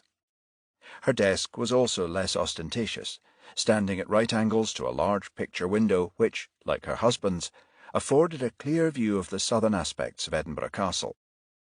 Knox noted that the scarf she'd worn in the video was hanging next to her jacket on a coat hook behind the door. Alice Murch turned to face Knox then, her hands clasped in front of her. "So, Inspector, won't you please explain the reason for your visit?" "Yes, Mrs. Murch," Knox said. "I'm here to tell you that this morning we examined a videotape which clearly shows you following Elizabeth O'Brien onto Calton Hill at 10:29 p.m. on Friday evening." He jerked a thumb towards the door. "The video shows you wearing that scarf around your neck, yet less than 30 minutes later the tape has you walking back to Royal Terrace, by which time the scarf is in your pocket." Knox paused and added, "I believe you used it to strangle Miss O'Brien, and I'm arresting you for her murder." He nodded to Fulton, who took a pair of nitrile gloves and an evidence bag from his pocket and went to the coat hook. Knox waited until his partner had pulled on the gloves and placed the scarf in the bag, then continued. "A thread was found on Miss O'Brien's body, and I've no doubt it will match the material of the scarf. Also on her clothing was a specimen of DNA, which I'm sure will match your unique genetic fingerprint." Alice Murch unclasped her hands, gave Knox a resigned look, then waved in a gesture of acceptance. "I did follow O'Brien onto Calton Hill," she said, "but not with the intention of killing her. I followed her because I knew she was going to meet my husband." She looked at Knox directly. "May I carry on?" Knox gave an affirmative nod. "Yes, carry on." "Thank you. As I mentioned yesterday, I've known about my husband's philandering for years." She waved her arm dismissively. "It was never affairs, though. He always used prostitutes, either call girls or tarts working in saunas. I don't regard myself as a dispassionate person, Inspector, but not long after our marriage, I realized I was unable to fulfill my husband's sexual appetites. Soon I stopped trying, and shortly afterwards our marriage bed became barren, if you take my meaning." She offered a shrug. "I reasoned, however, as long as he paid for sex and there was no emotional involvement with the women he saw, it was something I could live with. All that changed on Friday when Toby went for lunch." She nodded to the ceiling. "Morrison Tower has a roof restaurant, so he and I stagger our lunch breaks to ensure someone is always here to attend business. Toby breaks for lunch between 12:30 p.m. and 1:15 p.m., myself from then until 2. Anyway, after he'd gone, I was sitting at my desk with the connecting door open, and I heard his mobile bleep twice. I realized he had forgotten to take it with him and went through and found it in his desk drawer. Curious, I checked and discovered a text message which read, "Toby, I'm pregnant. Must see you urgently to discuss you leaving your wife. Can't make a voice call at the moment as I'm at work. Call me after 8 when I finish. Katie." I was quite flabbergasted and spent the next 15 minutes checking his messages. There were any number of texts confirming meetings over a period of months, all from the same woman. I looked at the Blackberry's photo file and found dozens of images of her taken at properties we'd either acquired or were in the process of selling. I made up my mind then that I'd be there when the meeting took place. We finish at 7 on a Friday, you see, and Toby goes to the Taj Mahal afterwards. I recalled him telling me he'd booked a place in a game starting at 8:30, which was likely to last 2 hours. So I decided to delete the message. I knew if he didn't phone her, she'd phone him. After 8 p.m. he'd be at the club, in which case he'd have to wait until the game finished to meet her. Did he leave at 7? Knox asked. Around then, yes. The Taj Mahal has a bar and restaurant, so he usually has a meal before gambling. Anyway, I drove home and had dinner, then phoned the Taj Mahal at 8:30 p.m. to find out if his poker game had begun. The chap at reception confirmed it had and asked if I wanted to leave a message. I told him no.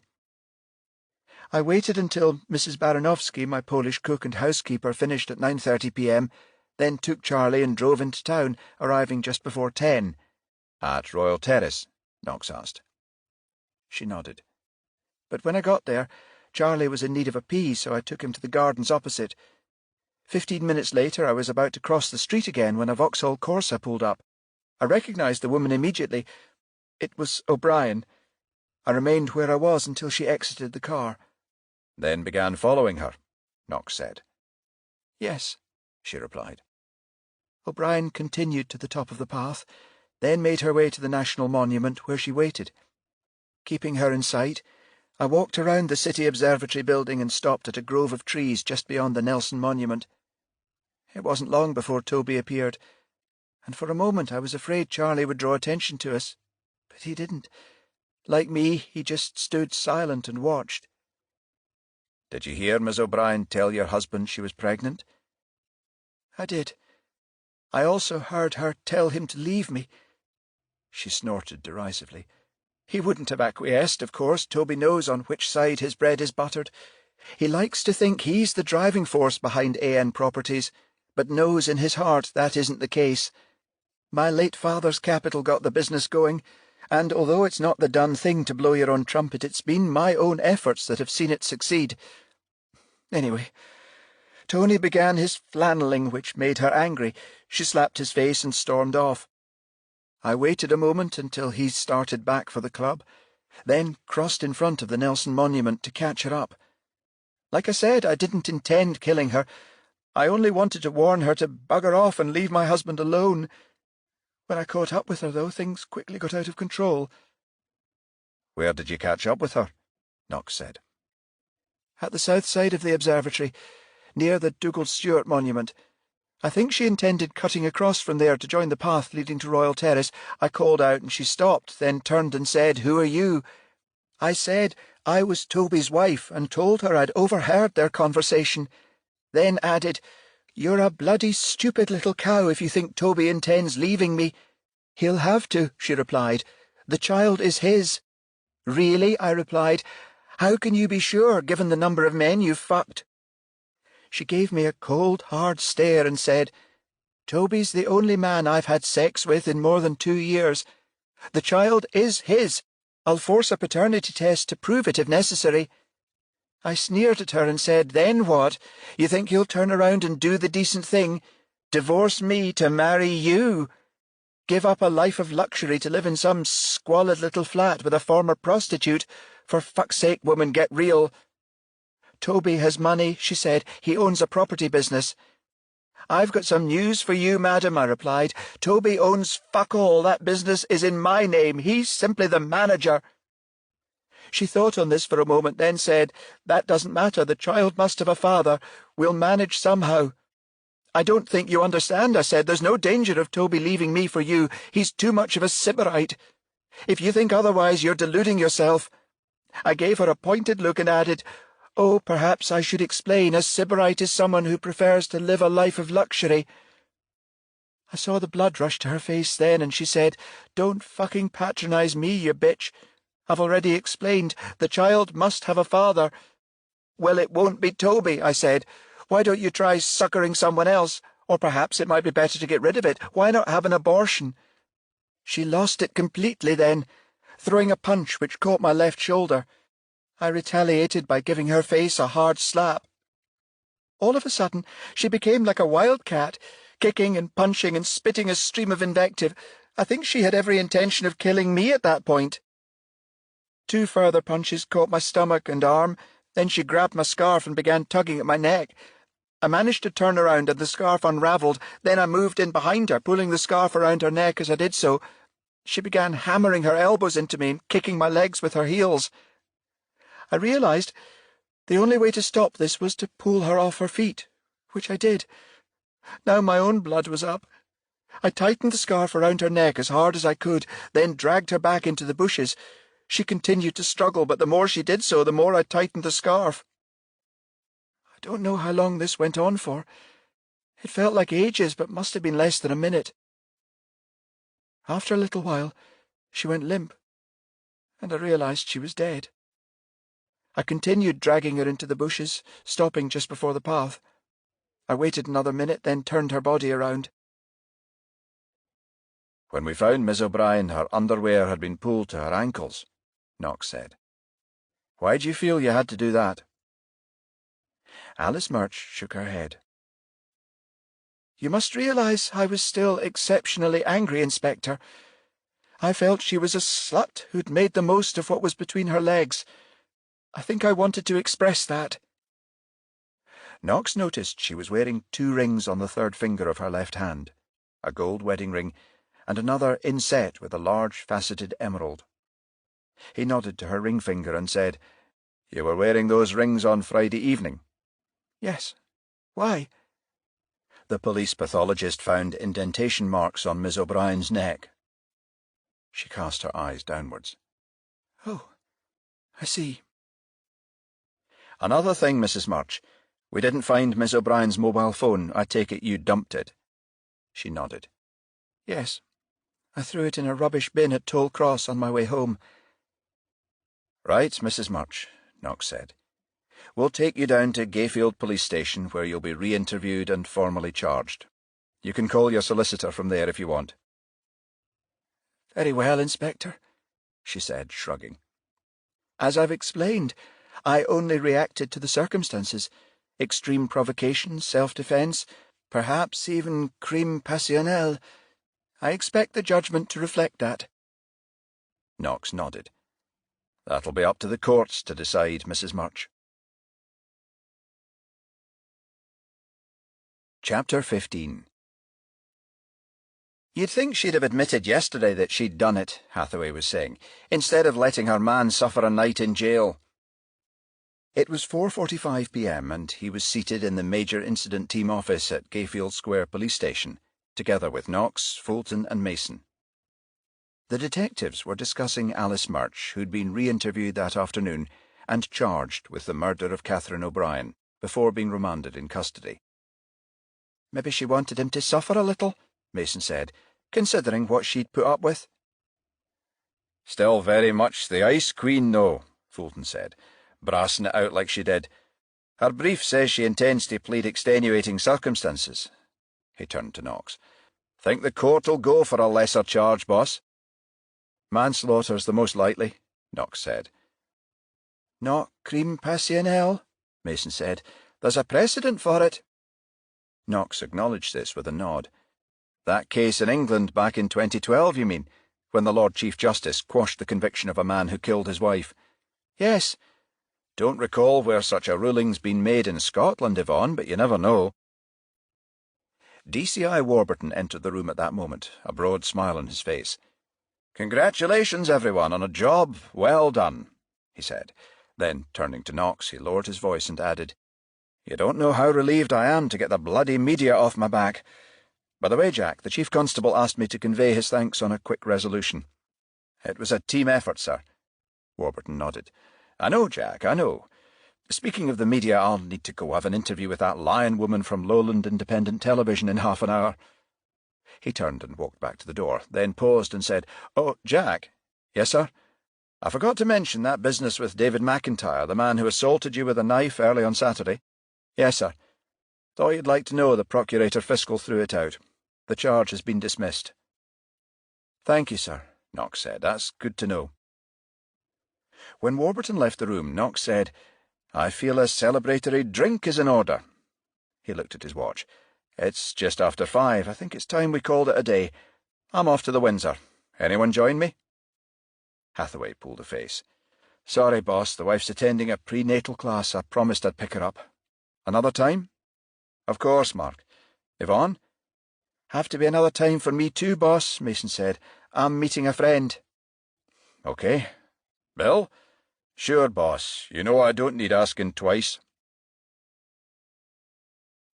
Lowland Independent Television's News Tonight programme was just starting when Knox and Fulton entered the Windsor buffet and approached the bar.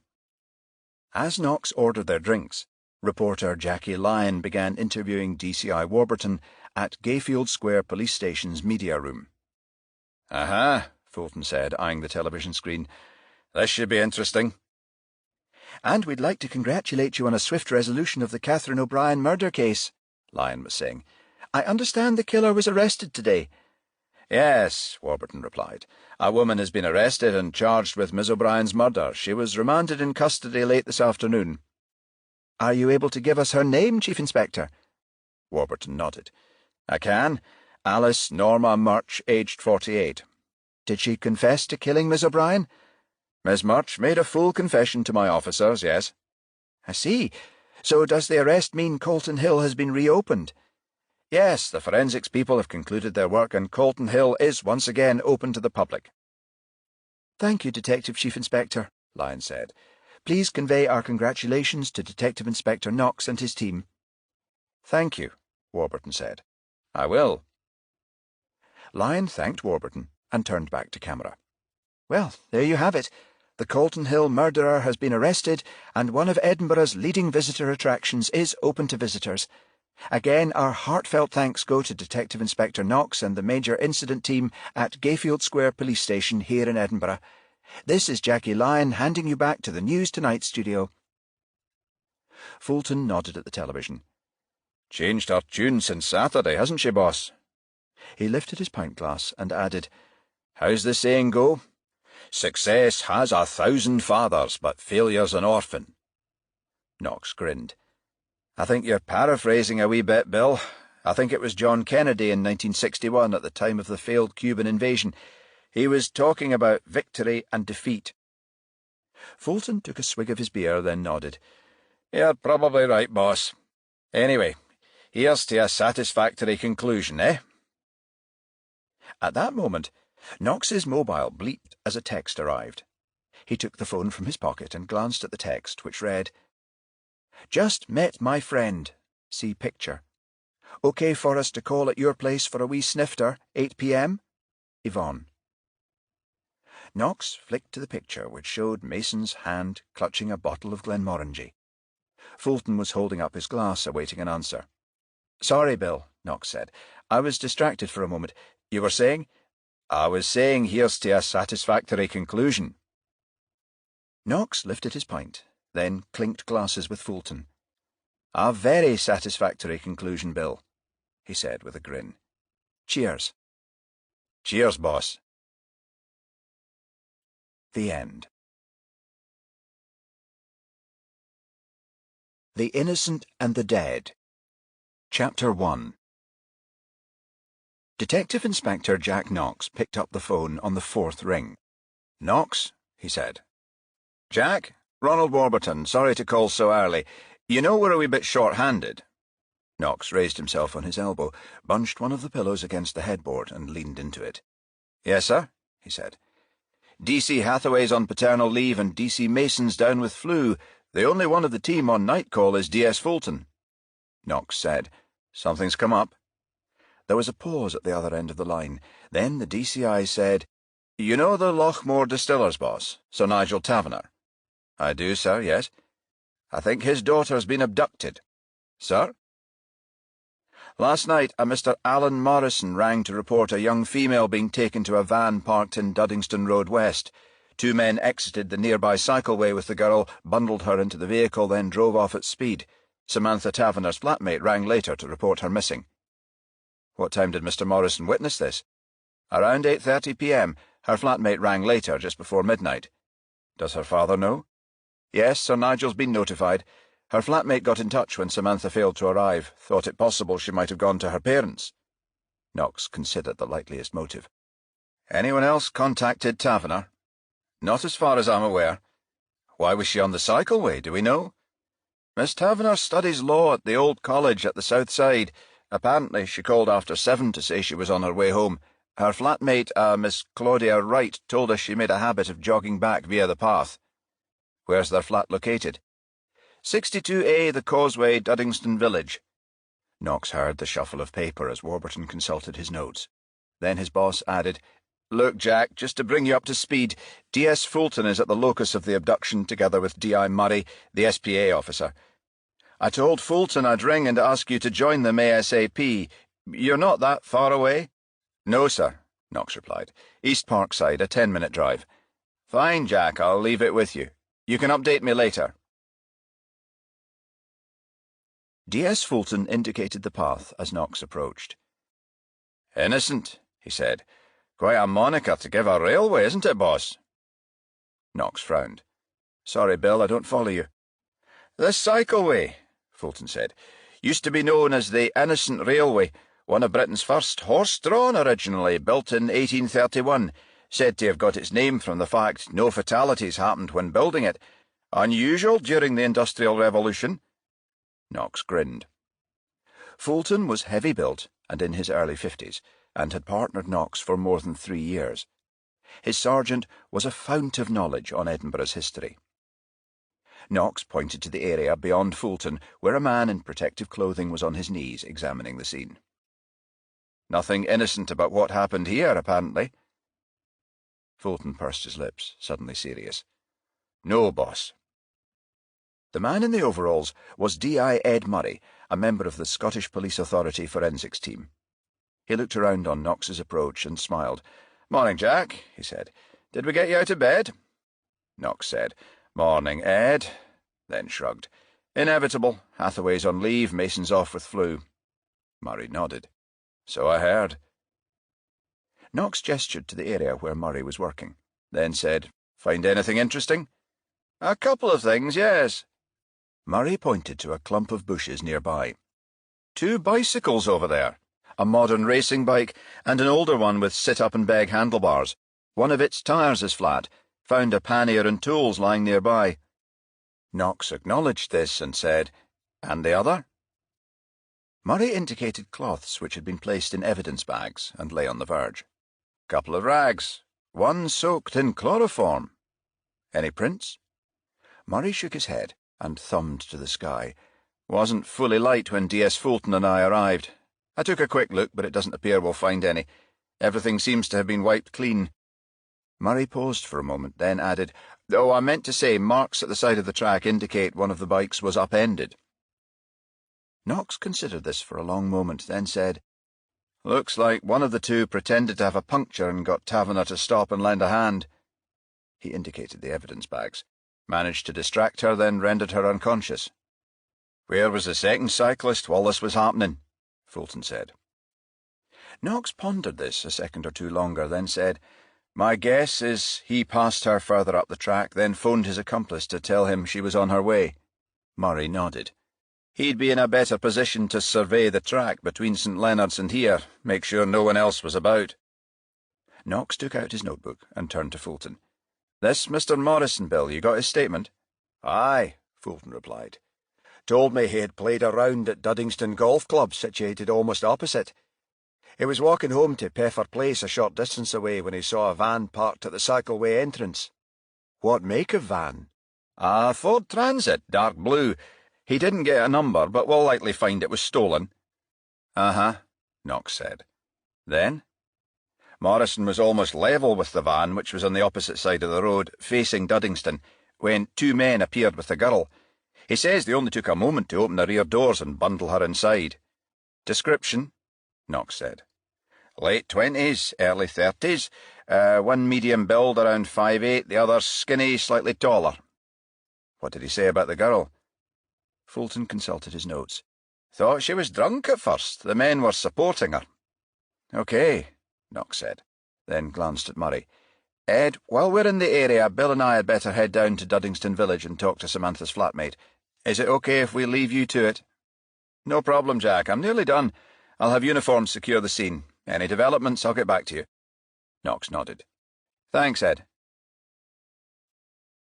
62A, The Causeway, was a whitewashed two-storey building situated at the edge of Duddingston village. The entrance door abutted the pavement at street level, and an intercom alongside the letterbox bore the names of the residents of both flats. The top one read, S. Taverner and C. Wright. Knox thumbed the button, and moments later a voice said, "Yes? Miss Wright? Miss Claudia Wright?" "Yes?" "Detective Inspector Knox and Detective Sergeant Fulton. It's about Miss Taverner. May we speak to you, please?" "Oh, yes," Wright replied. "Sorry, I'll let you in. It's the upper flat." A buzzer sounded. Then Knox and Fulton entered a small courtyard and ascended a flight of steps to the upper story. They were met by a slight, dark-haired woman in her late 20s. She held the door open and said, "Won't you come in?" Wright escorted the detectives into the sitting room, where she motioned to a floral-patterned sofa. "Please take a seat," she said. "I was just about to make tea. Would you gentlemen like a cup?" Knox had left his flat in a hurry, barely managing a gulp of orange juice. The prospect of a hot cup of tea was very welcome. "I wouldn't mind, thanks," he said. Fulton nodded enthusiastically. "Yes, please." 5 minutes later, Wright placed 3 cups on a coffee table in front of the settee, filled each from a copper teapot, then indicated a bowl and jug. "Help yourself to milk and sugar." She settled into an armchair opposite and added, "I've hardly slept worrying about Samantha. Has anyone heard from her yet?" Knox took a sip of tea and placed the cup back on the saucer. "Not yet, I'm afraid." He paused for a long moment, then added, "You said when you spoke to us earlier that she was in the habit of jogging home via the old railway path." Wright nodded. "Yes, Samantha likes to keep fit. On weekdays, when she attends a law course at the old college, she jogs home via St. Leonard's and Duddingston Road West."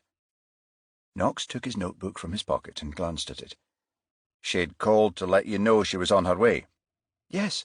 She'd stopped off at the Commonwealth Pool after leaving college. She was phoning from Holyrood Park Road."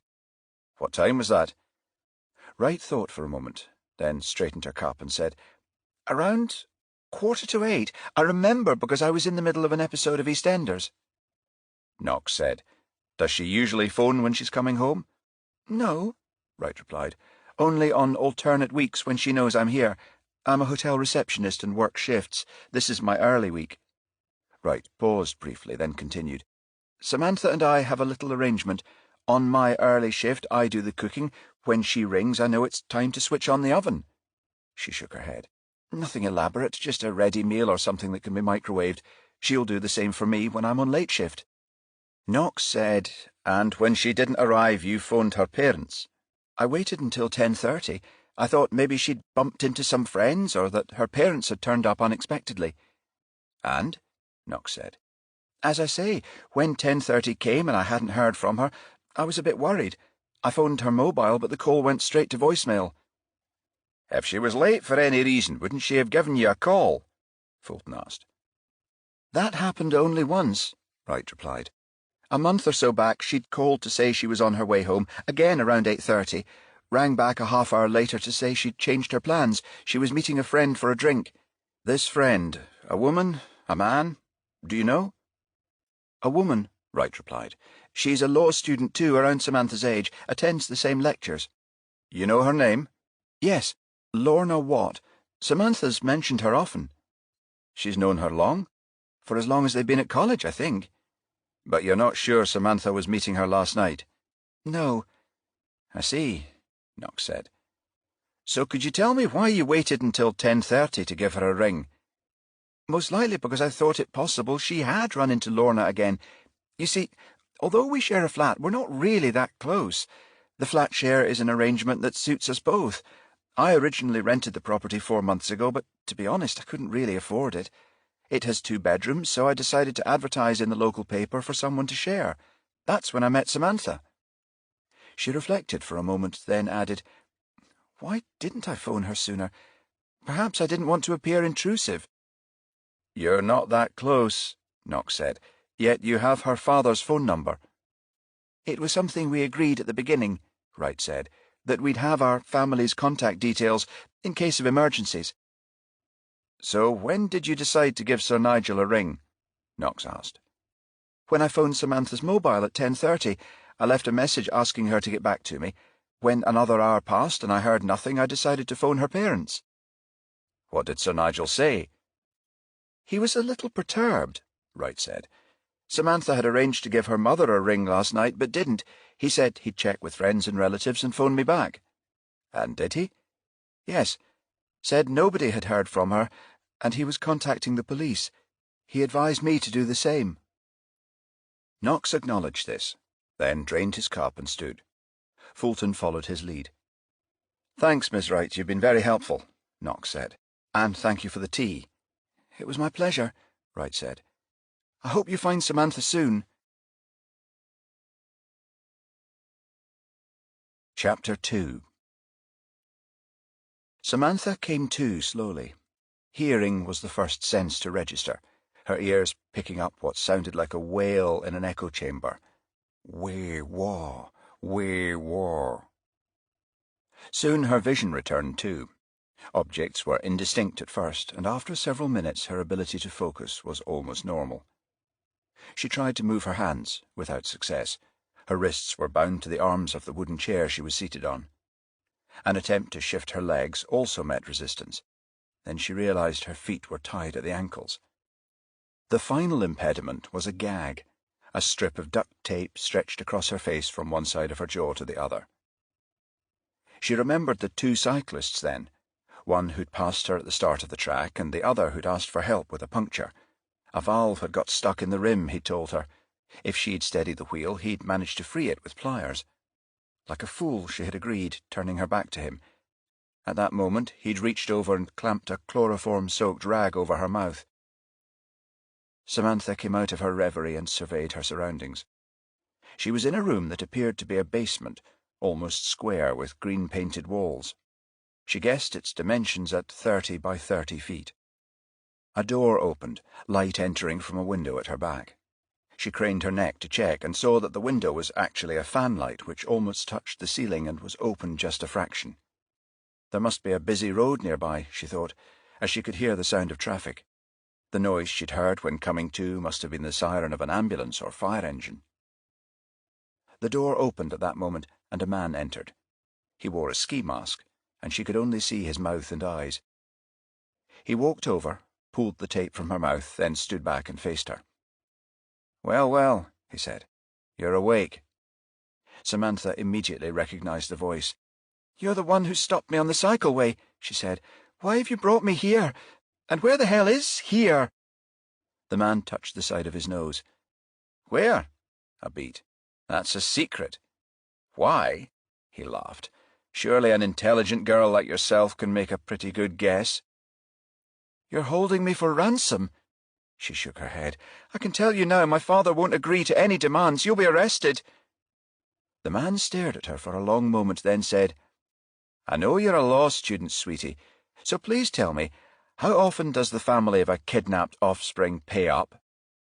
Samantha shook her head. "I've no idea." "Then I'll tell you, shall I?" He moved closer and caressed her chin with his finger. "In cases where the police aren't active, that's to say where the family doesn't involve them in the proceedings, 70 to 80% pay, and the kidnappers get away with it. The important factor?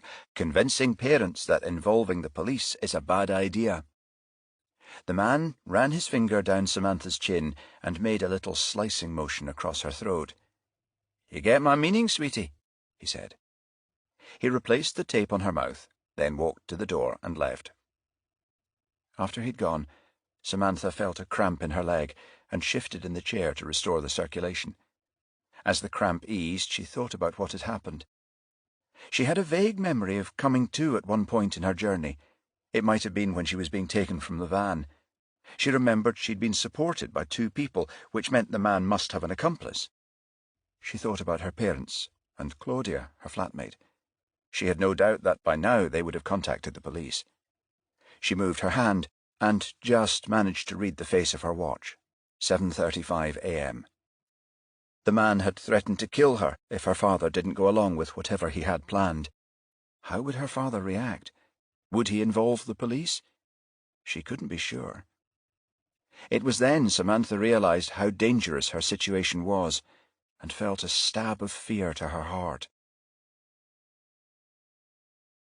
Sir Nigel Taverner was seated at a large oak desk in the study of his substantial Edwardian villa in North Berwick.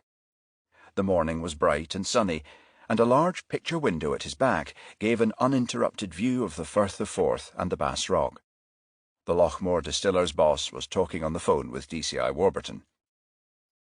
"A witness saw Samantha taken," Taverner was saying. "How did she appear?" "As I said, sir," Warburton said, "we think a small amount of chloroform was used to subdue her. The witness said she appeared to be suffering from the effects of the anaesthetic, but otherwise she looked okay." "So it's a kidnapping," Taverner said. "I can expect to be contacted." "Highly likely, sir, yes. However, in many cases the abductors wait up to 24 hours before contact is made." "I see," Taverner said. "What do you advise?" "Well, sir, I've taken the liberty of placing an intercept on your landline so anyone calling you will be automatically recorded. In cases like these, abductors call with a demand for a specific sum of money. Usually we advise telling the caller that it will take time for the amount to be raised, and a call back is arranged. This gives us time to organise a strategy." "It's imperative that no harm befalls my daughter," Taverner said. "I understand that, sir," Warburton said. "It's our first priority." "Very well," Taverner said. "How do we proceed?" Warburton said, "I've appointed one of my most capable officers, Detective Inspector Jack Knox, to take charge. He's on his way to see you now." "This morning?" "Yes, sir. He should be with you around 10. "Very well," Taverner said. Taverner had only just replaced the receiver when there was a knock at the study door. "Come in," he said. His housekeeper, a plump, middle-aged woman, entered and gave a little curtsy. She held a large padded envelope, which she took to his desk. "This package just arrived for you, sir," she said. Taverner accepted the envelope and said, "Thank you, Mrs. Reed." "Will there be anything else, sir?" "No, thank you.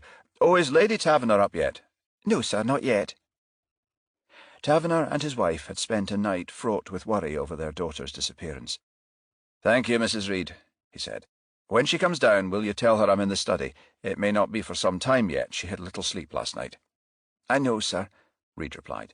"I will." When his housekeeper had left the room, Taverner took a paper knife from his desk drawer, slit open the envelope, and extracted the contents, a Samsung smartphone and a sheet of A4, folded twice. He spread the sheet on his desk, then took a pair of reading glasses from his pocket. The note, inked in block capitals, read, "Sir Nigel Taverner, I have your daughter. Be assured no harm will come to her if you follow these instructions to the letter. The police must not be involved. If they are, be advised you will not see Samantha alive again. Switch on the phone. Firstly, there's an icon in the photo file labelled Samantha. Open it. You will see a picture of your daughter taken at 8:30 a.m. this morning. She is being held in a secure location and is tied of necessity, but is in good health and will remain so, provided you do exactly as I say. Look at the photo. This will prove to you that, as of this morning, Samantha is well. You will see she is holding a copy of today's Times newspaper. I will ring you soon after the phone is delivered, so make sure you keep it switched on. Further instructions will be given to you then. I know the police will monitor your landline. The only contact from me will come from the mobile now in your possession."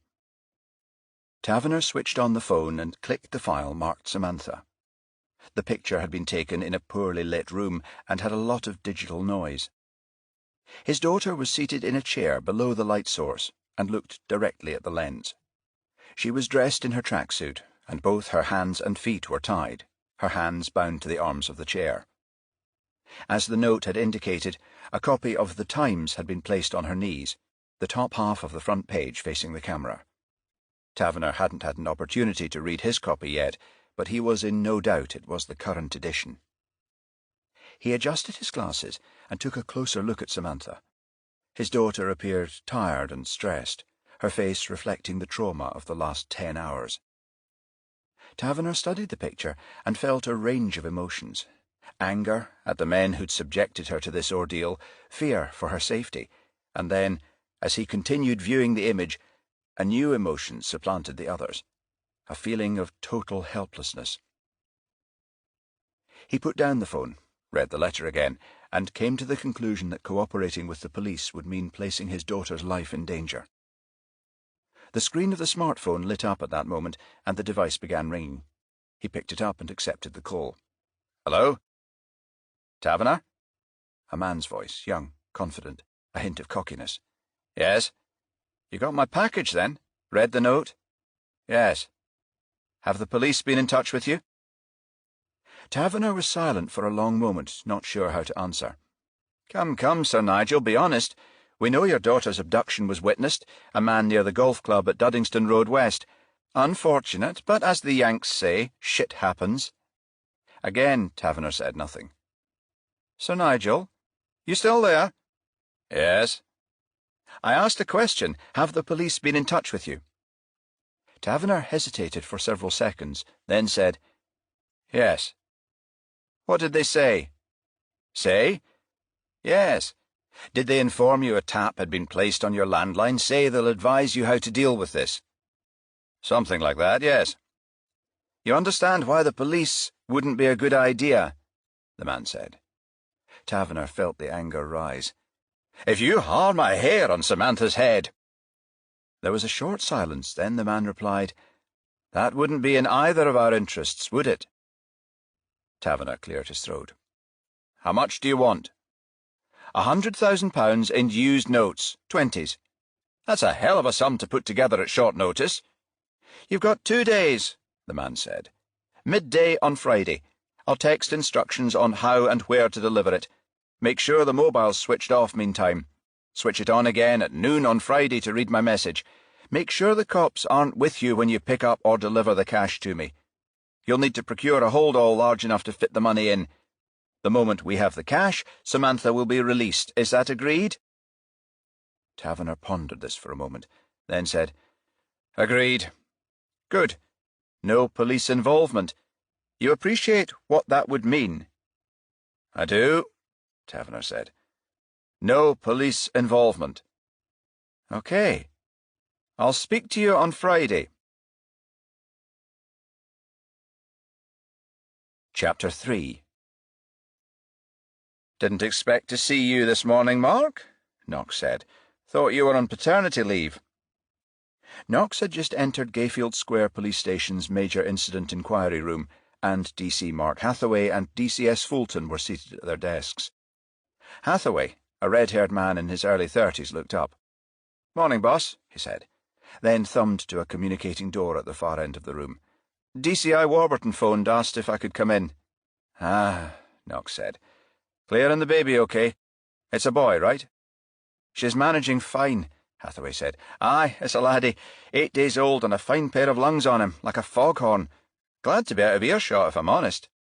"Well, I'm happy to have you back. We're a wee bit short-handed," Knox said. Fulton nodded agreement. "Goes for me too, son," Knox said.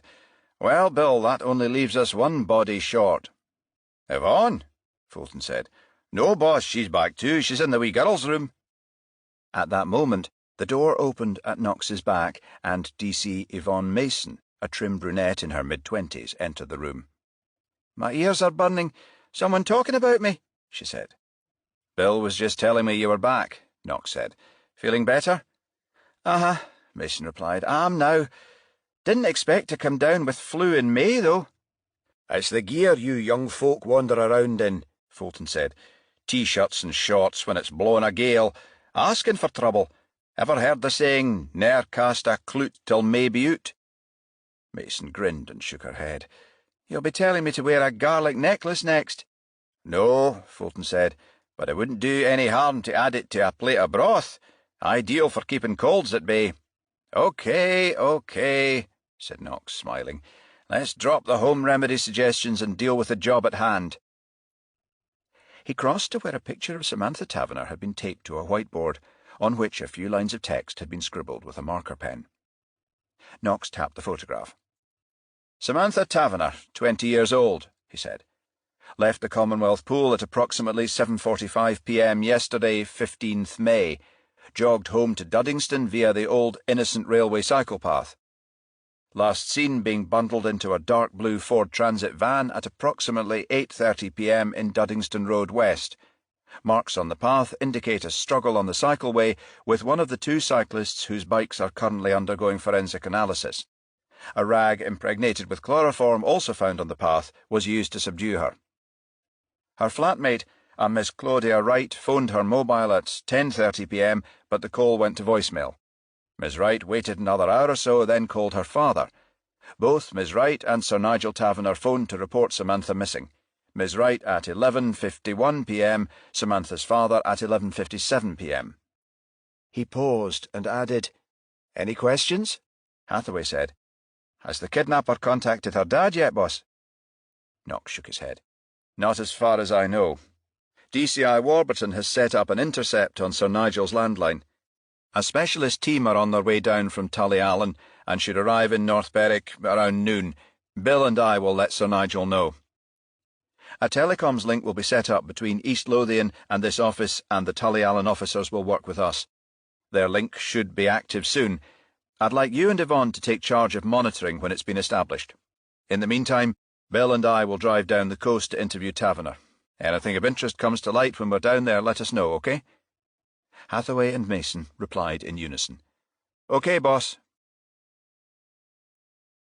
Rather than use the motorway bypass, Knox and Fulton drove to North Berwick via the B1348, one of East Lothian's most scenic routes. They passed through the mining town of Preston Pans and the fishing village of Port Seaton, after which the road wound its way past the Aberlady Bay Nature Reserve and the Gillen Golf Club, famous for the Scottish Open. Both men remained largely silent during the drive, appreciating the scenery. As they reached the final stretch of road to North Berwick, however, Fulton said, "If it is a kidnapping, boss, has Taverner the authority to sanction payment?" Knox considered this for a moment, then said, "Yes, I think so. Lochmore Distillers is a private company." "I wasn't sure if it was part of some multinational," Fulton said. "So he'd be able to access the money quite easily, whatever was asked." "It would depend on what arrangements he has with his bank," Knox said, "but I'd imagine so." Fulton nodded in acknowledgement, then lapsed into silence. They arrived at their destination minutes later. Knox steered his car into a tree-lined driveway and came to a halt outside a vine-clad porte cochere. Fulton thumbed to the entranceway and said, "Nice place." "Aye, certainly is," Knox said. "Producing whisky appears to be a hell of a lot better on the pocket than consuming it." Fulton laughed. "Aye, boss, you can say that again." Knox rang the doorbell, which was answered by a woman wearing a gingham apron. He showed her his warrant card. "Good morning, we're police officers. I think Sir Nigel's expecting us." "Yes, he is," the woman replied. "Follow me, I'll show you to his study." A voice behind her said, "It's OK, Mrs. Reed, I'm here." Taverner glanced at Knox and added, "You'll be Inspector Knox?" "Yes, sir," Knox said, then motioned to his partner. "And this is Detective Sergeant Fulton." Taverner extended his hand. "Nigel Taverner." They exchanged handshakes, then Taverner showed them into his study and gestured to a pair of armchairs near a large open fireplace. "Please, gentlemen," he said, "take a seat." Knox and Fulton did so. Then Taverner took a chair from his desk and sat facing the hearth. "Detective Chief Inspector Warburton told me to expect you," he said. "Yes, sir," Knox replied. "He said you'd spoken on the telephone." Knox took a notebook from his pocket, consulted it, then added, "He explained that an intercept has been placed on your line." "Yes," Taverner said. "No one's contacted you yet?" "No," Taverner said. He shifted in his chair. "Not yet." Knox said, "You've a mobile phone?" "Yes." "It's possible the people who took Samantha may try to contact you that way. Your daughter has a mobile with her?" "Yes," Taverner replied. "I'm sure she has." Knox nodded. "No doubt it'll have fallen into her abductor's hands by now. Your number will be on the contact list." "You're able to intercept mobile calls?" Taverner asked. "Yes," Knox said, "a bit trickier. We'd have to triangulate the signal." He paused for a moment, then added, "Which company is she with, sir, do you know?" "Yes," Taverner said, "same as mine, the direct phone network." "Aha," Knox said. then consulted his notebook again. DCI Warburton explained it was likely the people who took your daughter would contact you within 24 hours, that they'd probably ask for a specific amount of cash. Yes. You'd be able to access this okay? It would depend on the amount, Taverner said, but yes, I'm sure I could. Knox said, May I ask who you bank with? Fourth Mercantile Bank in St. Andrew's Square, Taverner said. Why? Banknotes are bundled in wrappers known as currency straps. There's a procedure we use which involves a device the thickness of a postage stamp but half the size. It's inserted in one of the straps near the bottom of the bag. Enables us to track whoever picks it up. Banks allow the procedure, but we'd need your permission to authorize it. Taverner appeared taken aback. Warburton assured me the safety of my daughter was paramount, he said. What happens if the man discovers he's being followed? All he has to do is signal an accomplice. Samantha's life would be in danger. Knox shook his head. I give you my word, Sir Nigel, there's nothing to worry about. The device simply allows us to ascertain where your daughter's being held. We'd act only if we were 100% sure of getting her out safely. This man, Taverner started to say, then quickly changed tack. I mean, these men could be psychopaths. He shook his head. I'm frightened for her safety. I understand your concerns, sir, believe me, Knox said. But I repeat, we wouldn't make any kind of move which would compromise that. Taverner remained silent for a long moment, then gave a resigned shrug. So, what happens now? Knox said. I recommend you follow DCR Warburton's advice, sir. It's important when you receive a call that you play for time. If any demand for money is made, tell the caller you need a bit longer, 2 or 3 days, to arrange the withdrawal. Knox stood and looked at his watch. Meanwhile, some specialist officers are on their way to monitor your landline from here and keep an eye on any comings or goings. Detective Sergeant Fulton and I will head back to Edinburgh and await developments. Knox paused, then added, Don't worry, Sir Nigel. We'll get your daughter back safely. An hour after the first had gone, a second man entered the basement where Samantha was being held.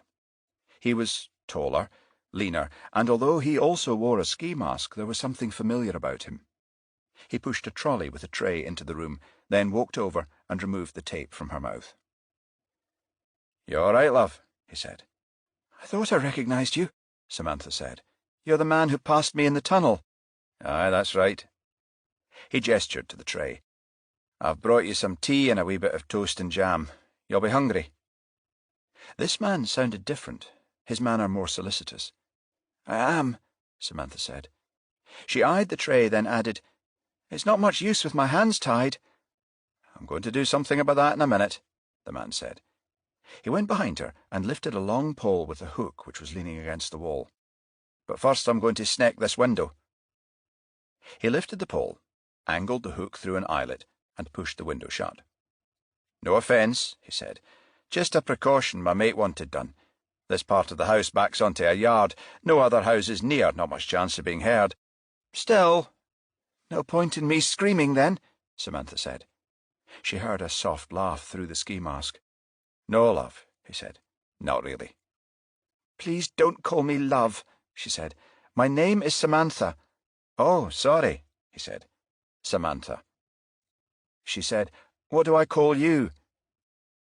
The man turned to make sure the door was closed, then lowered his voice and replied, "My mate said not to tell you, but it's Peter. I prefer Pete, though."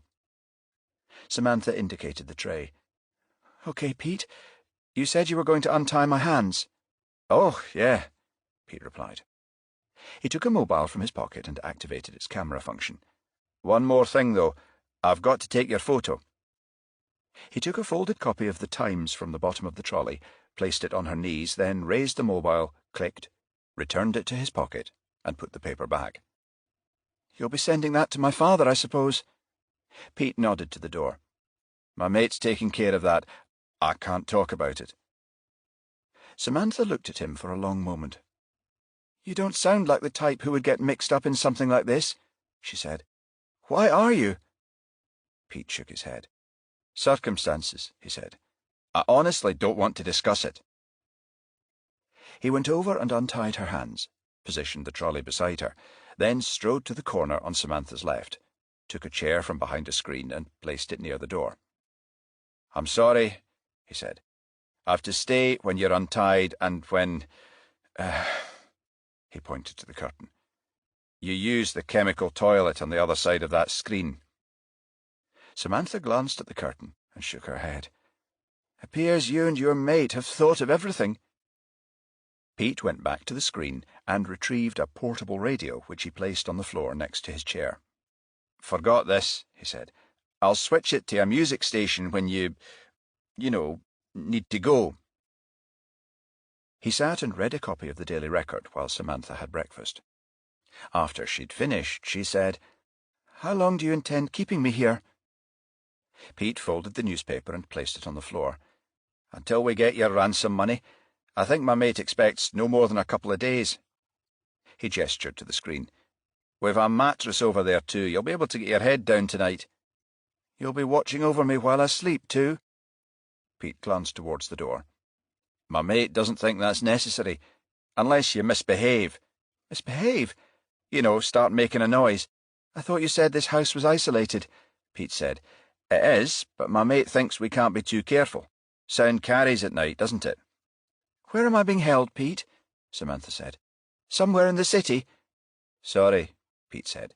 "You know I can't tell you that." She shook her head. "Your mate. You think he'll let me go if my father pays the ransom?" "Of course, Samantha. Why wouldn't he?" Chapter 4. "I've a feeling Taverner's not telling us the truth," Knox was saying. He and Fulton were on the B1348, driving back through a small village called Durlton. "You think he's heard from the kidnappers?" Fulton said. Knox nodded. "Uh-huh. Something about the way he acted when I asked him if he'd been contacted." Fulton said, "He hesitated, didn't he? Appeared uncomfortable." "Aye, particularly interested that we're able to intercept mobile calls," Knox said. "But it was his reaction to the tracking device that made me guess something's amiss." "You picked up on that too?" Fulton said. "He spoke about the man at first, then quickly changed it to these men." Knox nodded. "The kidnappers have the girl's mobile," Fulton said. "They could have sent him a text." "Or phoned," Knox said. "Made a specific threat." Knox slowed the car to negotiate some roadworks. "The tracker," he said. "He didn't make an outright refusal, but seemed unhappy about the prospect of our using it." "You think he might withhold permission?" Knox shook his head. "No, I'm thinking of another scenario." "Aye?" Knox was stopped at a further set of roadworks by a man holding a stop-go sign, with the stop side facing him. He drummed his fingers on the steering wheel. "Let's suppose the kidnappers have already got to him. Their message: pay the ransom and leave the police out of it or your daughter dies. They allow him, say, 2 days to organise the money. Friday. They phone or text him with instructions to pick up the cash and how and where to deliver it. Meanwhile, the Tullyallen boys sit on their thumbs, no contact of any kind." "But they'd see him leave the house, wouldn't they?" Fulton said. "Report it to us." The man with the sign turned it to go, and Knox moved off. "Uh-huh," he replied. "Which would mean we might tail Taverner and see him deliver the money without the tracker. The kidnappers have a greater chance of escaping, less chance of us discovering where his daughter's being held. She'd be in far greater danger." Fulton nodded. "But how can we avoid that?" Knox shook his head. "A long shot would depend on the bank's cooperation." "Fourth Mercantile?" "Yes," Knox said. "One of the managers at the St. Andrew's Square office is an old mate. We were at the same school in the Borders together. Over the years we've kept in touch. I could ask him to let me know if Taverner requests a significant withdrawal in the next few days. If he does, I can ask them to include the tracker. It would let us follow the money without him knowing." "They'd do that? Without Taverner's knowledge or consent, I mean?" Knox shook his head. "Tricky one. We'd have to get Warburton to sanction a special order." "Think he'd agree?" "Maybe. Any repercussions, he'd be putting his head on the block. However, if it were the only way of making sure Samantha was safe—" But how can we be sure the kidnappers have approached Taverner? Fulton said. That's the key question, Knox replied. We'd need to be sure they have. Knox tapped a number into a keypad on the dash and switched on the car's speakers. There was a momentary hum, followed by a dialing tone, and a moment later they heard a voice. Hathaway. Mark, Knox said. The Tullyallen boys been in touch from North Berwick yet? Yes, boss, 15 minutes ago. Link set up okay? Yes, boss, active at their end and ours. Good. Mark, one other thing. I'd like you to get in touch with the direct phone mobile network and ask them if any calls or texts were made on Samantha Taverner's phone in the last 16 hours. Tell them it's urgent. Will do, boss. Fine, Knox said. Bill and I will be back in about 30 minutes. Hopefully we'll have an answer by then. When Knox and Fulton arrived back at the station, Hathaway hadn't heard from the direct phone service. Knox glanced at his watch. What time did you call them, Mark? Around 11:30, Hathaway said. Told me they were busy, boss. Said they'd get to it as soon as they could. OK, let me know when you hear. Knox gestured to DCI Warburton's office at the end of the room. I'll be with the DCI for the next 10 minutes. A short while later, Knox had relayed the gist of his meeting with Taverner, explaining his reasons for believing that the kidnappers had made an approach. He also told his boss about his contact at 4th Mercantile and his plan to go ahead with a trace. I'm sure direct phone will confirm contact's been made, sir, Knox was saying, which leads me to think that Taverner intends acting without us. If the kidnappers take possession of the money without the trace, there's a fair risk of them getting away. We'd also lose our only means of discovering where Samantha's held. Warburton considered this for a moment, then said, This lad you know at 4th Mercantile, Jack. You trust him? No chance of his informing Taverner. If he gave me his word, sir, I'm absolutely sure he'd keep it. OK, Warburton said. I'll sanction the order. One caveat, though. The mobile phone people must unequivocally confirm contact's been made. I'll make sure of it, sir, Knox said. Thank you. Knox left Warburton's office and went back to his desk. Moments later, Hathaway came over waving a sheet of paper. Just received this from direct phone, boss, he said. Knox glanced up, a look of optimism on his face. It confirms Taverner was contacted on his direct phone number? No, boss, it doesn't. Knox scowled. Damn, he said. Wait, boss, Hathaway said. Something else. What? Knox said, sounding irritated. The engineer who carried out the test double-checked the transmitter that relays the signals. Found a call from a pay-and-go mobile to Taverner's house had been made on the speedphone network. All mobile phone companies in the area use the same transmitter mast. The speedphone network? Knox said. Yes, boss. But Taverner told me he was with direct phone. Can only mean one thing, Hathaway said. Taverner has more than one mobile phone. Knox gave a slow nod. Of course, he said. The kidnappers sent another one to him. What time was the speedphone call made? Hathaway glanced at the printout. 9:12 a.m., boss, he said. The call lasted 4 minutes. 9:12, 3/4 of an hour before Bill and I arrived, so he lied. He had been contacted. The call came from a landline in Portobello, Hathaway said. I checked. It's a phone box near the town hall. Good work, Mark, Knox said. No doubt the caller drove there from wherever Samantha's being held. Narrows it down a bit. I'd guess it's somewhere in the area. Warburton left his office then, headed for lunch. Knox intercepted him and told him the news. OK, Jack, he said. That's good enough for me. Go ahead and ring your man at the bank. After lunch, Knox met the other members of his team and updated them on Taverner's likely response to a ransom demand and the action being taken. I've just spoken to a manager at 4th Mercantile Bank, a friend of mine, Knox was saying. He's received a faxed sanction order from DCI Warburton and has agreed to update us on any withdrawal requests made by Taverner. He'll also advise when the cash is to be uplifted. Meantime, there's a line of inquiry I'd like to pursue. When Bill and I interviewed Samantha's flatmate, Claudia Wright, she told us Taverner's daughter had a student friend called Lorna Watt. Knox paused and nodded to Mason. Yvonne, I'd like you to ring the old college at Southbridge. Arrange an interview between you, Mark, and Miss Watt ASAP. See if we can get a better picture of Samantha, who she knew, acquaintances, friends, boyfriends and the like. I want to know more about her personal life. Glassell House was one of two U-shaped blocks which stood opposite each other within the Pollock Halls of Residence student complex. The complex stood in 12 acres of ground in the shadow of Arthur's Seat, part of Holyrood Park, a vast area of parkland in the middle of Edinburgh. D.C. Mason had called the bursar's office at the old college earlier and asked to speak to Lorna Watt, but was told the student wasn't available. Mason left her mobile number, and Watt called back and arranged to meet the detectives at 4 p.m. in her room at Glassell House, situated at the end of a short access driveway off Holyrood Park Road. Hathaway drove to an adjacent car park, then he and Mason walked the short distance to the block. Flat 19 was situated on the third floor, halfway along a corridor at the front of the building.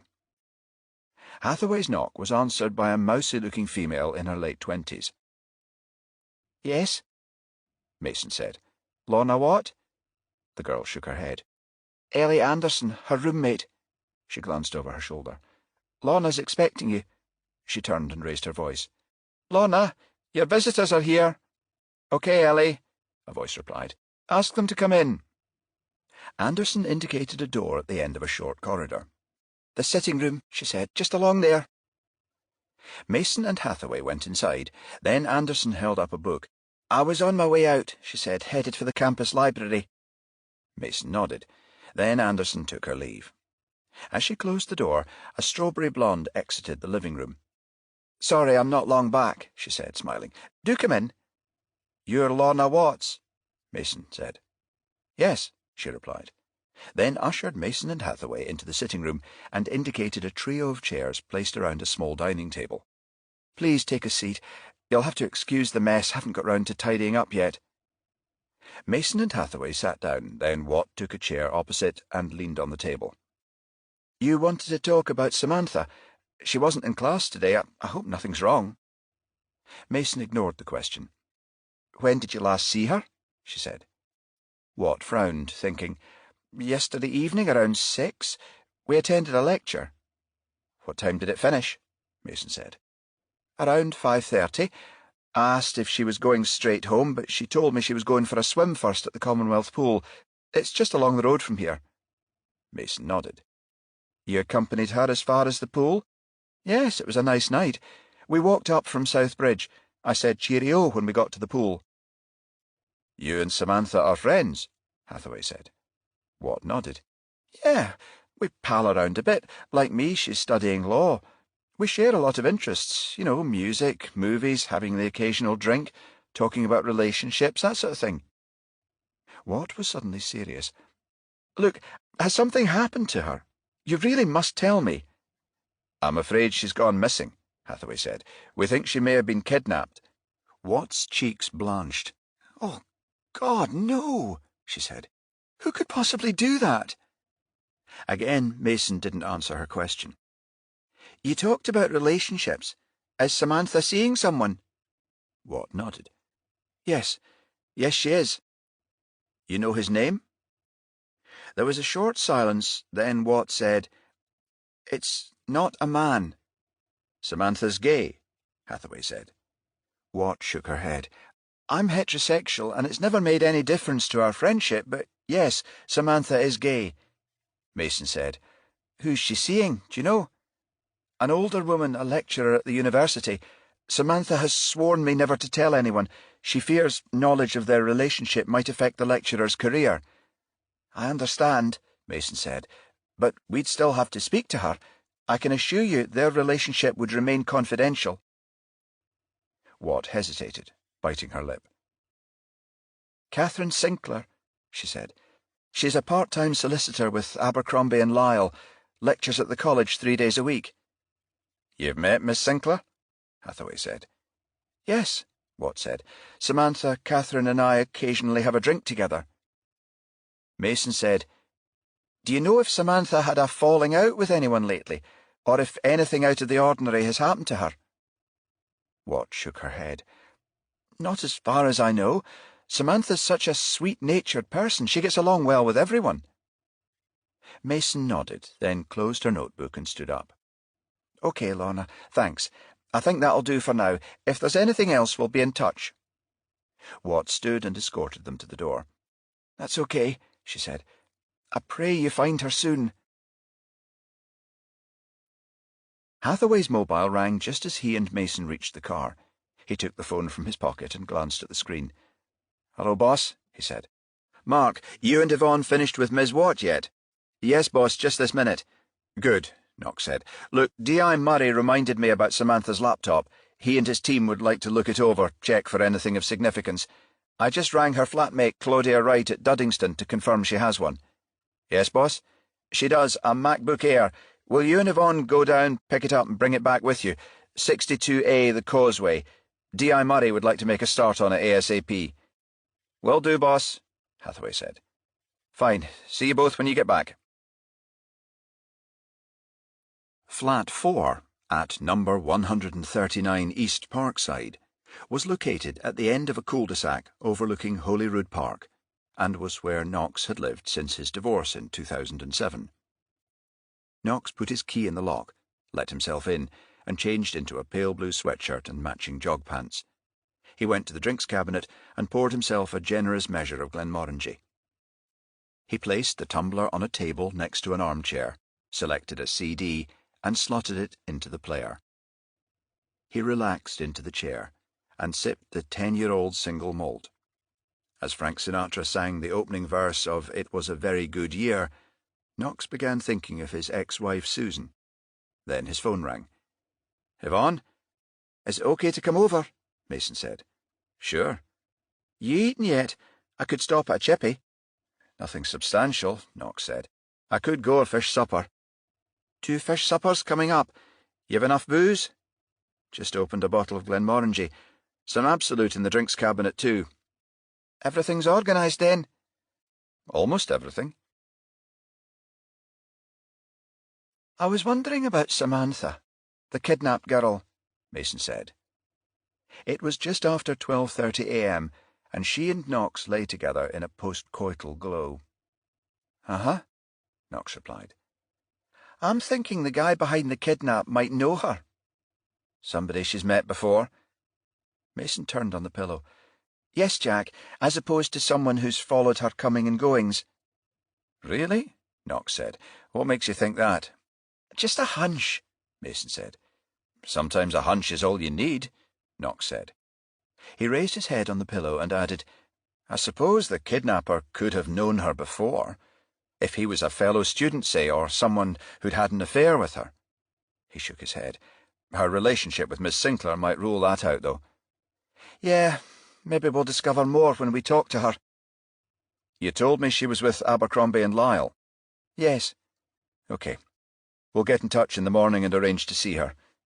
You want to speak to Miss Sinclair?" Mason nodded. "Fine, Yvonne. You can do the interview."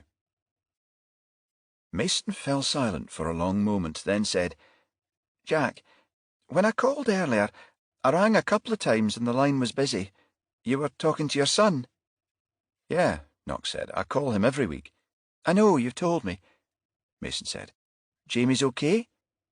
"Jamie, his wife and daughter," Knox said. "Yeah, they're fine." Mason said, "Susan too?" Knox turned to face her. "Yes, she is. Why'd you ask?" "I think you still miss her, that's all." Knox shook his head. "I'd be lying if I said I didn't, Yvonne." "Do you still love her?" Knox exhaled, sounding exasperated. "Come on, Yvonne," he said. "We've been divorced for 10 years. "That doesn't answer my question," Mason said. Knox said nothing. Silence hung in the air for a moment, then Mason said, "Does it?" Knox shook his head. "Why are you being like this, Yvonne? I thought you were happy with our arrangement?" Knox shrugged. "Look, we've been seeing each other for 2 years. Didn't you agree at the beginning there'd be no strings? I thought you wanted it that way." Mason shook her head. "No, Jack. You wanted it that way. You thought you were too old for me." "Well, I am 47. You're 28.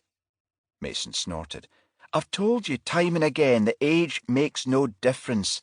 Christ, Jack, you act like you're over the hill." Jack reached over and caressed her cheek. "Okay," he said. "You asked me about Susan. If I'm honest, yes, I do still love her a little." He lifted her chin then and added, "Doesn't mean I don't care for you, too." Mason moved close and put an arm around his shoulder. "You mean that? I wouldn't say it if I didn't." Mason smiled and said, "Sorry, Jack. I was being silly." Knox said, "So we're still pals?" Mason smiled. "Still pals." Chapter 5. The next morning, Knox, Fulton, Hathaway, and Mason were assembled in the Major Incident Inquiry Room when D.I. Murray, the SPA forensics officer, entered the room carrying a MacBook Air. "Morning, all," he said, handing the laptop to Knox. "We've taken a good look at the Taverner girl's Mac," he said. "You can return it to her flatmate, Jack. We're finished with it." Knox took the computer. "Nothing interesting?" "A number of PDFs on Scottish law in her file folder, some Word document notes and bookmarks for a number of websites. Her email and other stuff reflect her personal and social interests." "No prints?" Knox asked. "Oh, and the bikes, they were clean too." Murray shook his head. "Negative on the bikes," he said, "but we found 2 sets on the laptop, most likely her own and her flatmate's." Knox nodded. "We can check that later." Murray fished in his pockets and took out a memory stick. "A lot of the emails are of a personal nature," he said. "Correspondence with a Miss Sinclair. There's a few others that don't appear to have particular significance, but I can't be 100% sure. I've put them on this flash drive if you want to check." Knox took the device. "Thanks, Ed," he said. "I'll have one of the team look them over." Murray nodded and left the room. Then Knox turned to Hathaway and handed him the USB drive. "Will you do the honours, Mark? See if any of the emails mention anyone we don't already know about." Hathaway took the memory stick and nodded. "I'll get right on it, boss." Knox exchanged glances with Mason. "Yvonne, would you give Abercrombie and Lyle a bell, see if you can set up an interview with Miss Sinclair?" Mason smiled. "I've already phoned them, boss. I'm meeting her at 11:30. Knox grinned. "You're a fast worker, Yvonne." Abercrombie and Lyle's offices occupied a 4-storey Georgian townhouse in the west end of Heriot Row, part of Edinburgh's 18th-century New Town. Mason parked her car at a residents-only space next to the railings of the gardens opposite, and immediately attracted the attention of a roving female parking attendant. The woman hastened in her direction and reached the car, then saw a police permit sticker on the inside of the window. She gave Mason a disappointed nod, then turned and walked away. Mason was greeted by a young receptionist, who asked her to wait while she gave Sinclair a ring. A moment later, the girl pointed to a stairway. "Miss Sinclair's asked you to come up. She's in room 14, first floor." Mason went to the first floor, where she was met by Sinclair, a tall woman with high cheekbones and short, closely cropped black hair. She looked to be in her early 30s. She extended her hand. "You're Detective Constable Mason?" Mason nodded. They shook hands. Then Sinclair escorted Mason to her office, indicated a chair, and sat opposite. "You said this has to do with Samantha," she said. "Has something happened? I've phoned her a number of times since Tuesday evening, but my calls are picked up by her voicemail." "You didn't phone her flat at Duddingston?" Sinclair shook her head. No, I do have the number, but Samantha and I agreed it was better if we limited contact to mobile phones and emails." "Why?" Mason asked. Sinclair shrugged. "She thought it better if her flatmate didn't know about our relationship." Mason gave her an inquiring look. "It's her father, you see," Sinclair said. "Samantha thought it a possibility her flatmate, Miss Wright?" Mason said. "Claudia Wright." "Yes," Sinclair said. "She thought Miss Wright might mention our relationship to her father." "Really?" Mason said. "Why would that matter?" Sinclair studied her fingernails for a moment. "She's afraid he wouldn't approve. He's homophobic? I wouldn't like to categorize him as such, but yes, I think he could be." "You haven't met him?" "No, I haven't." "How long have you been seeing each other?" "About 2 months," Sinclair replied. Then gave Mason an earnest look. Detective Mason, you haven't told me why you want to see me, nor have you answered the question I asked a few moments ago. Has something happened to Samantha?" Mason looked Sinclair in the eye. "It appears she's been kidnapped." Sinclair looked shocked. "Kidnapped? How? Why?" "She was waylaid on her way home from college on Tuesday evening," Mason said. "We think she's being held for ransom." "My God," Sinclair said. "That's why I couldn't get through to her." "When did you last see her?" "Last Thursday. She attended one of my lectures." Mason nodded. "In a social sense, I mean. You met afterward?" "Yes, but not immediately afterward," Sinclair said. "I had to stay behind and mark some papers. It was later that evening, around 9. "At your place or in public?" "Both," Sinclair said. "We had a drink at the Café Royal, then went back to my flat." "What time was that?" "About 10 p.m. Samantha stayed until just after midnight, then took a taxi home." "Did Samantha discuss any previous relationships with you? Can you think of anyone in her circle of acquaintances she might have had a conflict with?" "You mean, do I know of anyone who may be responsible for her kidnap?" "Yes." Sinclair was silent for a long moment, then said, "I don't think so.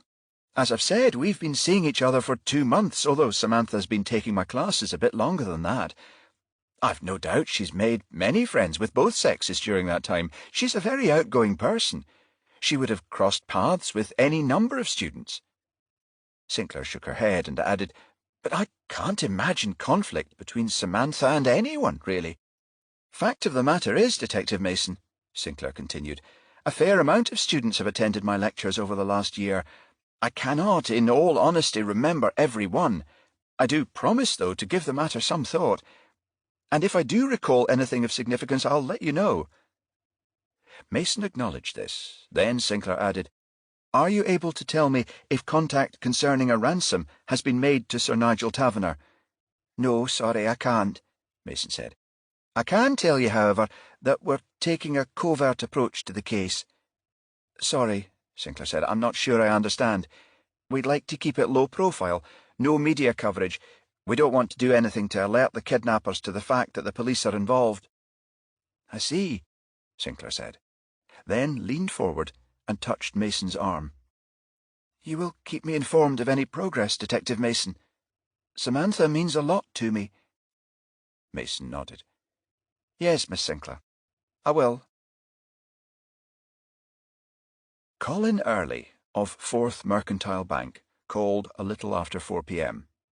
Knox, Fulton, and Hathaway were checking the last transcripts of Samantha's emails from D.I. Murray's flash drive when the mobile rang.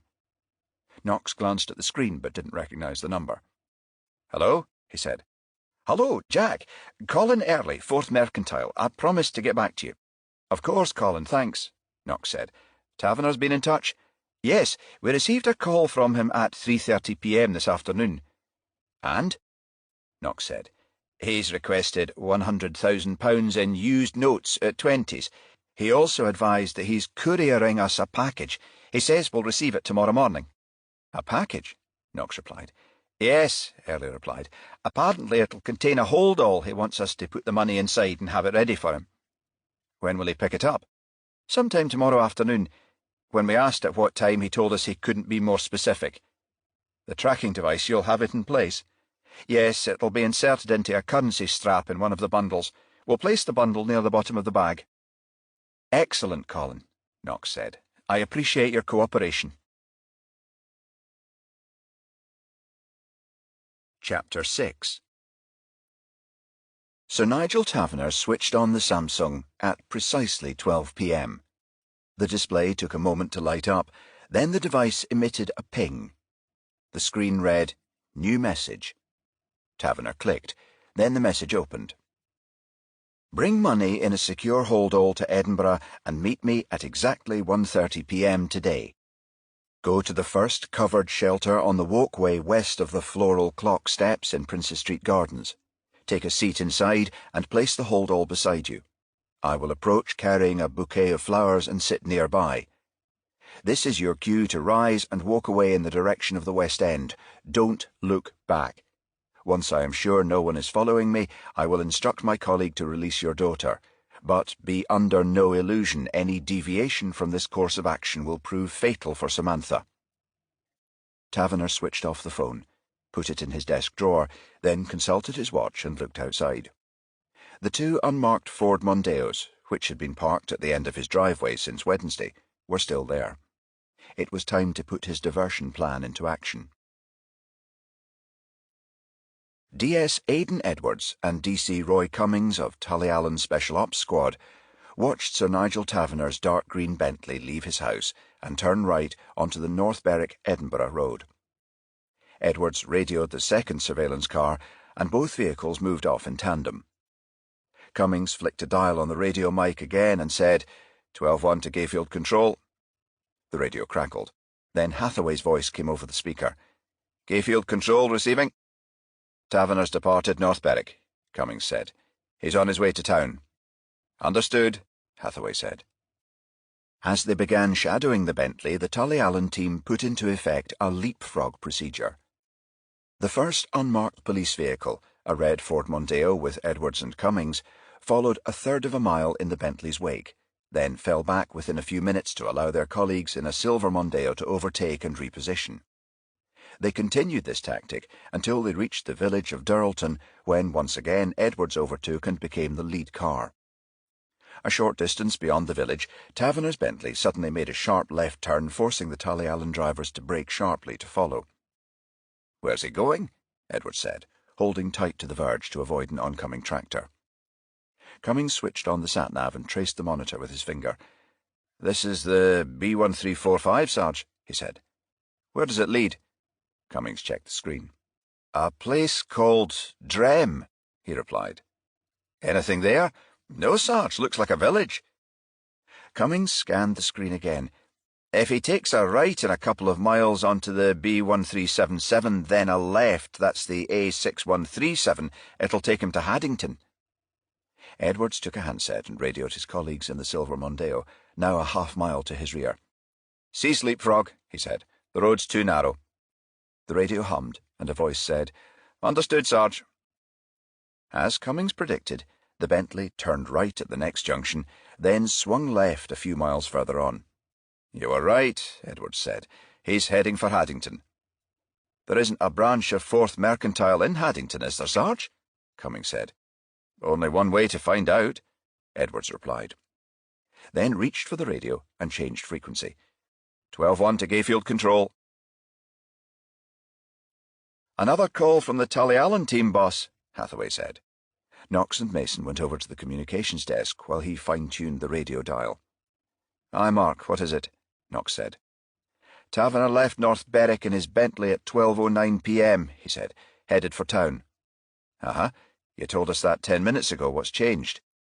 "Edwards, the DS in charge, said he took a left at Durlton, continued to the next junction, followed the B1377 for 2 miles, then he turned left onto the A6137 heading for Haddington." "Haddington?" Knox said. "Aye.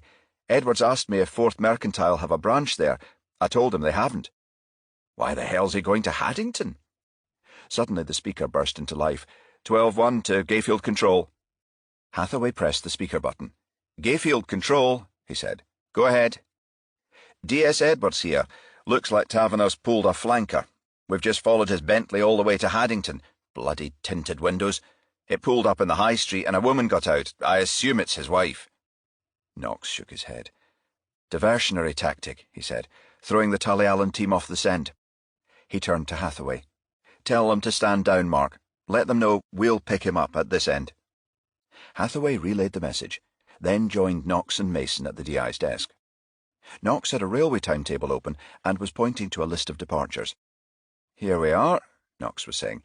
"A train left North Berwick at 12:25 p.m, arrives at Edinburgh Waverley at 12:59, pound to a penny, Taverner's on it."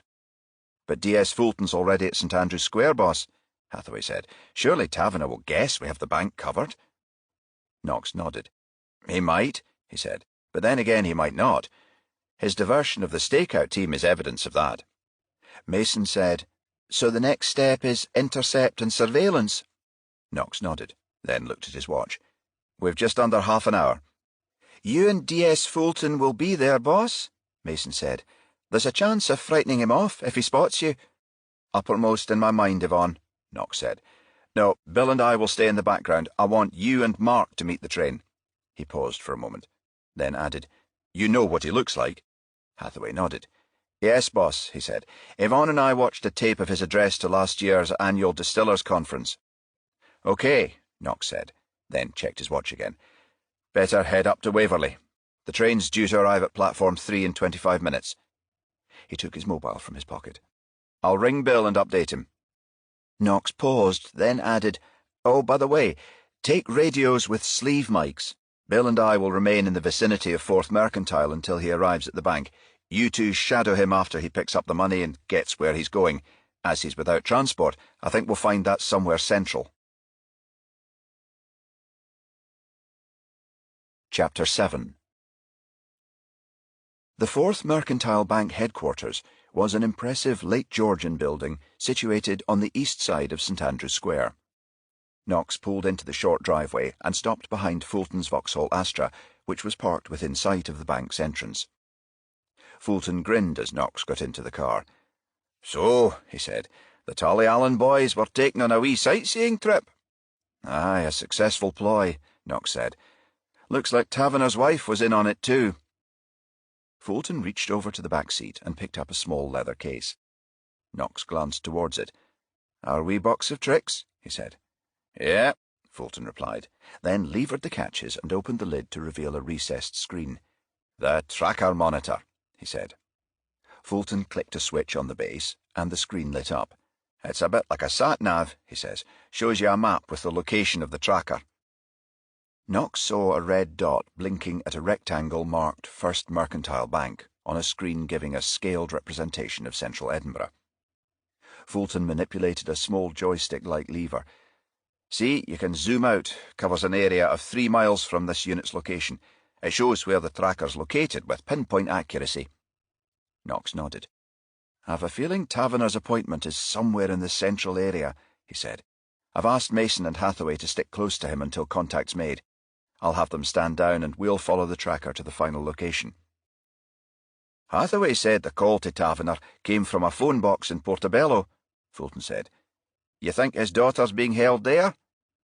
Yeah, Knox said. Seafield, Portobello, Joppa, somewhere in the area. Fulton pointed to the screen and said, With a bit of luck, this should lead us to her.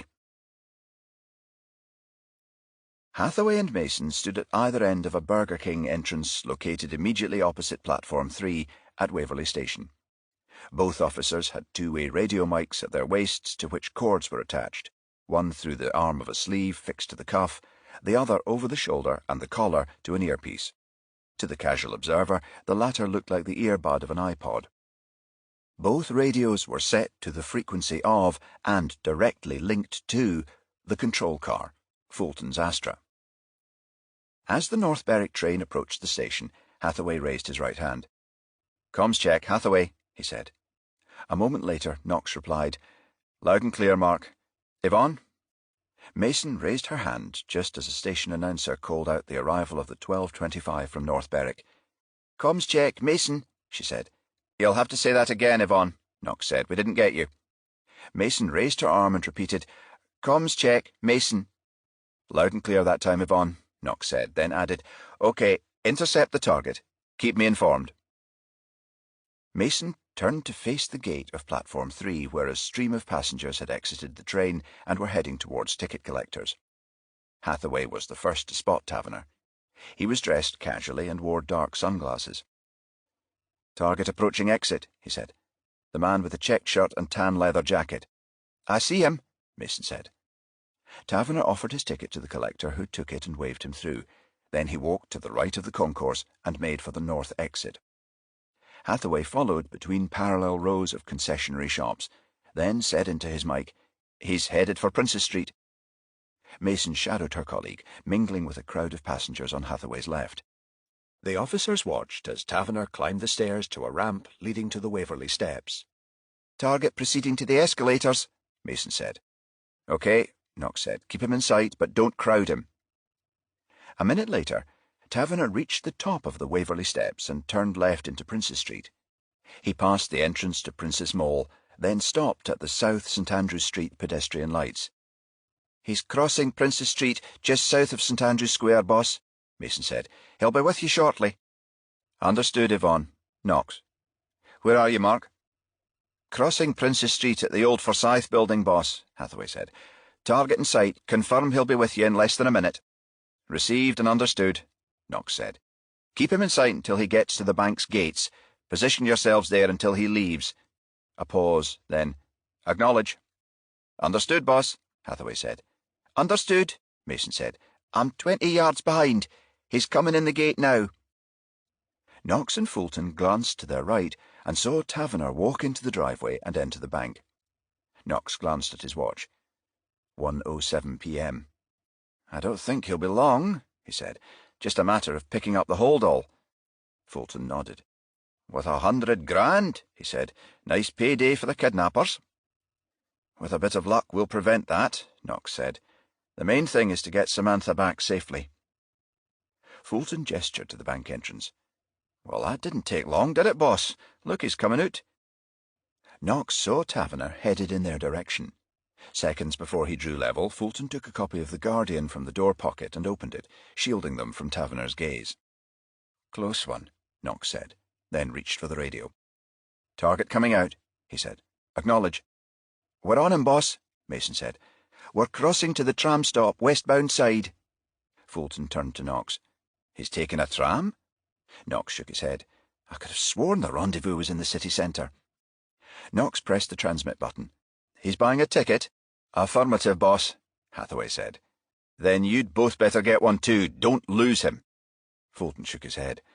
I just hope they've got change. The officers watched a tram turn into St. Andrew's Square and come to a halt. Taverner was at the front of the queue. Mason near the centre and Hathaway at the rear. Taverner boarded and took a seat in the first carriage near the driver. Mason and Hathaway sat opposite each other on bench seats close to the door. The tram moved off towards Princess Street, where it turned right and made for the next stop. After a brief halt at traffic lights outside the RSA gallery, Taverner stood and made for the exit. He was immediately intercepted by a conductor who said, "Can I see your ticket, sir?" Taverner handed it over, and the conductor gave an acknowledging nod. "Thank you, sir," he said. As the tram trundled to a halt, Hathaway and Mason gave the conductor their tickets, then alighted and crossed to the pavement. Taverner was a short distance ahead, weaving his way through a phalanx of pedestrians. "Target heading towards the National Gallery," Hathaway said. At that moment, Taverner turned right into the Mound and entered Princess Street Gardens. He walked halfway down a flight of steps, then moved to his right and stood at a garden displaying Edinburgh's floral clock. He glanced at the clock then and checked his watch. Knox's voice sounded in the officer's earpieces. "What's happening?" he said. "Reply if you can." Hathaway and Mason stopped at the top of the steps and feigned interest in Edinburgh Castle. Mason took out her iPhone and pretended to take a snap. Hathaway raised his arm. "Target stopped halfway down the steps at the floral clock, boss," he said. "I think he's verifying the time." Knox said, "He must have a rendezvous arranged in the gardens." A pause, then. "It's 27 minutes past 1 now. My guess is 1:30. "He's on the move again, boss," Mason said. "Wait, he's going into one of the covered shelters." The officers saw Taverner consult his watch again, then saw him sit on an empty bench near the shelter entrance and place the holdall at his side. Hathaway and Mason stopped outside, facing the castle. Mason raised the iPhone again, ostensibly taking pictures. Hathaway glanced at his watch. "It's 1:30 now," he said. A constant stream of people strolled by in either direction, all enjoying the early summer sunshine in the pleasant environs of Edinburgh Castle. Mason watched tourists and shop and office workers on their lunch break intermingle on the pathway, no one looking out of the ordinary. Then her attention was drawn to a man in his late 20s, clad in a denim jacket and jeans. He was carrying a large bunch of flowers, wore sunglasses, and a pair of headphones were clamped to his ears. Mason nudged Hathaway as the man approached the shelter. "Guy in the denim jacket," she said. "I clocked him," Hathaway said. "Probably meeting his girlfriend." Mason glanced at the shelter's other occupants. 3 people sat on the 2 other benches, a middle-aged couple on the one farthest from Taverner, and an elderly woman on the bench in the centre, who was throwing seeds to a scattering of pigeons. "Well, she's not there yet," Mason said, "unless he's got a thing for older women. They saw the man enter and glance around the shelter, then shake his head and leave, walking in the direction of the floral clock. "Someone's given him a dizzy," Hathaway said. Mason nodded. "Happens to us all." The officer's attention was drawn back to Taverner, whose mobile rang suddenly. They took turns observing as he took the phone from his pocket and spoke to the caller. A moment later his face flushed and he became animated, gesticulating with his free hand. Mason gestured in his direction. "Something's gone wrong," she said. Chapter 8. Taverner checked his watch when he left the tram. 1:26 p.m. He turned into the Mound and entered Princess Street Gardens, walked halfway down the floral clock steps, then checked it again. 1:27 p.m. Good, he thought. I've timed it well. If he remained in the shelter a minute or two, he'd be unlikely to attract attention, except the kidnappers, of course, and he was certain to be on time. Taverner approached, looked inside, and saw the nearest bench was empty. He took a seat and placed the holdall at his side and checked his watch a third time. 1:29 p.m. He turned away and glanced at the two other benches. An American couple sat farthest away, at least he guessed them to be Americans, judging by their accents. An elderly woman occupied the bench nearest, feeding seeds to a half-dozen fluttering pigeons from a paper bag on her lap. A young man entered at that moment. He wore earphones on his head and was carrying a bouquet of flowers. Taverner's heart skipped a beat as he realized he was looking at Samantha's kidnapper. Then the man suddenly did an unexpected thing. He raised a hand to his earphones, repositioned them, then shook his head and exited the shelter. Taverner couldn't understand. He'd complied with the man's instructions, the holdall clearly visible at his side. All he had to do was take the money and leave. Instead, Taverner had witnessed a flash of anger in his face as he walked away. His mobile rang at that moment, and as he glanced at it, his hopes soared. The screen showed the caller was his daughter. "Hello, Samantha," he said. "Is that you?" "No, Taverner, it's not, nor is it likely to be," the kidnapper replied. "I brought her phone because your number's in its contacts list." "What's wrong?" Taverner said. "You came into the shelter and left without the money." "You must take me for some sort of idiot," the man said. "The bag's bugged. You broke our agreement. You're working with the police." Taverner shook his head. "Bugged?" he said. "No, it can't be. I kept my word. I arranged to pick up the money from the bank myself. At no stage were the police involved." "Then how come the bag has a tracking device?" "A tracking device? Surely you're mistaken." "The flowers, Taverner," the man said. "I didn't bring them as a prop. There was a scanner in the bouquet, a cord inside connected to the headphones you saw me wearing. It picked up a signal from the holdall." "A signal?" "Yes, a signal. Did you really expect me to take you at your word? Make no provision for the possibility you'd try a double-cross?" Taverner became agitated. "I told you, I've nothing to do with any device. Someone's put it there without my knowledge." The man said. "Oh, really, and who could that be?" A sarcastic tone of voice. "Only one plausible answer. The police." "I swear I know nothing about it," Taverner said. "Look, I'm going to contact my bank and demand they tell me where this tracker's located. I'll book a room at a hotel and remove it. I'll meet you again here in town, tonight, tomorrow, whenever and wherever you wish. Please, give me another chance. I promise you'll get your money." There was a long silence at the other end. Then the man said, "You welched on our deal, Taverner. You involved the police." Taverner adopted a beseeching tone. "I didn't. You must believe me." "I'll think about it," the man said. "You'll have your answer soon, one way or another." Hathaway and Mason turned to face the castle as Taverner left the shelter, again walking towards the floral clock steps. The officers followed, catching up with him at the Mound pedestrian crossing. As they waited for the lights to change, Knox's voice came over the radio. "Hathaway, Mason," he said. "Report, please." "Target has exited Princess Street Gardens," Hathaway said. "He still has the holdall." "Nobody turned up," Knox said. "Affirmative, boss," Hathaway said. "Where is he now?" "Opposite the RSA gallery." As Hathaway spoke, a green man signal came on and Taverner continued along Princess Street. The officers followed and saw him cross the Waverley Bridge junction and pass the Princess Mole in the direction of Waverley Station. "I think he's heading home, boss," Hathaway said. Mason cut in. "No, wait," she said. "He's gone on." A few moments passed, then she added, "He's entering the Balmoral Hotel." "The Balmoral?" Knox said. "Yes, boss," Mason added. "He's gone inside now." There was silence for a moment, then Knox said, "Something's gone wrong with the pickup. Did either of you see unusual activity?" "There was something, yes," Mason said. "A guy in his late 20s went into the shelter carrying a bunch of flowers, came out again seconds later and left the gardens." "Did he have contact with Taverner?" "No, boss," Hathaway said. "Yvonne and I assumed he was meeting a woman, that he'd been stood up." "Any possibility this guy saw you watching Taverner?" Mason said. "No, boss, I don't think so." She continued, "A minute or so passed, then Taverner received a phone call. I thought I heard him say, 'Hello, Samantha,' when he answered. Afterward, he appeared upset." Again a lengthy silence, then Knox said, "I don't know how, but I think our guy sussed the tracker. He could also be using Samantha's mobile. That would explain the way Taverner answered the call and how he reacted afterward." A pause, then. "It would also explain why Taverner's staying in town. He's hoping to arrange another meet." "What about the tracker, boss?" Hathaway said. "I guess Taverner will contact his bank," Knox said. "Likely he'll get them to reveal where the tracker is. All he has to do is remove it and set up another rendezvous."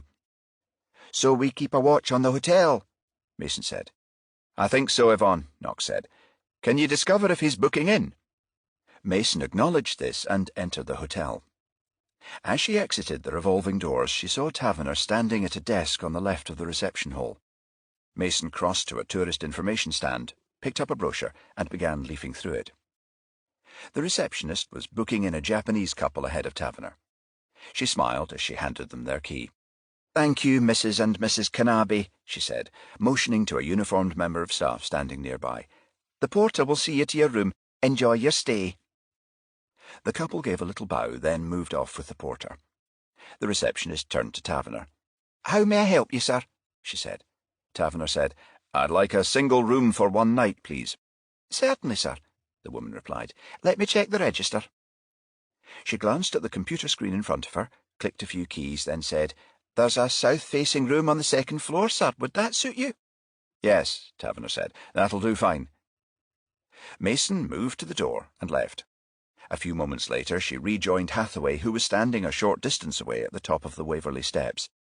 Mason gave her colleague a nod and spoke into the radio mic. "Mason," she said. "Go ahead, Yvonne," Knox said. "He's booked in," Mason said. "Staying one night." "Good work," Knox said. "OK, we'd better post a watch. Yvonne, Mark, you both take the first shift. I'll ask the Tully Allen boys to relieve you at 6. Taverner placed the holdall on a luggage stool at the foot of the bed, then took a seat at a desk near the window and keyed Fourth Mercantile's number into his iPhone. He asked to speak to the manager handling his account, and, after a short wait, a voice said, "Hello, Sir Nigel. Liam Dallow, head of accounts. How can I help?" "I made a large withdrawal today, Mr. Dallow. I'd like to know who handled the transaction." "Hold on a moment, sir," Dallow said. "I'll check your account." A short pause, then, yes, the transaction was overseen by one of our junior managers, Mr. Colin Early." "May I speak with him, please?" "Certainly, Sir Nigel," Dallow said. "Just a moment, and I'll have your call transferred." After a short interval, there was a click on the line. Then Taverner heard, "Early." "Mr. Early, Sir Nigel Taverner. I believe you were in charge of fulfilling a withdrawal for me, the sum of £100,000. I had a bag delivered to hold the money. I picked it up from one of your tellers after 12 today." "Yes, Sir Nigel," Early said. "I oversaw the transaction." Taverner said. "Did you also oversee the placement of a device in a bundle of notes? I believe it's known as a tracker." A short silence, then Early said, "Yes, I did, Sir Nigel. It was carried out at the behest of the police, sir. I received a sanction order from a senior officer instructing me to do so." "This officer, Mr. Early, I'd like to know his name." Early cleared his throat. "Detective Chief Inspector Ronald Warburton at Gayfield Square Police Station." "I see," Taverner said. One more thing, Mr. Early. Will you tell me exactly where in the hold all the tracker's located? Yes, Sir Nigel, Early said. It's inside a bundle near the bottom of the bag. Taverner ended the call and sat in silence for a few minutes, then called room service and asked for a pot of tea and a round of ham sandwiches. He switched on the television, and within seconds a picture flickered onto the screen. Taverner's face drained of colour as he read the banner at the bottom. Breaking news: girl's body found in Figget Park, Edinburgh. A woman reporter faced the camera. Visible behind her was a group of police officers who stood near a tent which had been erected near a stream. Taverner took the remote and increased the volume. "News just in from Figget Park near Portobello in Edinburgh," the reporter was saying. "The body of a young woman has been found partly submerged in a burn which flows through the park. Police aren't releasing anything further at this time, but will bring you more as we receive it. Moira Howell reporting for Lowland Television News, Edinburgh." Chapter 9. The call came in soon after Knox and Fulton returned to Gayfield Square. By the time they arrived at the scene, D.I. Murray was already on site with Alexander Turley, the pathologist. The detectives arrived in Knox's car, which he parked nearby. The pair took disposable overalls and shoe covers from the boot, which they donned before joining the others. D.I. Murray was the first to greet them as they approached. "It's not Samantha Taverner, Jack," he said. Knox gave a visible sigh of relief. "I knew that would be uppermost in your mind," Murray continued. "I just heard from Gayfield the girl's not been released yet." "No, things haven't gone to plan," Knox said. "The kidnapper appears to have gotten wind of the tracker." He nodded to the tent. "I'm ashamed to say I'm relieved it's not Samantha. Do we know who she is?" "A handbag was found with the body," Murray said. "The victim is Patty McCormack, a couple of months short of 19. Stayed with foster parents in Dock Square, Leith." Knox nodded. "We have a cause of death?" Murray pointed to the tent. "The body's with Alex Turley. He's doing a preliminary examination." "Thanks, Ed," Knox said, then tapped Fulton's arm. "We better go and have a word." The detectives crossed to the tent, where Knox pulled open the flysheet. "OK for us to come inside, Alex," he said. "Aye, Jack, come away." Turley was a stocky, bearded man in his early 50s. He stood beside the corpse of a young girl, which had been placed on a folding metal cart in the centre of the tent. The young woman was wearing what looked to Knox like a patterned skirt and a light-coloured blouse, both of which were soaking wet. Her head rested on a plastic pillow, a mat of dark hair framing her chalk-white face. Turley gestured to the body. "She was spotted by a youngster going after a ball he'd kicked into the burn. His mother called 999. Turley grunted. "Not a pleasant thing for a bairn to see." Knox nodded in agreement. "I was told she was found at 11:30 this morning. Do you know how long she's been dead?" "Going by rigour in her smaller musculature, I guess sometime last night, 10, 11. Fulton said. "Was she drowned?" Turley shook his head. "There's some fluid in the lungs, obviously. She's been half submerged for a dozen or more hours, but no, she was strangled." "Sexual assault?" Knox said. "I don't think so," Turley said. "I'll have to carry out a full PM to be sure, of course, but I don't see any signs." He rucked up the girl's skirt and indicated her briefs. "See, her underwear appears undisturbed." Turley pulled her skirt down again and indicated the victim's face. "There's a series of petechial hemorrhages on her cheeks and in her eyes. I believe a full dissection will also reveal fractures of the laryngeal cartilage. Yes, I'm sure she was strangled." "I see," Knox said. "Thanks, Alex." Turley nodded. "You're welcome, Jack," he said. "Give me a ring later this afternoon. I'll have completed the post-mortem by then." Knox and Fulton left the tent and went back to D.I. Murray, who had a UV lamp in his hand and was examining the underside of a branch overhanging the Figget burn. He turned at Knox's approach. "Turley able to give you the verdict?" "He won't be 100% sure until he does the post-mortem, but he's of the opinion she was strangled," Knox said, then added, "Has anyone notified her foster parents yet, do you know?" Murray said, "Yes, a couple of uniforms went to their place over an hour ago." Knox nodded. "Bill and I had better go and talk to them." He indicated a plastic evidence bag containing Patty McCormack's possessions. "I'd like you to take a look at the contents of her handbag, Ed. How long will you need to hold on to it?" I'll have a colleague run some tests ASAP, Murray said. I should be able to let you have it later this afternoon. Find anything else? Knox said. A couple of fibres on the collar of her blouse. Forensics at Dundee will check them under a scope, but it looks to me like wool. Fine, Ed, thanks. Keep me updated. Number 23 Dock Square was part of a modern development situated near Leith Harbour, an area with an almost equal mix of commercial properties and residential flats. The McCormack's flat was located in a block at the corner of a broad open square and was accessed via an intercom. Knox checked the names alongside, then thumbed a button. "Hello?" A woman's voice.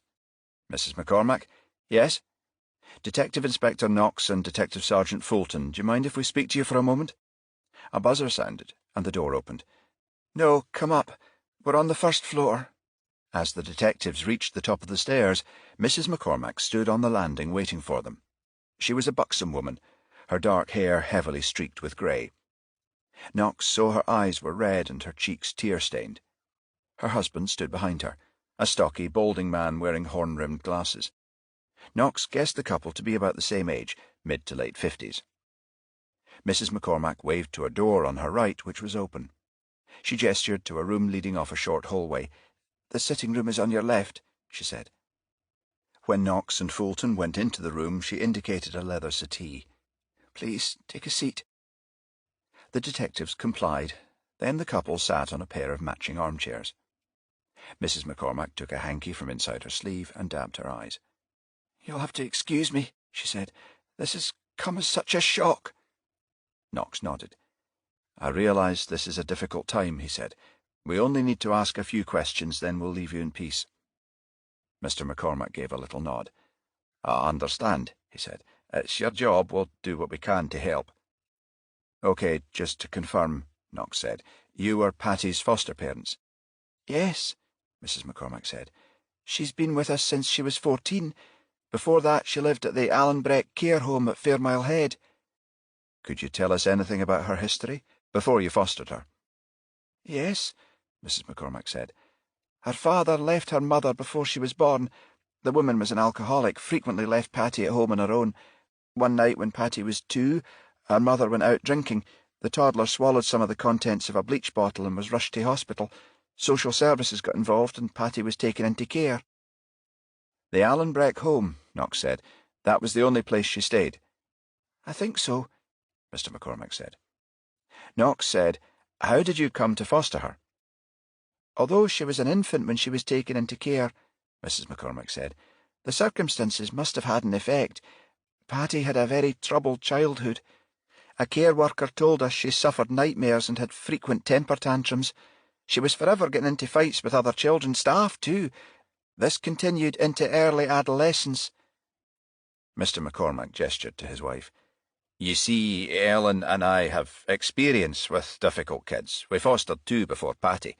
A few years ago we completed a course in behavioural counselling."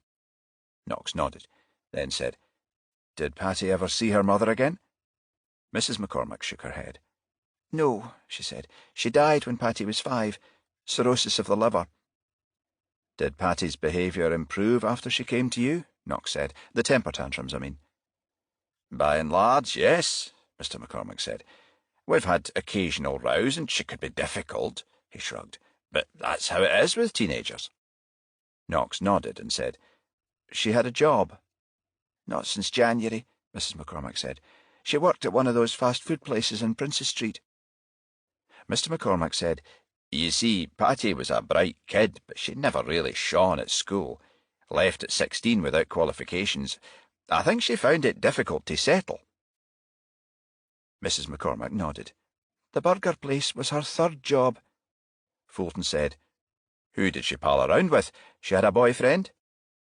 "As far as I know, she didn't have any real friends," Mr. McCormack said. A pause, then, "A boyfriend? I don't think so." He turned to his wife. "Ellen?"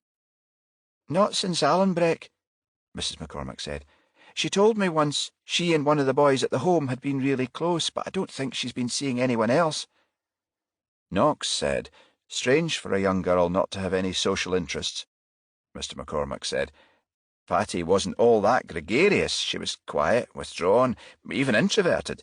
It took her a while to open up to anyone new. Didn't she like music, movies, that sort of thing? Knox said. Reading, Mrs. McCormack said. Patty was a proper bookworm, always had her head in a novel, supernatural stuff mostly. Knox said. She didn't go out much. Not all that much, Mr. McCormack said. Did she drink, smoke? Fulton asked. Mrs. McCormack shook her head. Neither. Knox nodded. Can you think of any reason she'd be in the Portobello area? Mr. McCormack shook his head. You mean Figget Park, where she was found? Yes. Mrs. McCormack said. One of our neighbours, Mrs. Allen, at 23-3, the flat above, has a black Labrador dog called Louis. Patty loved taking him for a walk. She'd spend a good hour or more up at Leith Links with him. She paused and shook her head. I can't think why she'd be at Portobello. No. Knox closed his notebook and rose. OK, I appreciate you seeing us, he said. He handed Mr. McCormack a card. We'll be in touch, but if you think of anything else in the meantime, no matter how irrelevant it might seem, please give us a ring. The McCormacks escorted Knox and Fulton to the door. Then Mrs. McCormack said, I can't think why anyone would want to do this to poor Patty. I wouldn't have thought she had an enemy in the world. Taverner drained the whisky and placed the glass back on the drinks cabinet. The sandwiches lay on a plate on the table untouched, the tea cold in the pot. He sat on the edge of the bed, ran his fingers through his hair, then reached for the television remote and muted the sound. When he returned the remote to the bedside stand, he glanced at his hands and saw they were shaking. Only moments earlier, Lowland Television had broadcast a news update. The girl found at Portobello had been named, and Taverner had wept when he discovered it wasn't Samantha. Nonetheless, the kidnapper's words still haunted him. The police must not be involved. If they are, be advised you will not see Samantha alive again. Taverner rose and went back to the drinks cabinet, poured another whisky, the threat to his daughter still uppermost in his mind. His frayed nerves caused him to spill the drink when the sudden ringing of his phone gave him a jolt. He sat back on the bed, glanced at the screen, and saw Samantha. "Hello," Taverner said. "Sir Nigel," the kidnapper said, "I think you may have had a bit of a fright." It took a moment for Taverner to realize the man was talking about the murdered woman. "If you mean the girl they're talking about on the television news, yes." "It could easily have been Samantha," the man said, then paused for effect. "And might be yet." "I told you I had nothing to do with the tracker," Taverner said, "and I'm speaking the truth." The man said, "You'll have contacted your bank and found it. You're aware I was speaking the truth too." "Yes," Taverner said. "You were. They placed it in a bundle of notes at the bottom of the bag." "You removed it?" "Yes, a foil-like sliver about a half-inch square. I flushed it down the lavatory." "So you booked into a hotel. You're still in Edinburgh?" "Yes, the Balmoral." "OK, I've given this a bit of thought," the man said. "Decided to give you the benefit of the doubt." He paused, then added, "You'll meet me tomorrow." "Where?" Taverner said. "What time?" "There's a market on at the Grass Market. Starts at 10 a.m. I want you to be there at 10:30. Understood?" "Yes," Taverner said. "I understand. Where will you be?" "Never mind. Just look around the stalls, act like a punter. Carry the bag in your left hand. When you feel 2 sharp taps on your right shoulder, drop it." "Drop the bag?" "Yes, drop it. I'll be behind you long enough to pick it up and disappear." "What about Samantha?" Taverner said. "As soon as I'm in the clear, I'll phone my mate, and he'll free her." "And you give me your word no harm will come to her?" "If you do precisely as I say, she'll be freed. On the other hand, if the police interfere, if I'm followed or arrested, my mate won't get my call. That wouldn't be good news for your daughter." "The police won't know anything about it." "Good," the man said. "Let's keep it that way, eh?" Chapter 10. By the afternoon, Samantha had started to worry. She'd had an uncomfortable night and slept fitfully. Pete had come into the basement at 10 the previous night, unrolled the mattress and freed her hands. then helped her to the makeshift bed. "Sorry to keep your feet tied," he'd said. "My mate wants it that way." At 8 a.m. he had entered the basement again and helped her back to the chair. He'd brought her breakfast with him, bacon and eggs and a mug of tea. He had remained in the room afterward, and when she finished, he gestured towards the curtain. "You don't, need to go," he'd said. Samantha had shaken her head. "I used the facilities earlier, just after 7. Pete had nodded and walked over, then rebound and re-gagged her. Before leaving, he had gestured towards the door. "Dinna worry," he'd said. "My mate will be leaving soon to pick up the cash. He should be back by 2. You'll be freed then." Samantha glanced at her watch and saw it was 2:30 p.m. Pete hadn't returned, nor had the other man. She expected to have been released by now. The sound of footsteps in the corridor jolted her from her reverie. Then the door opened and Pete's partner entered the room. He walked over and removed her gag, then said, "I've had quite a day, thanks to your old man." Samantha gave him an earnest look. "He gave you your money?" "No, sweetie, he didn't." "I don't understand," Samantha said. "The money bag," the man said. "It was bugged. The police said the bank put a tracker inside." "If my father gave his word, he wouldn't go back on it," Samantha said. "It's been done without his knowledge." He shook his head. "So your dad tells me," Samantha said. "You've spoken to him?" The man nodded. "Oh, yes," he said. "Your father and I had a good old chat." "Then you must realize he told you the truth." The man drew the hunting knife from his waistband and pointed it in her direction. "He convinced me enough to give him the benefit of the doubt, if that's what you mean," he said. Samantha nodded to the knife. "Please," she said, "stop waving that thing in my face." The man gave a little laugh and returned the knife to its sheath. "You don't scare easy, do you, sweetie?" he said. Samantha shook her head. "Of course I'm scared," she said. "You've every reason to be," the man said. "I'm meeting your old man again tomorrow morning to pick up the bag, this time sans tracker, which means you'll be my guest for another night. You'd better pray he doesn't fuck up a second time." The Alan Breck home lay at the end of a long driveway in the shadow of the Pentland Hills at Fairmile Head, on Edinburgh's southern periphery.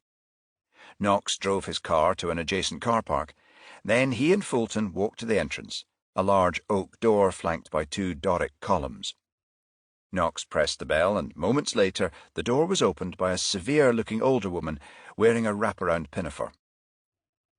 Knox showed her his warrant card, then said, "Detective—" "I know who you are," she interrupted. "Mr. Connolly said to expect you."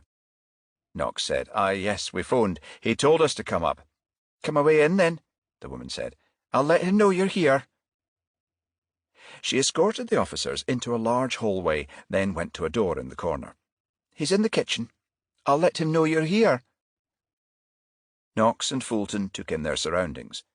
The walls were wood-panelled, the floor marbled, and a balustraded stairway led to the floors above. "This place reminds me of Shaw's," Fulton said. "You know, the house in Robert Louis Stevenson's Kidnapped belonged to Davy Balfour's uncle." "Not quite as dilapidated, I hope," a voice said. "It's late Scottish baronial, actually, 1891. You're right about the Stevenson connection, though. The house was named for Alan Breck, one of the novel's main characters." Knox and Fulton turned and saw the speaker was a ruddy-faced man in his early 50s. He had entered the hallway by the door the woman had exited moments before. He walked over and extended his hand. "Gavin Connolly," he said. "I'm superintendent of Alan Breck Home." They shook hands. Then Connolly gestured a door on their right. "This is my office," he said, then showed them inside and nodded at a couple of chairs at the front of a desk. When Knox and Fulton were seated, Connolly took a chair behind the desk and said, "I saw the report of Patty McCormack's murder on television. Terrible business." He tapped a folder in front of him and added, "I took the liberty of looking at her file." "You were superintendent when Patty stayed here?" "Yes, I've held the post since 2010, Connolly said. He opened the folder, glanced at the first page, and continued, "She arrived in 2002. Patty Butler, then. Took her foster parents' name when she left in 2013. You remember her well? Knox said. Connolly nodded. Yes, quite well. The McCormacks told us she had a difficult childhood, Knox said. Connolly glanced at the file, then turned a few pages. Yes, he said. Patty was a bit of a problem child, particularly when she first arrived. Temper tantrums, fighting with other kids, disobeying staff, that sort of thing. He tapped the folder again. Before my time, of course, but it's all in here. She'd be, 11 or so when you took over? Knox said. What was she like then? I think she'd improved, Connolly said. Less fractious, more settled. Knox nodded. What was your own relationship with her like? Okay, for the most part, Connolly said. If anything, I found her a bit shy, quiet. She wasn't a great mixer, didn't get involved much in group activities and such. What about friends? Knox said. Was there anyone she was close to? Now that you mention it, yes, there was a boy. A year older, that would be nearer to the time she left, when she was 13. This boy, Fulton said. You have his name? Connolly furrowed his brow. Andrew... Wait a minute and I'll make sure. He rose, went to a filing cabinet, and began riffling through the files in the top drawer, then closed it and repeated the process with the one below. Ah, here it is, he said, returning to his desk with another folder. He flipped it to the first page, then said, I was right the first time. Adrian Miller came to us in 2005, left in 2012, aged 14. He ran a finger down the page and continued, fostered by a Dr. Julian Black and his wife Anthea in October that year. Their address is 121 Redford Green, Collington, Edinburgh. When you say they were close, Knox said, how close do you mean? I'm not sure, Connolly said, but she did appear smitten by him, and he with her. They were always friendly, Knox said. They never argued. Connolly pursed his lips, then said, I see what you mean. You think their relationship may have continued beyond the home, that Miller may be implicated in her murder? No, Mr. Connolly, Knox said. I'm asking if you witnessed any arguments between them. Connolly nodded. As a matter of fact, I did once, he said. Shortly before Patty left us, I happened on them arguing in the garden one afternoon. It appeared quite heated. I heard Adrian say to her, if you tell anyone about this, I'll kill you. Do you know what he was referring to? Knox said. Connolly shook his head. I don't, he said, but it was apparent from the look on his face he was deadly serious.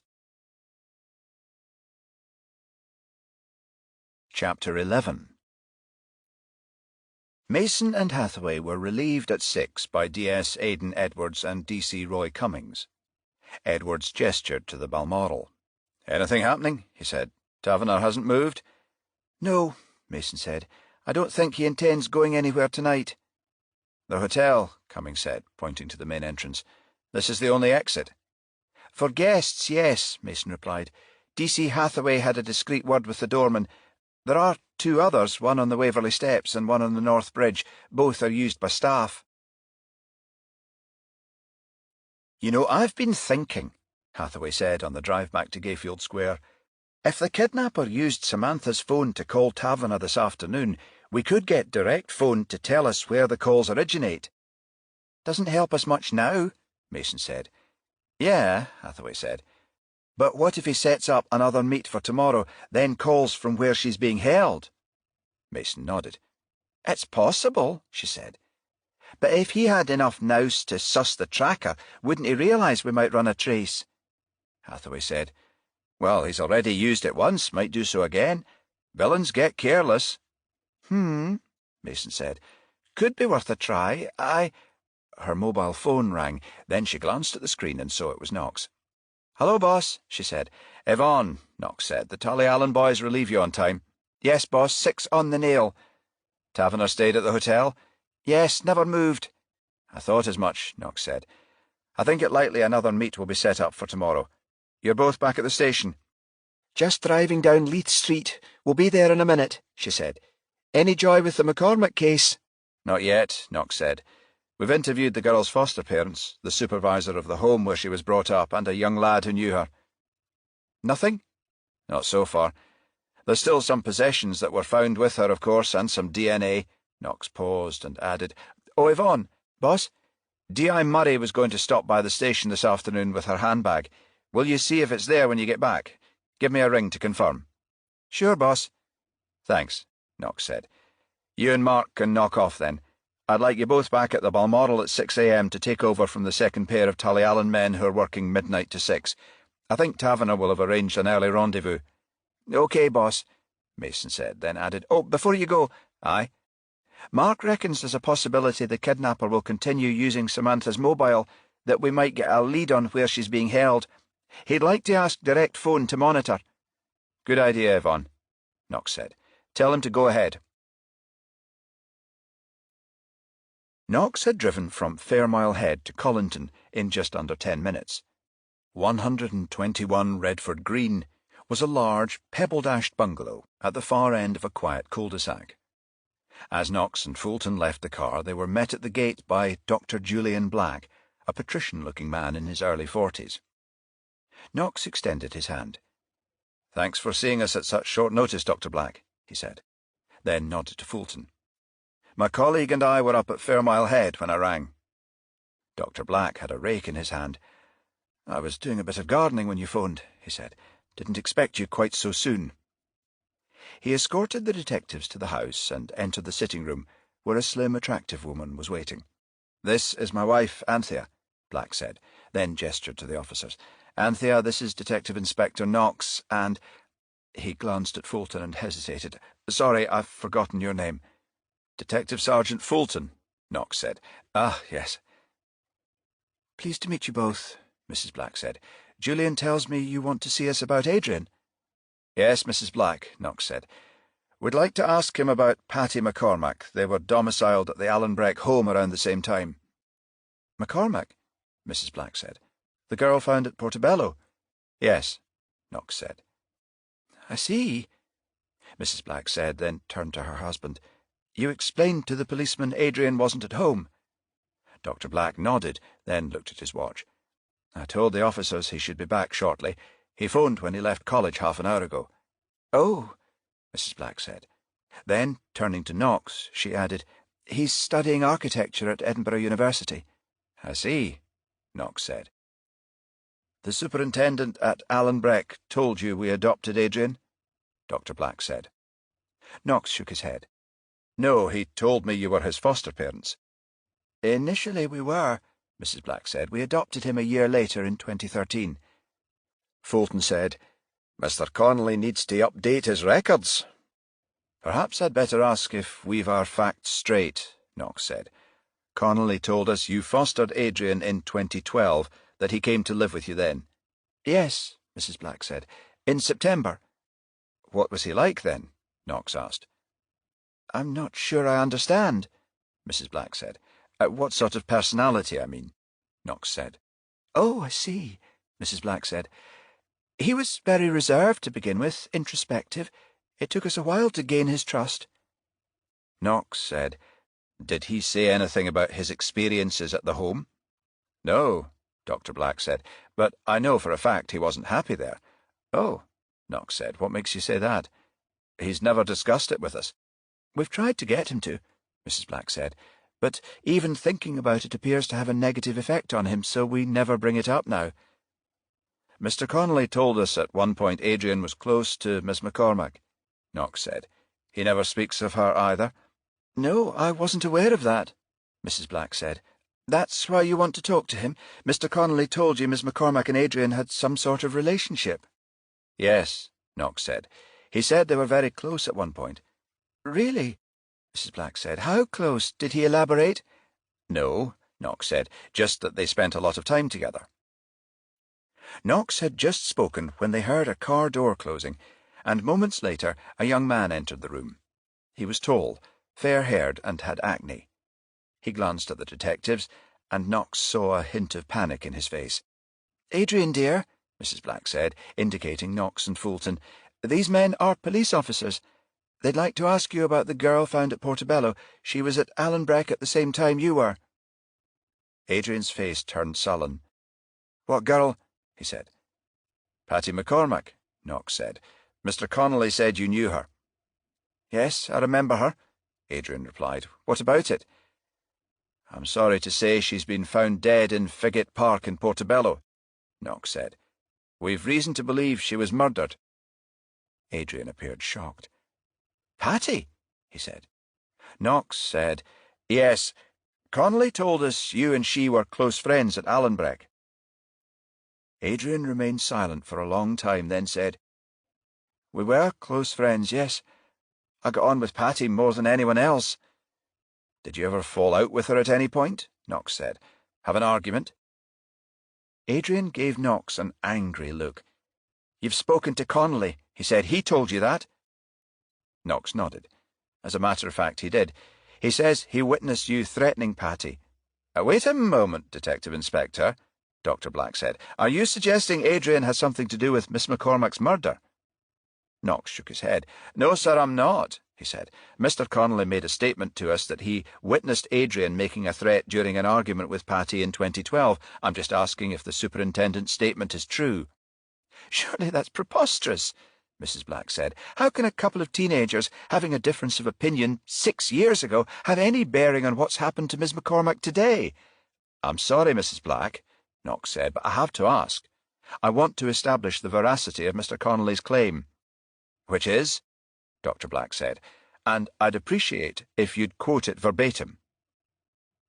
Knox said, "He told us he walked into the garden and discovered Adrian and Patty arguing. He claims Adrian said to Patty, 'If you tell anyone about this, I'll kill you.'" Dr. Black turned to his son and said, "Adrian?" Adrian looked at Knox and shook his head. "He's lying," he said, then turned to his parents and added, "I'm going to my room." After he left, Dr. Black said, "I think you have your answer, Detective Inspector. I'm afraid if you want to speak to Adrian again, I'll insist on our solicitor being present." When Mason returned to Gayfield Square with Hathaway, her colleague called Direct Phone, who agreed to have a technician place an immediate trace on Samantha's mobile and report all activity. After she checked that D.I. Murray had left Patty's handbag on Knox's desk, Mason took her iPhone from her pocket and dialed Knox's number. A moment or two later, he answered. "Yvonne?" "D.I. Murray's left the handbag together with a note," she said. "You're still in the office?" "Yes."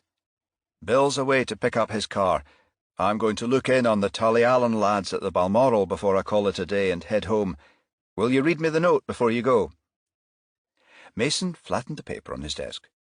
"Okay," she said. "It says, 'No prints on the handbag. Contents include a bank book, which may prove interesting. I picked up Patty's laptop from the McCormacks and will check it over and report tomorrow. Cheers, Ed.'" "Thanks," Knox said. "Did Mark get in touch with the Direct Phone people?"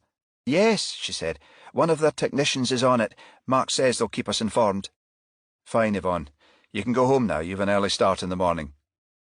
Mason looked around the office to make sure Hathaway had gone.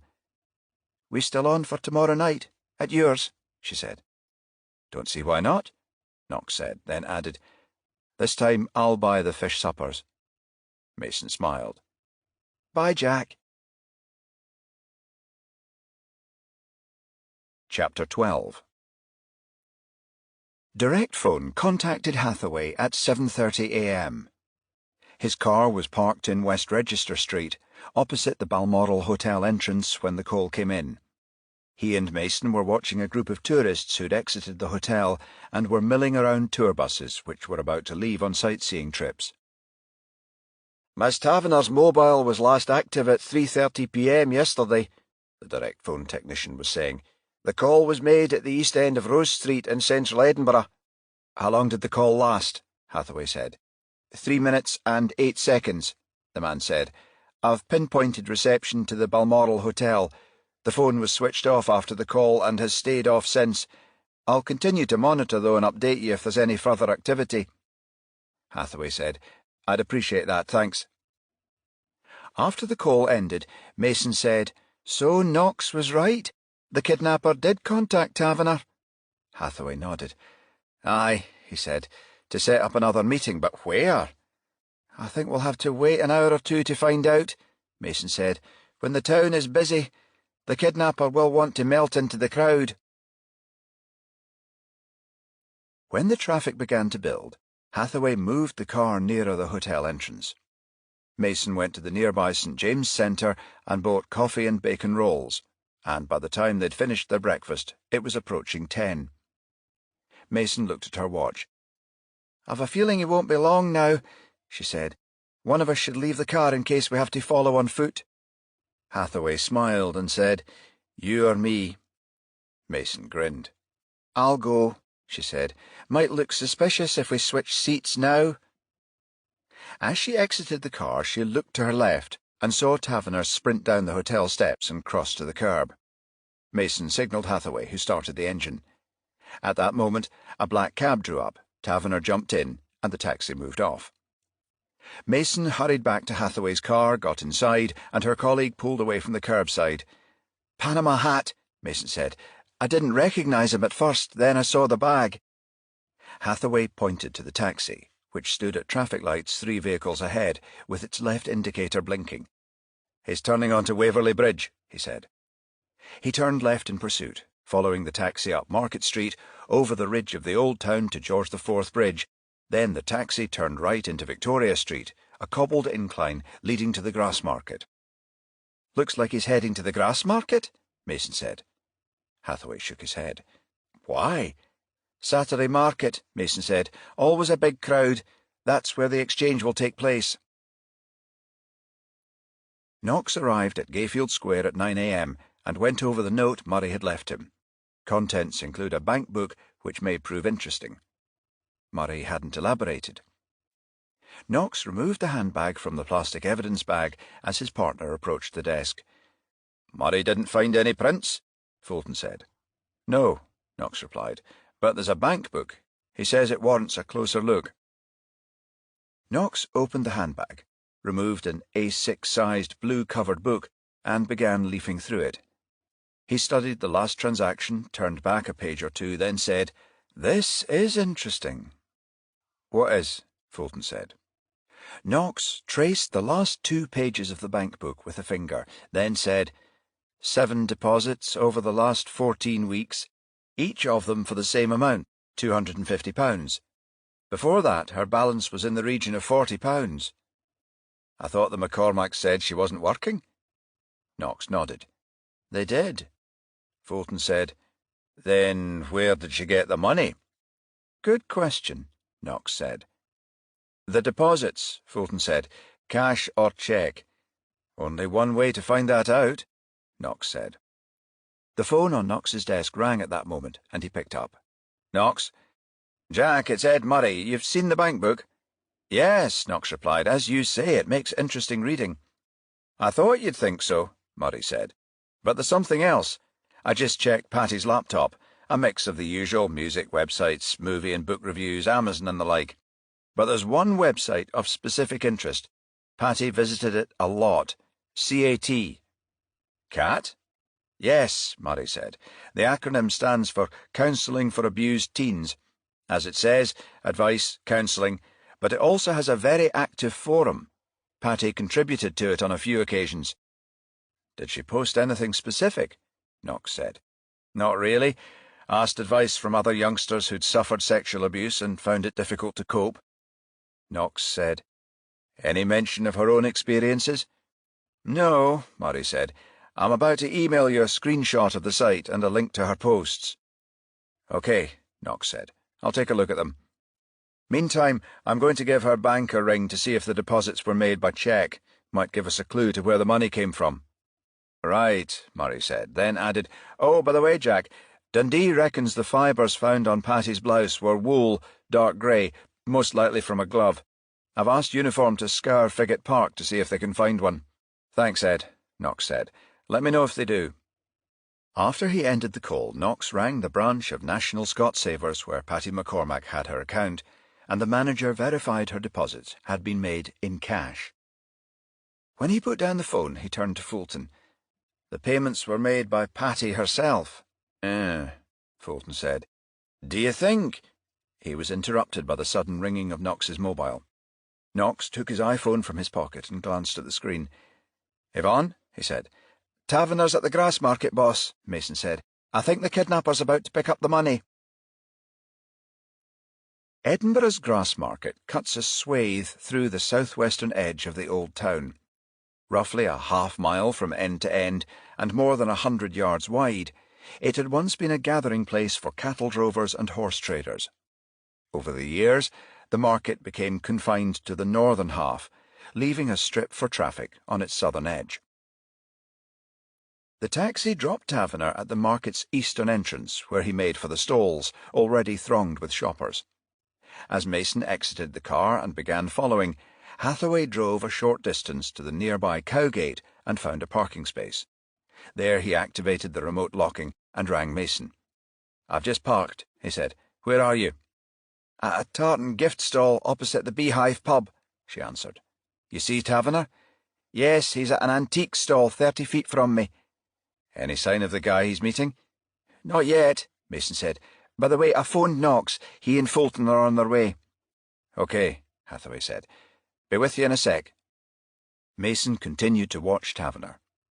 He strolled from the antique stall to the one adjacent, a continental-style patisserie bedecked with EU flags. A moment later, a man approached Taverner. It took Mason a second to realise it was the same person she'd seen in Princess Street Gardens. But instead of denim, he now wore an Adidas sweatshirt, tracksuit bottoms and trainers, and a baseball hat pulled low over his forehead. The woman behind the patisserie counter said something to Taverner, who smiled and shook his head. The man with the baseball hat chose that moment to move in behind him. He tapped Taverner twice on the right shoulder.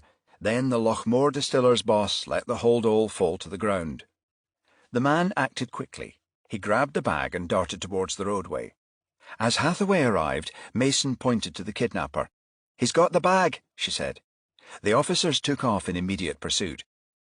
Their quarry had crossed the road and was now headed towards the Vennel, a steep stairway leading from the Grassmarket to Lauriston Place, a road connecting the old town with routes south and east.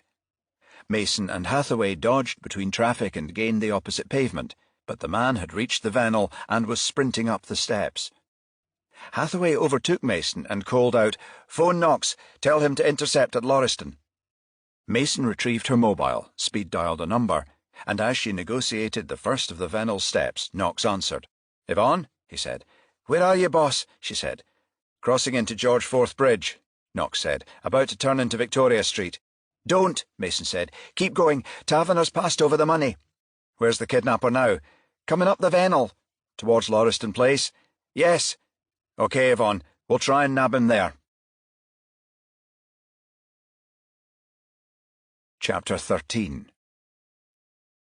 As Hathaway reached the top of the Vennel, the man was only 100 yards distant.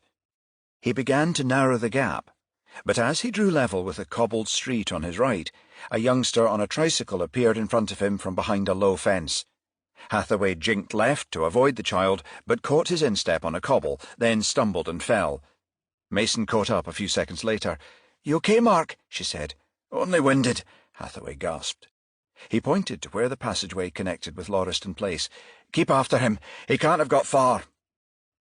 Mason continued on to the street, glanced in both directions but saw no one. A moment later, a car started up on the opposite side, 20 yards distant, then pulled out and drove off. She stopped to catch her breath. Then her phone rang. Mason answered and heard Knox say, "Sorry, Yvonne, we're caught in traffic in the one-way system in Bristol Place. Where are you?" "Corner of Lauriston Place and George Heriot's school. The kidnapper's just escaped in a red VW Golf." "You get a number?" "Only a partial," Mason said. 271 Sierra Papa. "Okay, I'll radio an alert. Traffic's clearing a bit. We'll be with you in a minute."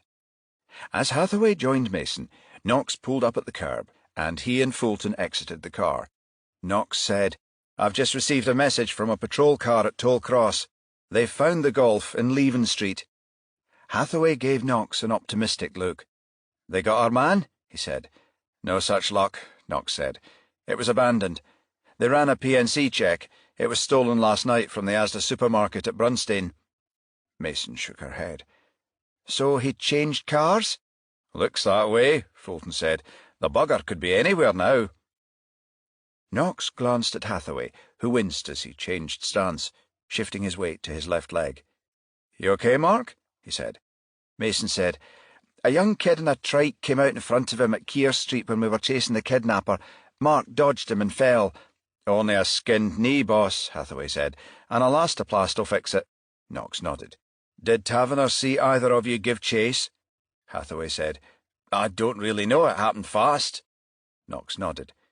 He did everything to keep the rendezvous a secret, he said. Don't think he'll be best pleased when he finds out we've been involved. But surely now the kidnappers have the money, the girl will be released, Mason said. Knox shook his head. Samantha's in danger as long as she's in their hands. Hathaway's mobile rang, and he glanced at the screen. It's the direct phone guy, he said. His colleagues moved closer as Hathaway thumbed accept call and put the phone into speaker mode. DCI Hathaway, he said. Hi, Steve Collins, direct phone. Hi, Steve, Hathaway said. Something for us? I think so, Collins said. Fire away, Hathaway said.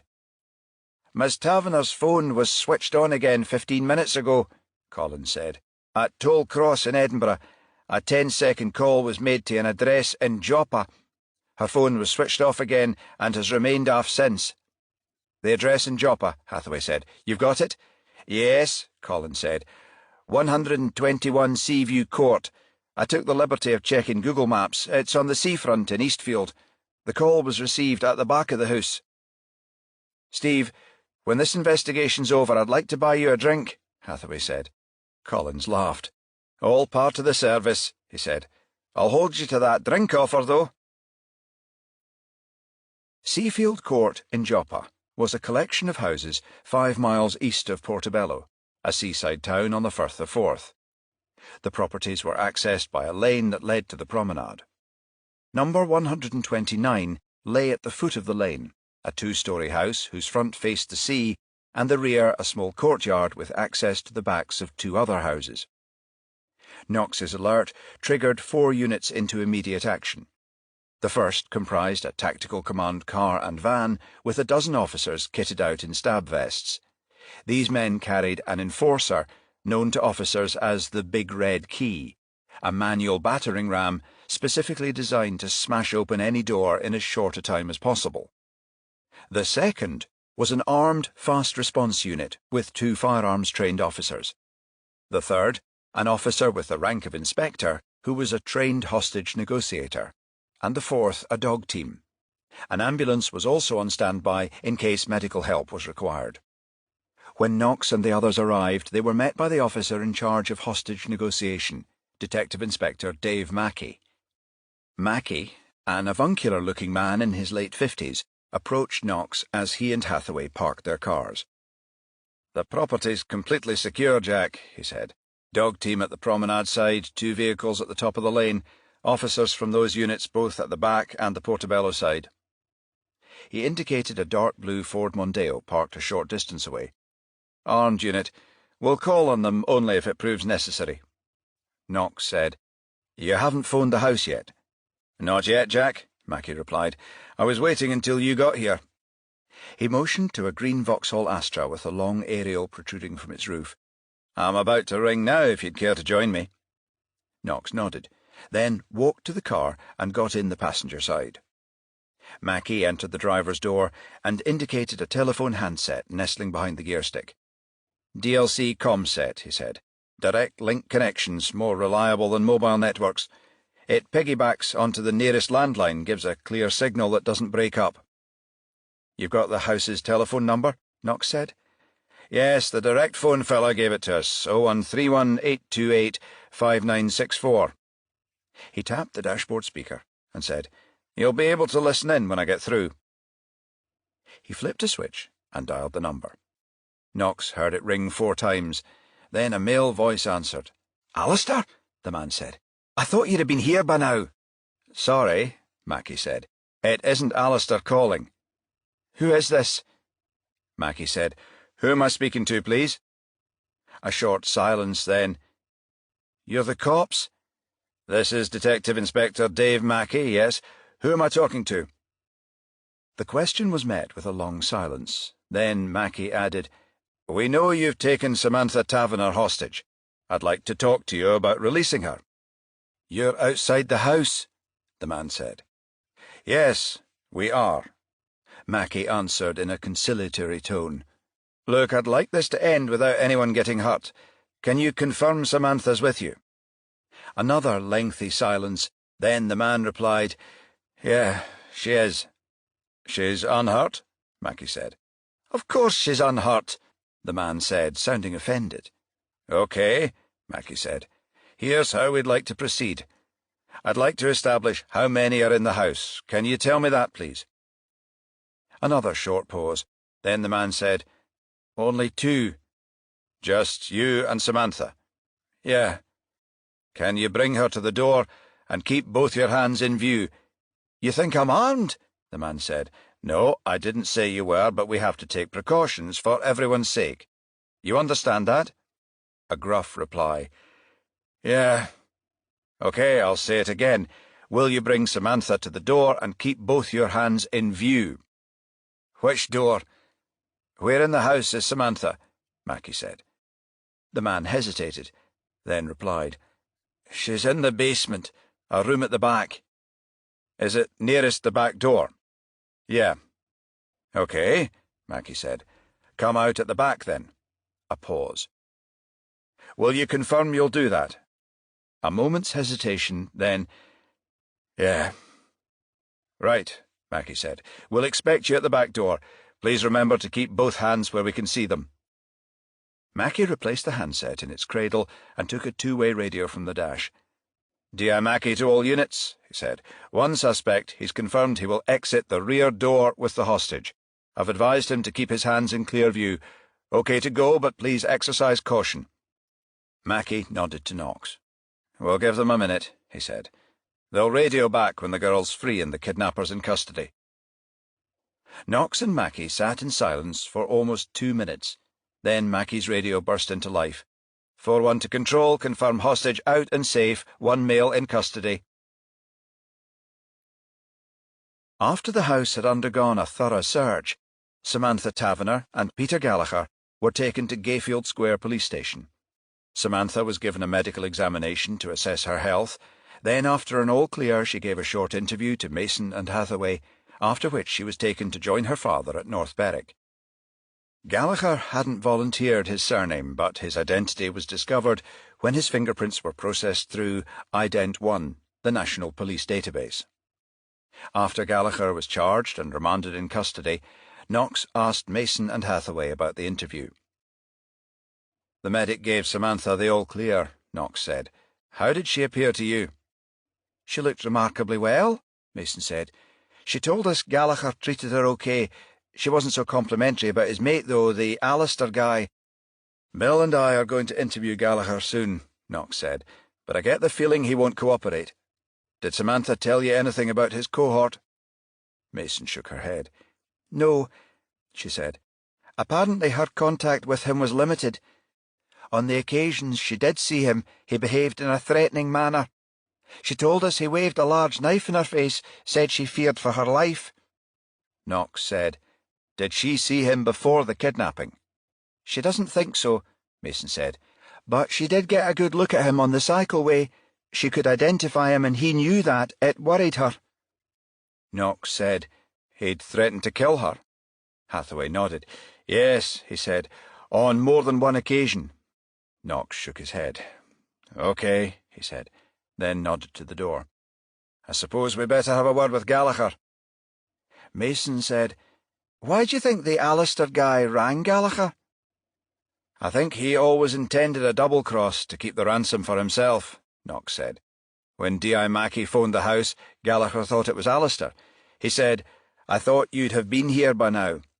The earlier call was probably to reassure Gallagher everything had gone to plan. In fact, Alistair was getting ready to skedaddle. I think he had an idea we might trace the call. Make sure of Gallagher's arrest while he had Samantha, making him the fall guy." Knox's hunch that Gallagher would be unforthcoming proved true. When he and Fulton took their places in the interview room, the would-be kidnapper sat with his arms folded, and his head back, staring at the ceiling. Knox switched on the tape machine and said, "Interview with Peter Gallagher in connection with the kidnap of Samantha Taverner on Tuesday, 15th May 2018. Officers present are D.I. Knox and D.S. Fulton. Mr. Gallagher is represented by his solicitor, Mr. Rupert Bryant, also present." Knox cleared his throat and continued. "Mr. Gallagher, Miss Samantha Taverner identifies you as one of two men who waylaid her on the Innocent Cycleway in Holyrood Park on 15th May. Can you tell us the name of your accomplice?" Gallagher took his eyes from the ceiling and gave Knox a cursory glance. "No comment," he said. "We know his Christian name is Alistair, Mr. Gallagher. We've a recording of you saying his name when answering the phone. You realise this is a serious charge, and might be more serious if you remain uncooperative." Gallagher scowled and said, "No comment." Knox shook his head and tried a third time. "Mr. Gallagher, has it occurred to you that Alistair's fled with £100,000, leaving you to face the music? You're aware you've been double-crossed?" "No comment," Gallagher said. Knox sighed. "OK, have it your own way." He looked at his watch and added, "Interview terminated at 12:05 p.m. When Knox arrived back at his desk, Hathaway came over. "About the McCormack case, boss," he said. "You just got a call from Alex Turley. He asked you to ring back when you got back to the office." Knox nodded, then picked up the phone and called the Cowgate mortuary. A few moments later, the pathologist answered. "Turley?" "Afternoon, Alex," Knox said. "You wanted a word?" "Aye, Jack," Turley said. "It's about the girl found in Figget Park." "Patty McCormack?" "Yes," Turley said. "I found something unusual." "Unusual?" "Aye," Turley said. "There's a number of wheals, scars, on her buttocks." "Do they look recent?" Knox said. "No," Turley said. "From a brief examination of the scar tissue, I'd say she's had them for quite some time. From the pattern of wheals, I'd say she was beaten more than once." "Strange," Knox said. "The McCormacks, that's her foster parents, made no mention of them." "What year did they foster her?" Turley asked. 2013, Knox said. "Huh," Turley said. "She would have been 14 years old then. I'm sure the beatings took place when she was younger. If I had to make a guess, I'd say when she was 11 or 12. "Uh-huh," Knox said. "That would explain why the McCormacks never mentioned it. She most likely hid it from them." "This sort of physical harm might suggest abuse in other areas. Your inquiries haven't turned up such a possibility." "As a matter of fact, they have," Knox replied. D.I. Murray discovered that Patty frequently visited a website for abused teens. She also posted messages seeking advice. "Well, there's your answer, Jack," Turley said. "Who was she with before the McCormacks?" Knox said, "The Allenbreck home at Fairmile Head, under the care of a man called Connolly." Chapter 14. When Knox replaced the receiver, he glanced up and saw Warburton approach. "Can I have a word, Jack?" the DCI said. Knox stood and followed Warburton to his office, where his boss indicated a chair in front of his desk. Warburton walked around and sat opposite, then nodded to his phone. "I've just taken a call from the Chief Constable," he said. "He's received an official complaint about my handling of the Taverner kidnap case." Knox was taken aback. "Taverner complained?" Warburton nodded. "Yes," he said. "He blames me for going over his head in authorising his bank to put a trace in with the money. He says his daughter could have been spared the trauma of spending Friday night in the kidnapper's custody. That Gallagher would have freed her if the tracker hadn't been there." Knox shook his head. "Doesn't Taverner realise it was the only way we could establish where his daughter was being held?" Warburton waved his hands in a gesture of exasperation. "He's had a member of his legal team on to us in the last half hour. It's been discovered that this Alistair chap had no intention of sharing the ransom with his accomplice. The feeling is the outcome would have been the same if the money had been handed over yesterday." "But that's not necessarily true, sir," Knox said. "It was the direct phone trace that discovered where Samantha was being held. That wouldn't have happened yesterday. The kidnapper would have had no reason to use Samantha's phone. I'm afraid Taverner's lawyer doesn't agree, Jack. His view is that Gallagher's accomplice intended to use her mobile once he had the cash. We would have carried out a trace and the outcome would have been the same. But surely no one can say that with any degree of certainty, sir. The fact is that Samantha's safe and back at home. Isn't that the important thing? Warburton waved to the phone. I thought so too, Jack, he said. Until 5 minutes ago, that is. I'm sorry, sir, Knox said. It's my fault. I persuaded you the tracker was a good idea. The DCI shook his head. I'm not blaming you, Jack, he said. I believed, as you did, it was our best course of action, given the circumstances. Warburton sighed. The only reason I'm telling you is that it's likely HQ will have public relations people breathing down our necks in the next few days. Warburton shrugged his shoulders. Par for the course, I expect. How's the McCormick case coming along? There's a couple of reasons to suggest the victim suffered abuse, sir, Knox said. D.I. Murray checked her laptop. It reveals she visited a website for the victims of sexual abuse. He also found strands of wool on her blouse, which he thinks came from a glove. We're checking Figget Park to see if we can find anything that matches. Warburton said. Gloves may have been used in the strangulation. A possibility, sir, yes, Knox said. For the moment, though, I'm going to concentrate on our evidence of abuse. Alex Turley just rang from the city mortuary. He found scars on the victim's buttocks. Warburton shook his head.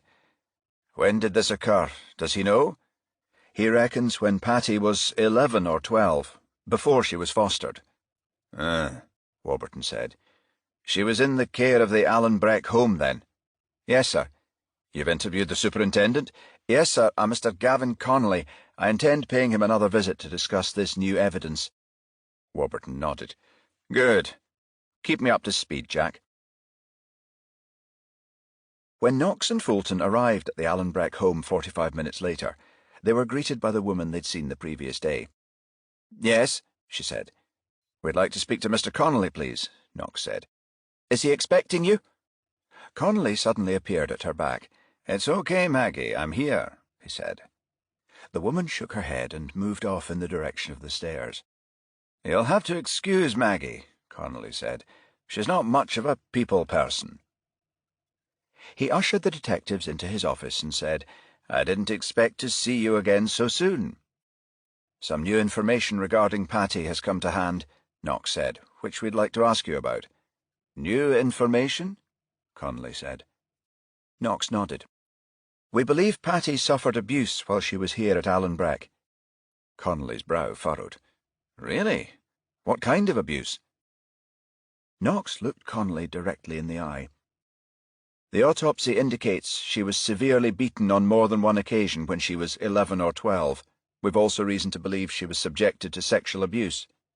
He paused, then added, I'd like to ask about the beatings first. Do you know anything about these? Connolly suddenly appeared flustered. No, I don't. You told us yesterday you took the post of superintendent in 2010, Knox said. Patty would have been 11 years old then. Yes, Connolly said. I came here in August of 2010. Knox changed tack. How often do the children in your care receive medical examinations? He asked. You mean if they become ill? No, not just if they're ill, Knox said. I mean general health assessments. Connolly shook his head. If any of the children are ill, we call a doctor, or if they're able, we take them to a surgery in Collington Mains Road. Knox said. So there are no routine medical examinations. Connolly waved to the door. You met our housekeeper, Maggie Ledbetter. She's also a state-registered nurse. She takes care of minor ailments. But no checks are carried out on a regular basis? Fulton asked. Connolly shook his head. No. You do keep records of the children in your care, Knox said. Connolly motioned to a filing cabinet. Of course, he said. You saw me take out a file on Adrian Black yesterday. Knox nodded. So if a child becomes ill or has received an injury, it would be on record? Yes, Connolly said. Knox indicated the cabinet. Will you take a look at Patty McCormick's folder? Connolly said, Sure, then rose and went to the cabinet. He opened and closed the second drawer, then said, I forgot the file we want is under her birth name, Butler. He went to the top drawer, riffled through a number of folders, and found the one he was looking for. "Here we are, Butler." He returned to his desk and opened the file, then began leafing through the pages.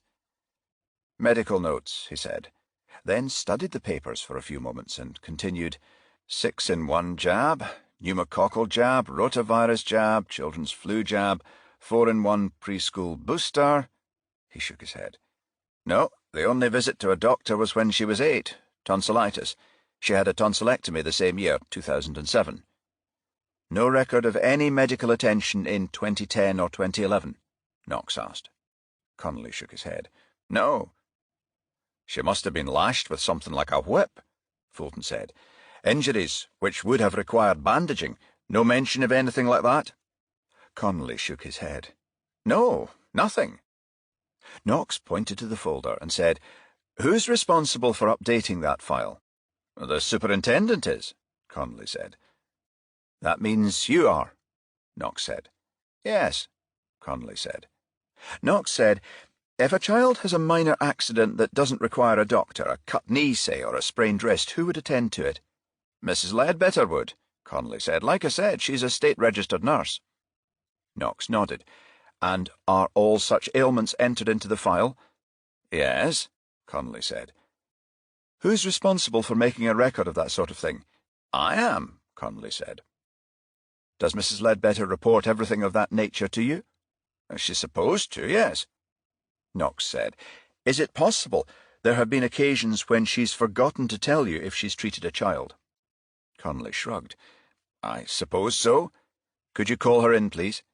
Connolly rose. "She's probably upstairs," he said. "I'll go and get her." When he left the room, Knox reached over the desk and picked up Patty McCormack's file. He found the page Connolly had been looking at, then turned to Fulton. "The tonsillectomy's the last entry," he said. Fulton shook his head. "Unusual for a kid to go from 8 to 14 without seeing a doctor." Knox nodded. "My thoughts exactly." At that moment they heard footsteps in the corridor, and Knox returned the folder to the desk. The door opened, and Connolly entered accompanied by Mrs. Ledbetter. Knox and Fulton rose, then Connolly took a chair from the other side of the room and placed it near his desk. "Maggie, this is Detective Inspector Knox and Detective Sergeant Fulton," he said. "They'd like to ask you a couple of questions." The housekeeper sat down. Then Knox said, "Mrs. Ledbetter, could you tell us how long you've been at Allenbreck?" "Since 1993. No, February 1994, she said. "I remember because it was my 45th birthday." "Uh-huh," Knox said. "Mr. Connolly tells us you're a state-registered nurse." Ledbetter said, "Yes. The post was advertised for a housekeeper who had nursing experience. My previous job was at an old people's home." "I see," Knox said. "In the course of the last 24 years, you'll have looked after many children. You'll remember most of them." Ledbetter shook her head. "I think it must run into hundreds," she said, then nodded. "But yes, many of them." "We're making inquiries about—" "I know, Patty McCormack," Ledbetter interrupted. She shook her head. "I heard about her murder." "You remember her?" Knox asked. Ledbetter nodded. "Yes," she said. "She was fostered more than 4 years ago." "Do you recall when she came to Allenbreck?" "I do," Ledbetter said. "She was a troubled child, very awkward in the beginning. She could be difficult." Knox said, "We're making inquiries about a series of beatings she received when she was 11 or 12. Do you recall treating any such injuries?" "Beatings?" Ledbetter said. "Yes," Knox said. "To her buttocks, specifically." Ledbetter shifted in her chair, then shook her head. "I don't recall treating her for anything like that," she said. "The injuries were quite severe," Knox said. "It wouldn't have been something you'd forget." Ledbetter shook her head again. "I can only repeat what I said a moment ago," she said. "I don't recall treating Patty for any such injuries." "Isn't it possible this happened after she left us?" Connolly said, then added, "I told you about the argument between her and Adrian Black. Couldn't he have had something to do with it?" Knox shook his head. "No. Our pathologist was quite specific about when they occurred. He's a specialist in his field. It's not something he'd get wrong." Connolly shrugged. "Well, I'm sorry," he said. "I don't see how we can help you further." Knox rose. OK, thank you both. He turned to Connolly and added, There are some forensic checks underway on Miss McCormack's effects. There's a possibility we may have to talk further. You'll be here over the weekend? Connolly glanced at his watch. I always go to the cash and carry at Slateford on Saturday afternoons, he said. I'll be there between 3 and 4. Knox said, But you're not leaving Edinburgh? No, Connolly said. What do you think, boss? Fulton said when they were heading back into town. Connolly isn't playing with a straight bat? Knox shook his head. No, he isn't. As you said, it isn't likely Patty would have gone through 6 years of her life without requiring medical attention. He paused and added, I think he's tampered with her file. And Mrs. Ledbetter? Knox said, She seemed ill at ease when I asked her about Patty's injuries. I have a feeling she knows more than she's saying. And Connolly mentioned Adrian Black again, Fulton said. It's as if he's trying to shift the blame. Knox nodded. That wasn't lost on me either, he said. Trouble is, there's nothing yet to link Connolly with Patty's murder. Yet, Fulton said. But do you think he's behind the abuse? Definitely. Knox's phone rang at that moment, and he glanced at the screen and switched to hands-free. Ed, he said. Murray's voice came through the speakers. Jack, he said, last night my assistant received an evidence bag with an item found by a uniformed PC in Figget Park. He sent it to forensics in Dundee and forgot to mention it. What was found? Knox said. A pair of woolen gloves, dumped in one of the park's bins. Aye? Turns out there are traces of DNA on the gloves, inside and out. They're currently undergoing a more in-depth analysis, but the first thing they've discovered inside the gloves was acronitrile butadiene copolymer. Acro what? Knox said. NBR, main component of nitrile plastic gloves. Must have been worn underneath the woolen ones. Underneath? Yes, Murray said. I can only suppose it was to avoid leaving DNA. But you said DNA was found inside the gloves. Yes, that and NBR, and I'm guessing the DNA belongs to the original wearer.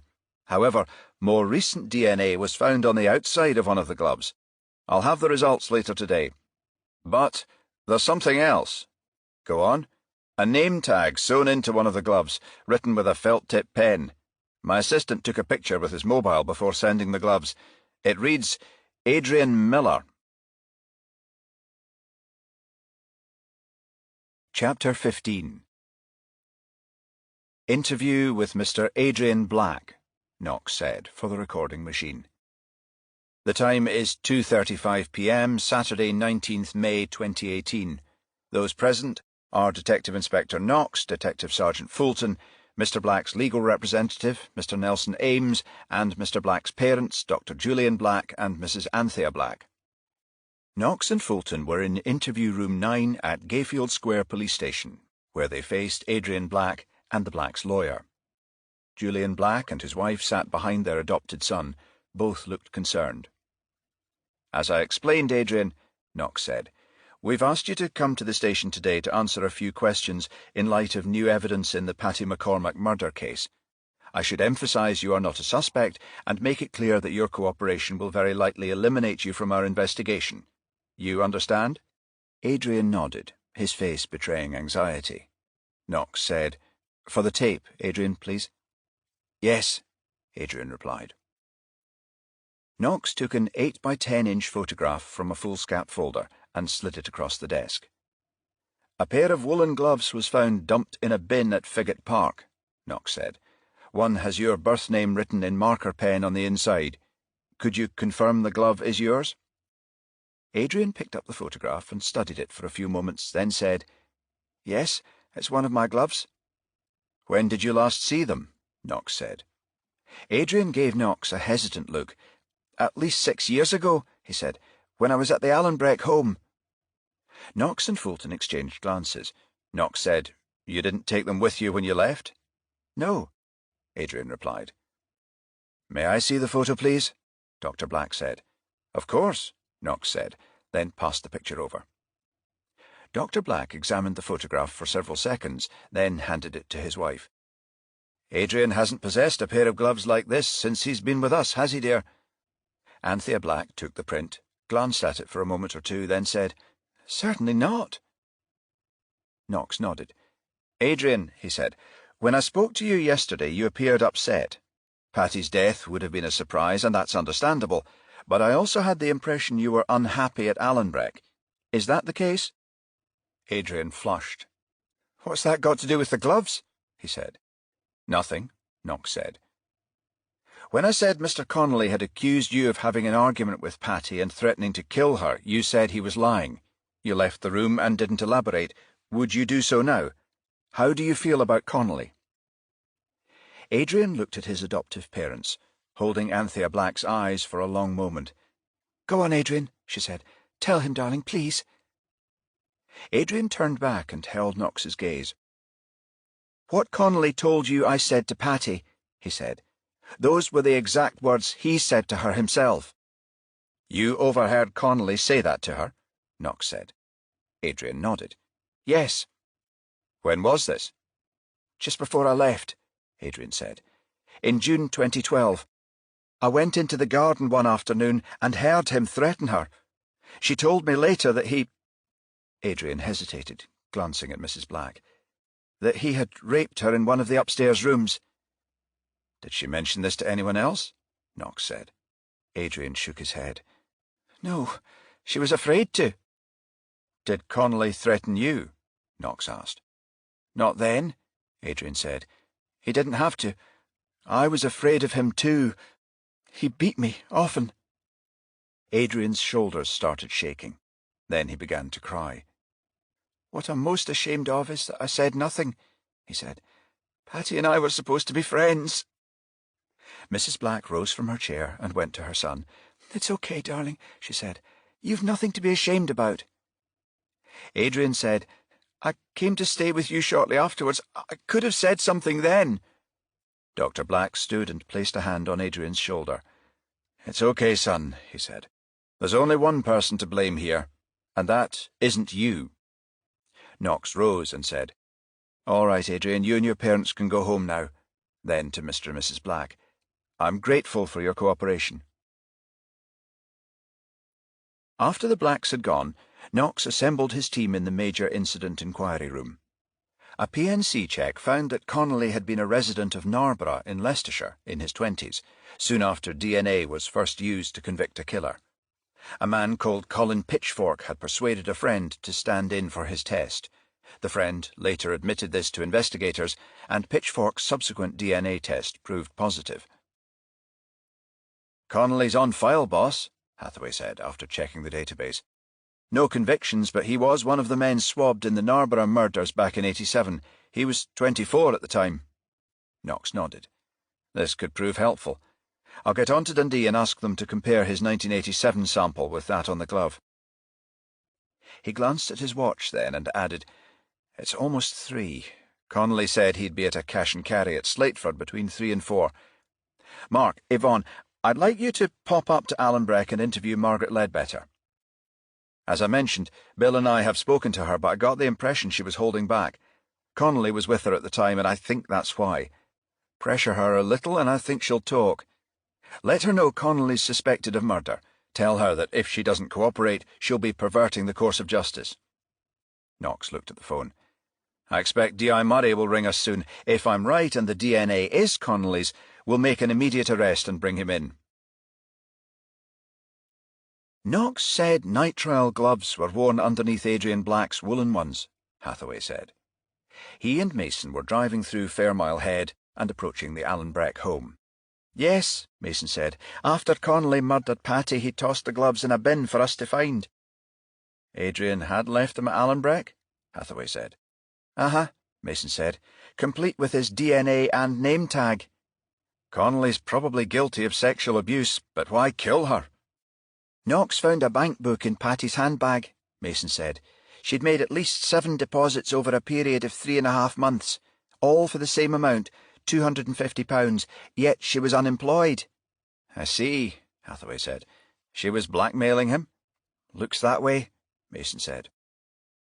Hathaway nodded, then made a right turn into the driveway of the Allenbreck home and drove to the entrance, where he parked the car. The detectives exited and went to the door. Then Hathaway pressed the bell. Moments later, Mrs. Ledbetter answered. She gave them a baffled look and said, "Yes?" Hathaway showed her his warrant card. "D.C. Hathaway and D.C. Mason," he said. "You're Mrs. Ledbetter." "Yes," she replied. "I'm afraid Mr. Connolly isn't here at the moment. He's at the cash and carry." Mason said, "It's you we've come to see, Mrs. Ledbetter." Ledbetter appeared nonplussed. "Really?" she said. "Why would you want to speak to me?" "May we come in and discuss it with you?" Mason said. Ledbetter opened the door and waved them inside. "I suppose so," she said, pointing to a room beneath the stairs. "Come through to the kitchen." A short while later, they were seated at a table in the centre of a long, narrow kitchen. An assortment of pots and pans hung from shelves above a line of cabinets on either side of the room. An Aga cooker and a large porcelain sink occupied the space next to the window. "I can't imagine why you'd want to speak to me," Ledbetter repeated. "I told the detectives who were here earlier all they wanted to know." Hathaway said, "We'd like to go over what was said in regard to Patty McCormack, just in case something was missed." "Concerning the beatings?" "Yes," Mason said, "specifically concerning the beatings. Patty suffered these in 2010 or 2011. Mason paused and added, "You were here then?" "Yes," Ledbetter said. "I've been here since 1994. "Mrs. Ledbetter," Mason said, "I hope you won't be offended by the question, but does Mr. Connolly intimidate you?" "I don't know what you mean," Ledbetter said. Hathaway said, "I think my colleague is asking if Mr. Connolly has ever threatened you in any way, Mrs. Ledbetter." Ledbetter frowned. "Threatened?" she said. Mason nodded. "I'm not sure if you're aware, Mrs. Ledbetter, but an assault of this nature on a child is a very serious charge. More, there's also a strong possibility of sexual assault." Ledbetter looked aghast. "Sexual assault?" "Yes," Mason said. "We've also reason to believe Mr. Connolly is implicated in Patty McCormack's murder." Ledbetter said, "You can't believe Mr. Connolly may have killed Patty." "It's a possibility we can't rule out," Mason said. "Which is why we want you to think again about the beatings Patty suffered," Hathaway said. "Inspector Knox told us you are a state-registered nurse, that you treated children's injuries." Ledbetter nodded, but remained silent. "An examination of Miss McCormack's buttocks found a number of scars which date to 2010 or 2011, Mrs. Ledbetter," Mason said. "Won't you please help us?" 2011. Ledbetter spoke so softly Mason and Hathaway had barely heard her say it. "Sorry?" Mason said. "It happened in 2011, Ledbetter said. "You treated her?" Mason said. Ledbetter nodded. "One weekend," she said. "I think it was a Sunday morning.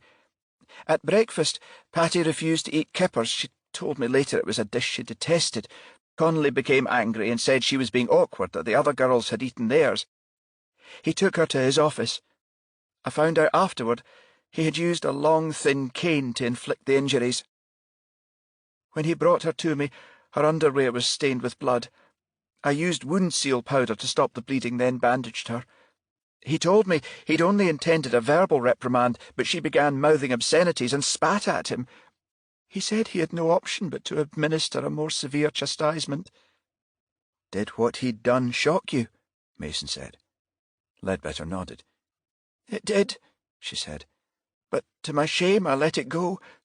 I persuaded myself because of its excessive nature the punishment might prove a one-off." "But it wasn't," Hathaway said. "No.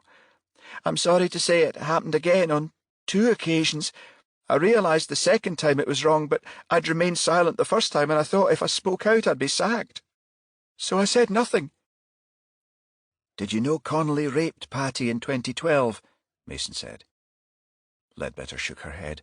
"No, ma'am, I didn't," she said, "as God's my witness." She took a hanky from her pinny pocket and dabbed her eyes. "I'm almost 70 now, and will be retiring soon. The Holy Mother knows I've much to atone for. I'm truly sorry I kept quiet." Mason nodded. "Mrs. Ledbetter," she said, It would be very helpful to us if you would make an official statement about this. Will you do that?" Ledbetter nodded. "Of course I will. Yes." Hathaway said, "The other children in your care, has Connolly mistreated them in any way?" Ledbetter shook her head. "No. There are only 6 young children staying here now, and they're in the junior wing, which is looked after by 2 female assistants. The last of the older children left this year. I don't know why," Ledbetter continued, "but I think Connolly took a dislike to a few of the older children at the time." She shook her head again. "But I can only say, if he's murdered Patty, may the Almighty forgive him." "Mrs. Ledbetter's agreed to give us a full statement, boss," Hathaway said, when Knox took his call. "She's admitted to treating Patty's injuries on 3 occasions, you say?" Knox asked. "Yes, she's given us a full confession and has said she'll attest to Connolly's guilt." "Good work," Knox said. "Where are you and Yvonne now?" "Comiston Road. Slateford isn't far from there, is it?" "No, boss," Hathaway said. "We can cut through at Morningside Station." "Just the job, Mark," Knox said. "Head for Mellor's Cash and Carry in Slateford Road. It's at the Ardmillan Terrace end. You know what Connolly looks like. We saw his Narborough photos. Bill told us he hadn't changed that much, a bit stockier, more ruddy-faced."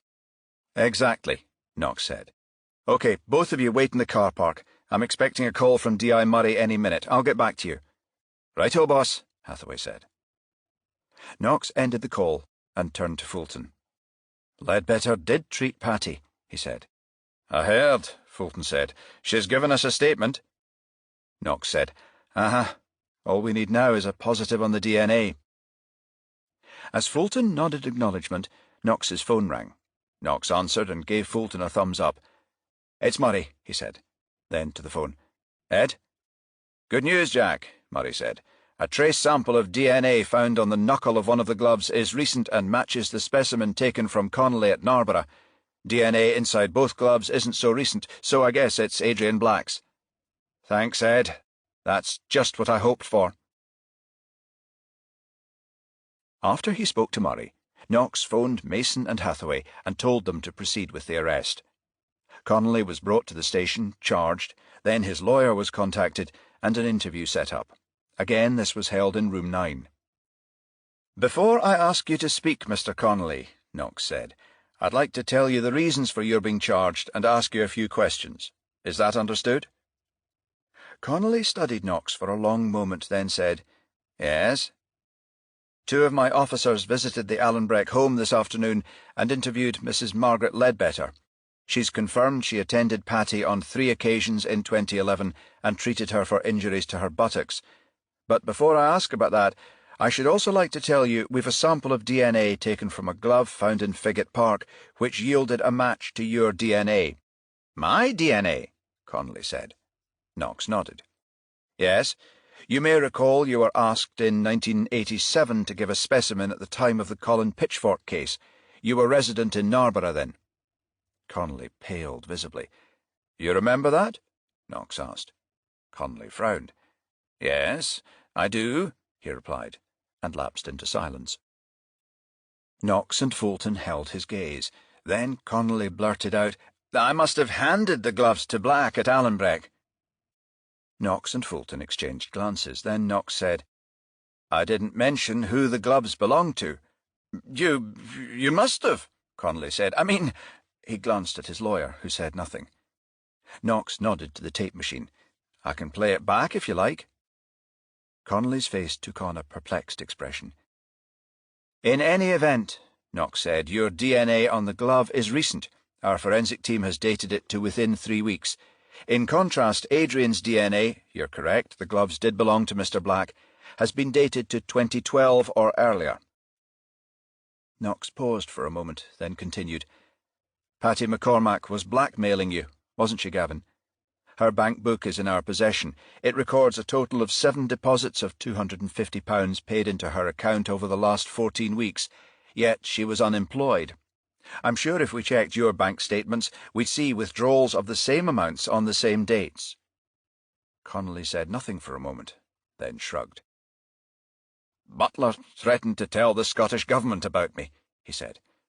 Said she'd send an email to the First Minister herself. He shook his head. Not about the beatings, though. She was a pure little swine. She knew they were deserved. No, it was about the sex. She liked to flaunt herself, you see, even though she was 13. She was in the room of one of her friends when I came in. Her mate had gone to the shops at Fairmile Head, and Butler was lying on the bed, skirt pulled to her knees. She tried to scream when I went over and covered her mouth. Connolly shrugged again. It was a come-on. How was I supposed to react? Like a responsible adult, Knox said. But it was her fault, Connolly said. She was taunting me. She was 13, Fulton said, anger evident in his face. Knox placed a restraining hand on his partner's arm. When did she start blackmailing you? He said. Early March this year, Connolly said. She'd phoned out of the blue. I hadn't seen her in 4 years. Said she'd made up her mind I should pay. Either that or, well, I told you what she was going to do. My mother's 91 and lives in Mountcastle. She's had a couple of strokes. I was worried if she found out it would be the end of her. Why Figget Park? Knox said. Usually I met her at Leith Links and paid her there, but this last week my mother's health has become worse. She's got a home help, of course, but I've needed to be there more often. When Butler, McCormack, phoned, I asked her to meet me at Figget Park since it's near where my mother lives. She agreed to meet you there? Knox said. Connolly nodded. I told her I'd give her the taxi fare, but she said from this time on the payment would be £500. He shook his head. I tried to reason with her, told her I was already dipping deep into my savings, but she'd have none of it. It was a case of pay the £500 or— Connolly let it hang. It was then you decided to kill her, Fulton said. Connolly waved his hands in a gesture of exasperation. She was bleeding me dry, he said. It wouldn't have been long before I was unable to pay her, and she might have carried out her threat anyway. You thought it was a good idea to set up Adrian Black, Knox said. Connolly shook his head. I really didn't have time to think it through. I remembered I'd seen his gloves at Allenbreck, then— He shrugged. Was Patty waiting for you as arranged? Knox asked. Connolly nodded and said, Yes, at 8:30 p.m. The park was almost empty. I persuaded her to go down to a spot near the burn where there's trees and bushes so no one would see me hand over the cash. Which is where you strangled her, Fulton said. I was in two minds, Connolly said. I didn't know if I could go through with it or not. He shook his head and continued. She became abusive then, saying, You're pathetic. You know that, Connolly. Fucking children, putting them through hell. I really should shop you. She spat in my face, and at that point, I lost it. Chapter 16. Knox rose at 10:30 a.m. After a drink with his colleagues on Saturday evening, he had driven home and was later joined by Mason, who spent the night with him. When he'd showered and shaved and went back to the bedroom, Mason was still underneath the covers. She heard him enter, then stretched her arms and yawned. What time is it? 10 to 11, Knox said, grinning. My, aren't you a sleepyhead? Mason sat up, adjusted the pillows at her back, then said, You don't suffer from hangovers, do you? Not if you stick to whiskey and water, Knox said, then shook his head. Ah, but vodka and beer, now there's a taboo. Mason scowled. There speaks Mr. Perfect, she said. As I recall, you were drinking beer at the Windsor. Only 1 pint, Knox said. I was driving, don't forget. Mason nodded. Yes, I stayed with Mark and Bill and had a couple more, then I got a taxi up, she said, making sure our little trysts remain a secret. Knox threw the bath towel on the floor and put on a robe. I'm pretty sure the others know about us, he said. They're just too diplomatic to say. Mason got out of bed and headed to the bathroom. You think so? She said. I do, he replied, and I think you do too. After Mason had showered and they both had dressed, they had breakfast in the kitchen. When they finished, Knox looked at his watch. It's almost 12, he said. Fancy a jog around Arthur's Seat? You're still keeping that up? Knox grinned. Once a week, he said. Got to look after the old blood pressure. Take the path towards the summit, left along Hunter's Bog, back via the Radical Road. 3 miles. He gave her a teasing look, then added, When you're my age, you've got to work at it. Mason rolled her eyes. Listen to Methuselah. Knox pretended to give her ear a cuff. Come on, he said. It's a nice run, you'll enjoy it. A sudden ringing came from Mason's handbag, and she reached for it. Aha, she said. Saved by the bell. Mason took out the mobile and put it to her ear. Hello, Yvonne Mason. Hello, is that Detective Constable Mason? Mason waved a finger to attract Knox's attention and switched to speaker mode. Yes. Hi, it's Catherine Sinclair, Samantha Taverner's girlfriend. I met you at my office, Abercrombie and Lyle. Yes, Mason said, I remember you. This isn't an inconvenient time? No, Mason said, go ahead. You asked me if I could remember anything unusual when you were investigating Samantha's kidnap. Yes, Mason said. Well, I thought about it after you left, but nothing came to mind. Then Samantha phoned yesterday to say she was okay. She mentioned the Christian name of the kidnapper, and it immediately rang a bell. I drove to my office at the college last night, checked our records, and found what I was looking for. A student was dismissed 5 months ago for defrauding his fellow students. Told them he could obtain law books at 1/3 of bookshop prices. He took a 50% deposit, but those who paid never received their orders. His excuse was they'd been delayed by the distributor. Weeks passed and his classmates got fed up pestering him. I think they wrote it off. The deposits were never more than £50. One student complained to the faculty, however. The case was brought before the committee and he was expelled. I was one of the committee members who decided on expulsion. What was the man's name? Mason said. Alistair Blair, aged 27, Sinclair said. I printed out his file, complete with photograph, and brought it home. When Samantha arrived this morning, she identified him straight away. Mason said, If you don't mind, I'd like to pick it up and add it to our records. Blair's still at large, unfortunately. Wait, D.C. Mason, there's something else. Yes? Samantha and I have just checked LinkFriend, the social media site. And? Blair's circle of friends and family includes his sister, Claudia Blair. Claudia Blair? Yes, Sinclair said. Blair's her maiden name. Samantha was shocked to discover the woman is her flatmate, Claudia Wright. Knox motioned to the phone. Is Samantha there? He mouthed silently. Is Samantha with you? Mason asked. Yes, she is. Could you put her on, please? Mason said. Detective Inspector Knox is with me now. He'd like to speak to her. OK, Sinclair said. Mason kept the phone on speaker mode and moved it closer to Knox. Hello? Samantha said. Hi, Samantha, Knox said. You haven't returned to Duddingston yet? No, Samantha said. I spent last night with my parents. I drove in to see Catherine this morning. Uh-huh, Knox said. My colleague D.S. Fulton and I spoke to Claudia on Wednesday morning. She didn't tell us she'd been married. She only mentioned it to me once, Samantha said, not long after I moved in. She said she was in her late teens at the time. Apparently she and her husband separated after 6 months. Were you intending to go back to the flat? Knox said. I don't think it's a good idea, Samantha said, in case her brother was there. Very wise, Knox said. You still have the keys? Yes. Good, Knox said. Look, Samantha, D.C. Mason and I will head down to Duddingston now. It's a 10-minute drive from where we are. Where in town are you?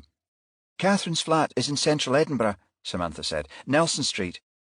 Knox said, Would you mind bringing the keys and meeting us at Duddingston? I don't think it likely Claudia will be there, much less her brother. I'd like to take a look just the same. You okay with that? Of course, Samantha said. About half an hour? That'll be fine, Knox said. See you then. Knox shook his head and said, I can't believe I missed that. He and Mason were driving via Duddingston Low Road, a twisting stretch of tarmac girdling the flanks of Arthur's Seat. Missed what? Mason said. Claudia Wright, Knox said. She knew exactly when Samantha left the Commonwealth Pool en route for Duddingston. She'd have phoned her brother the moment she got Taverner's call. Come on, Jack, Mason said. Samantha is a creature of habit. She uses the cycleway on a regular basis. It could have been anyone. Maybe, Knox mused. What I find intriguing is how it was planned, Mason said. At some point, Alistair's sister must have mentioned to him she had a new flatmate studying law at the old college. Knox nodded. Aye, he said. Then our erstwhile conman discovered Samantha was in a relationship with Sinclair, a woman on the committee that expelled him.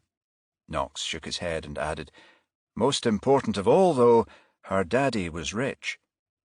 So he decided to make her girlfriend a hostage to fortune, Mason said. Aye, Knox said, with the aim of extracting a wee bit of that fortune for himself.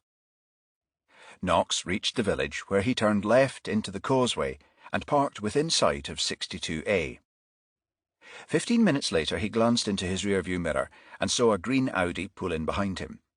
He and Mason exited the car, then Samantha handed over the keys to the flat.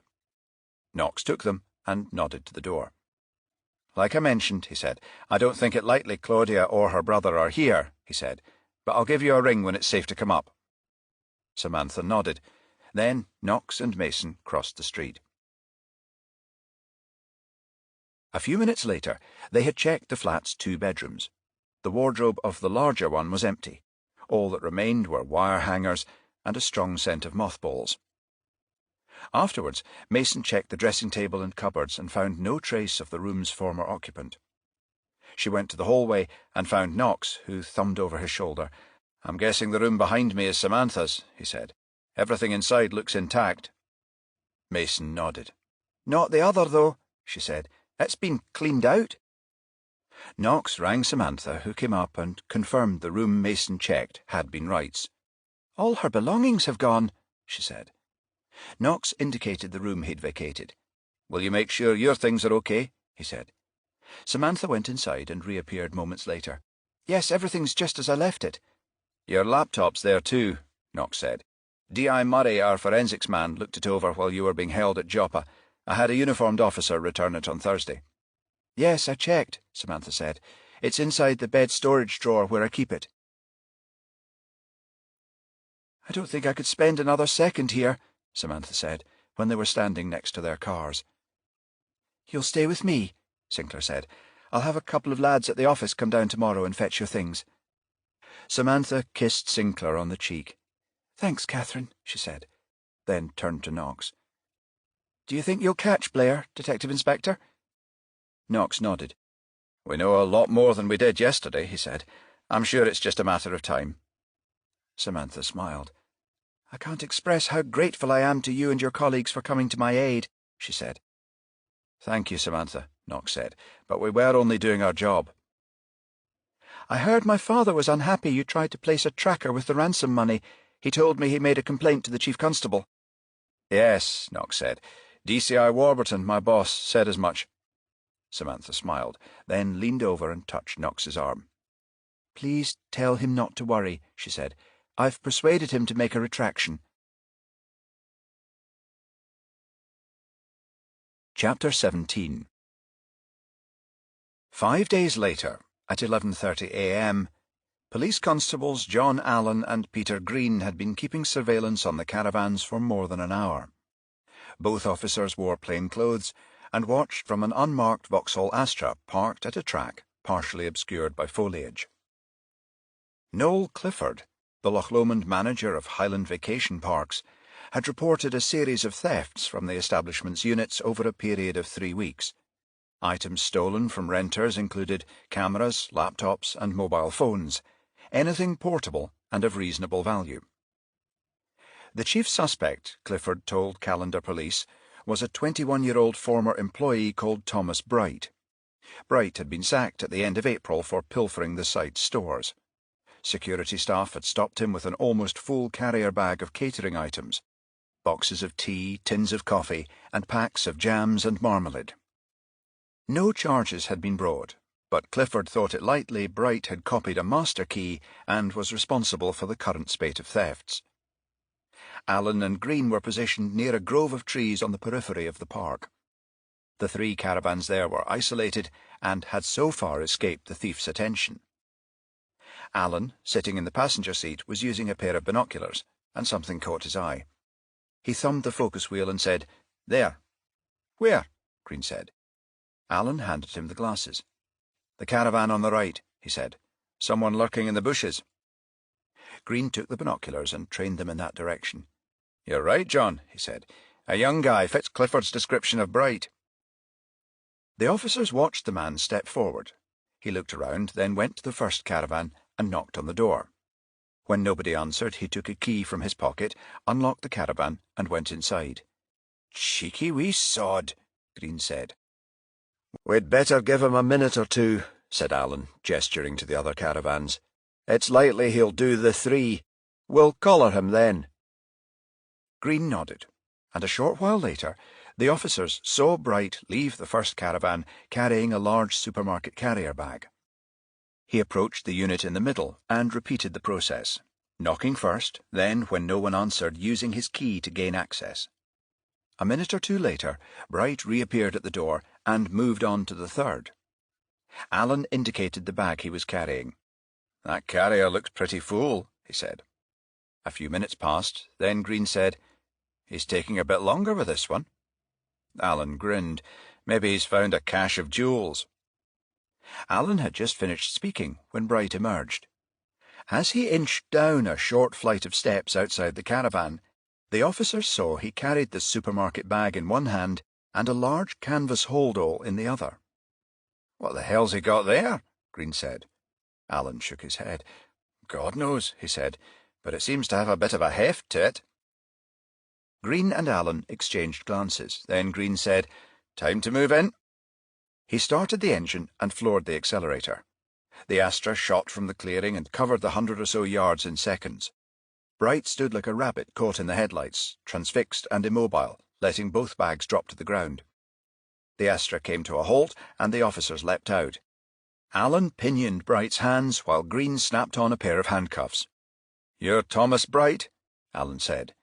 Bright gave his captors a bewildered look. I am," he said. Alan said, "You're under arrest, son," he said. Then walked Bright to the rear of the car and bundled him inside. Meanwhile, Green picked up the bags and went to the boot and opened it. He lifted the bags inside, checking the supermarket carrier first.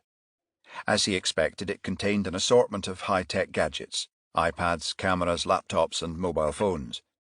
He then turned his attention to the holdall, which was secured by a zipper. He unfastened it, opened the flaps, then had a sharp intake of breath.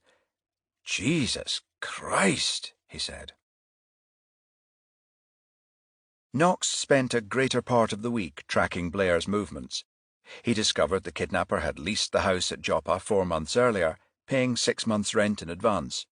He had given a false name and address to the property's owners, but a check of the old college records found his actual address had been a boarding house in Leith. A further check revealed he had been born in Linlithgow, where his parents still lived. Knox and Fulton had driven there and interviewed the couple, who told the officers they hadn't seen their son in 2 years. Knox inputted the last of this information into the police database before lunch and had just returned to his desk when the telephone rang. "Knox," he said. The switchboard operator, Sergeant Dave Knowles, answered.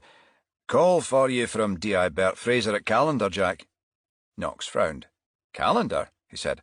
"OK, Dave, put him through." A moment later a voice said, "Hello, is that D.I. Jack Knox?" "Aye," Knox said, speaking. "It's about the Taverner kidnap case, Jack," Fraser said. "We've found the ransom money." "The ransom money?" Knox said. "Where?" "A couple of my officers were keeping tabs on a man called Bright this morning," Fraser said. "He's been nicking stuff from a caravan park at Loch Lomond. They caught him leaving a caravan with a holdall stuffed with used 20s, £97,620 to be exact. I ran a check on the PNC. It flagged up your case." "The holdall was inside the caravan?" Knox said. "Aye. Bright says he found it stuffed under one of the beds." "The occupants," Knox said. "They're still there?" "Yes," Fraser said. "I've had a word with Noel Clifford, the site manager. The renters are a man and woman. Arrived on Saturday 19th May, booked until tomorrow. He tells me they're in the habit of leaving around 9 a.m, not usually back till 5. Apparently the guy's into fishing. Staff have seen him load his car with rods, waders and the like." Knox glanced at his watch and saw it was just after 2. So they're not back yet? No, Fraser said. I've posted officers with instructions to let me know if they come back earlier. Sounds like the pair we're looking for, Knox said. Look, Bert, I'd like to come up. I'm not sure about officers watching the caravan, though. I don't want to scare them off. Don't worry, Jack, Fraser said. My men are in civvies. We're keeping the surveillance discreet. Good, Knox said. What's the name of the site? Highland Vacation Parks, Fraser said. But don't concern yourself with the location. Give me a bell when you're approaching. I'll give you an escort. Thanks, Bert, Knox said. Be with you in a couple of hours. OK, Fraser said. See you then. Knox replaced the receiver, then tapped Fulton on the shoulder. Come on, Bill, he said. We're taking a wee drive.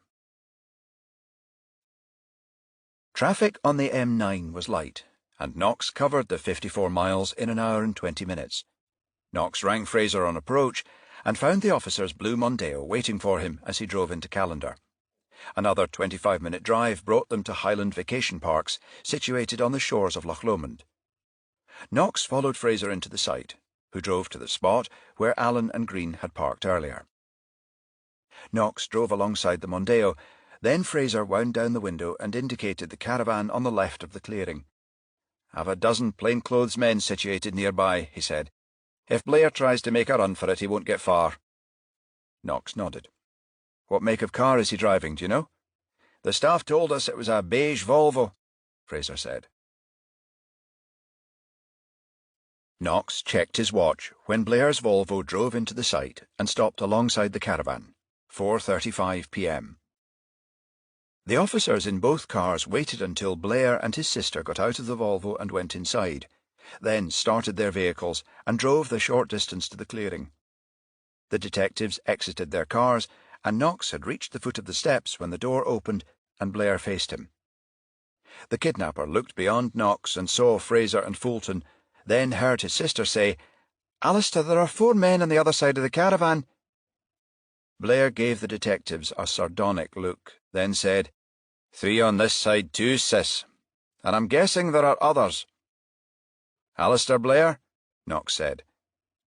Blair stepped down and said, You gonna read me my rights? No, not here, Knox said.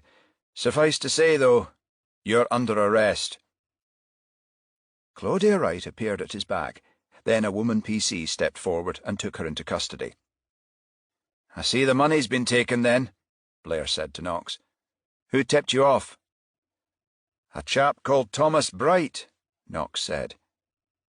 Thomas Bright? Blair said. I don't know anyone by that name. No, Knox said. Funny that. You've something in common. Blair gave a sarcastic sneer. Really? He said. What's that? Greed, Knox said. Blair and Wright were taken back to Gayfield Square, charged, then remanded in custody. After the charges had been processed, Knox realised he'd left his mobile phone in his car and went outside to retrieve it. As he activated the remote locking, Mason drove into the parking space behind. She got out, walked around to the near side and opened the passenger door. I hear you got Blair, then, she said. Knox nodded. And pretty much all of the money. Mason grinned. Warburton will be pleased, she said. Knox grinned back. Yes, he said. He's been walking around with a smile on his face since Taverner dropped his complaint. This'll definitely make his week. Mason opened the passenger door, and a small, clear package fell out. Knox picked it up, and Mason took it. Knox said, What's that? Mason put the package in the glove box and closed the car door. What does it look like? She said, smiling. A tracksuit, Knox said. Then that's what it is? A tracksuit? You? I thought you hated exercise. Mason shrugged. Oh, I dunno, she said. There's a fella I know who invited me for a run last weekend. I didn't get around to accepting, thought he might ask me again. This fella, Knox said. You'd be spending the night with him. Mason nodded. Of course. Knox turned to go back inside, then glanced at her over his shoulder. Then you've nothing to worry about, he said. He'd be daft not to ask you. The end. You've been listening to The Innocent and the Dead by Robert McNeill, narrated by David Monteith. Published by Whole Story Quest Audiobooks, an imprint of W.F. Howes Limited. This work is copyrighted 2019, Robert McNeill. This recording is copyrighted 2020, W.F. Howes Limited.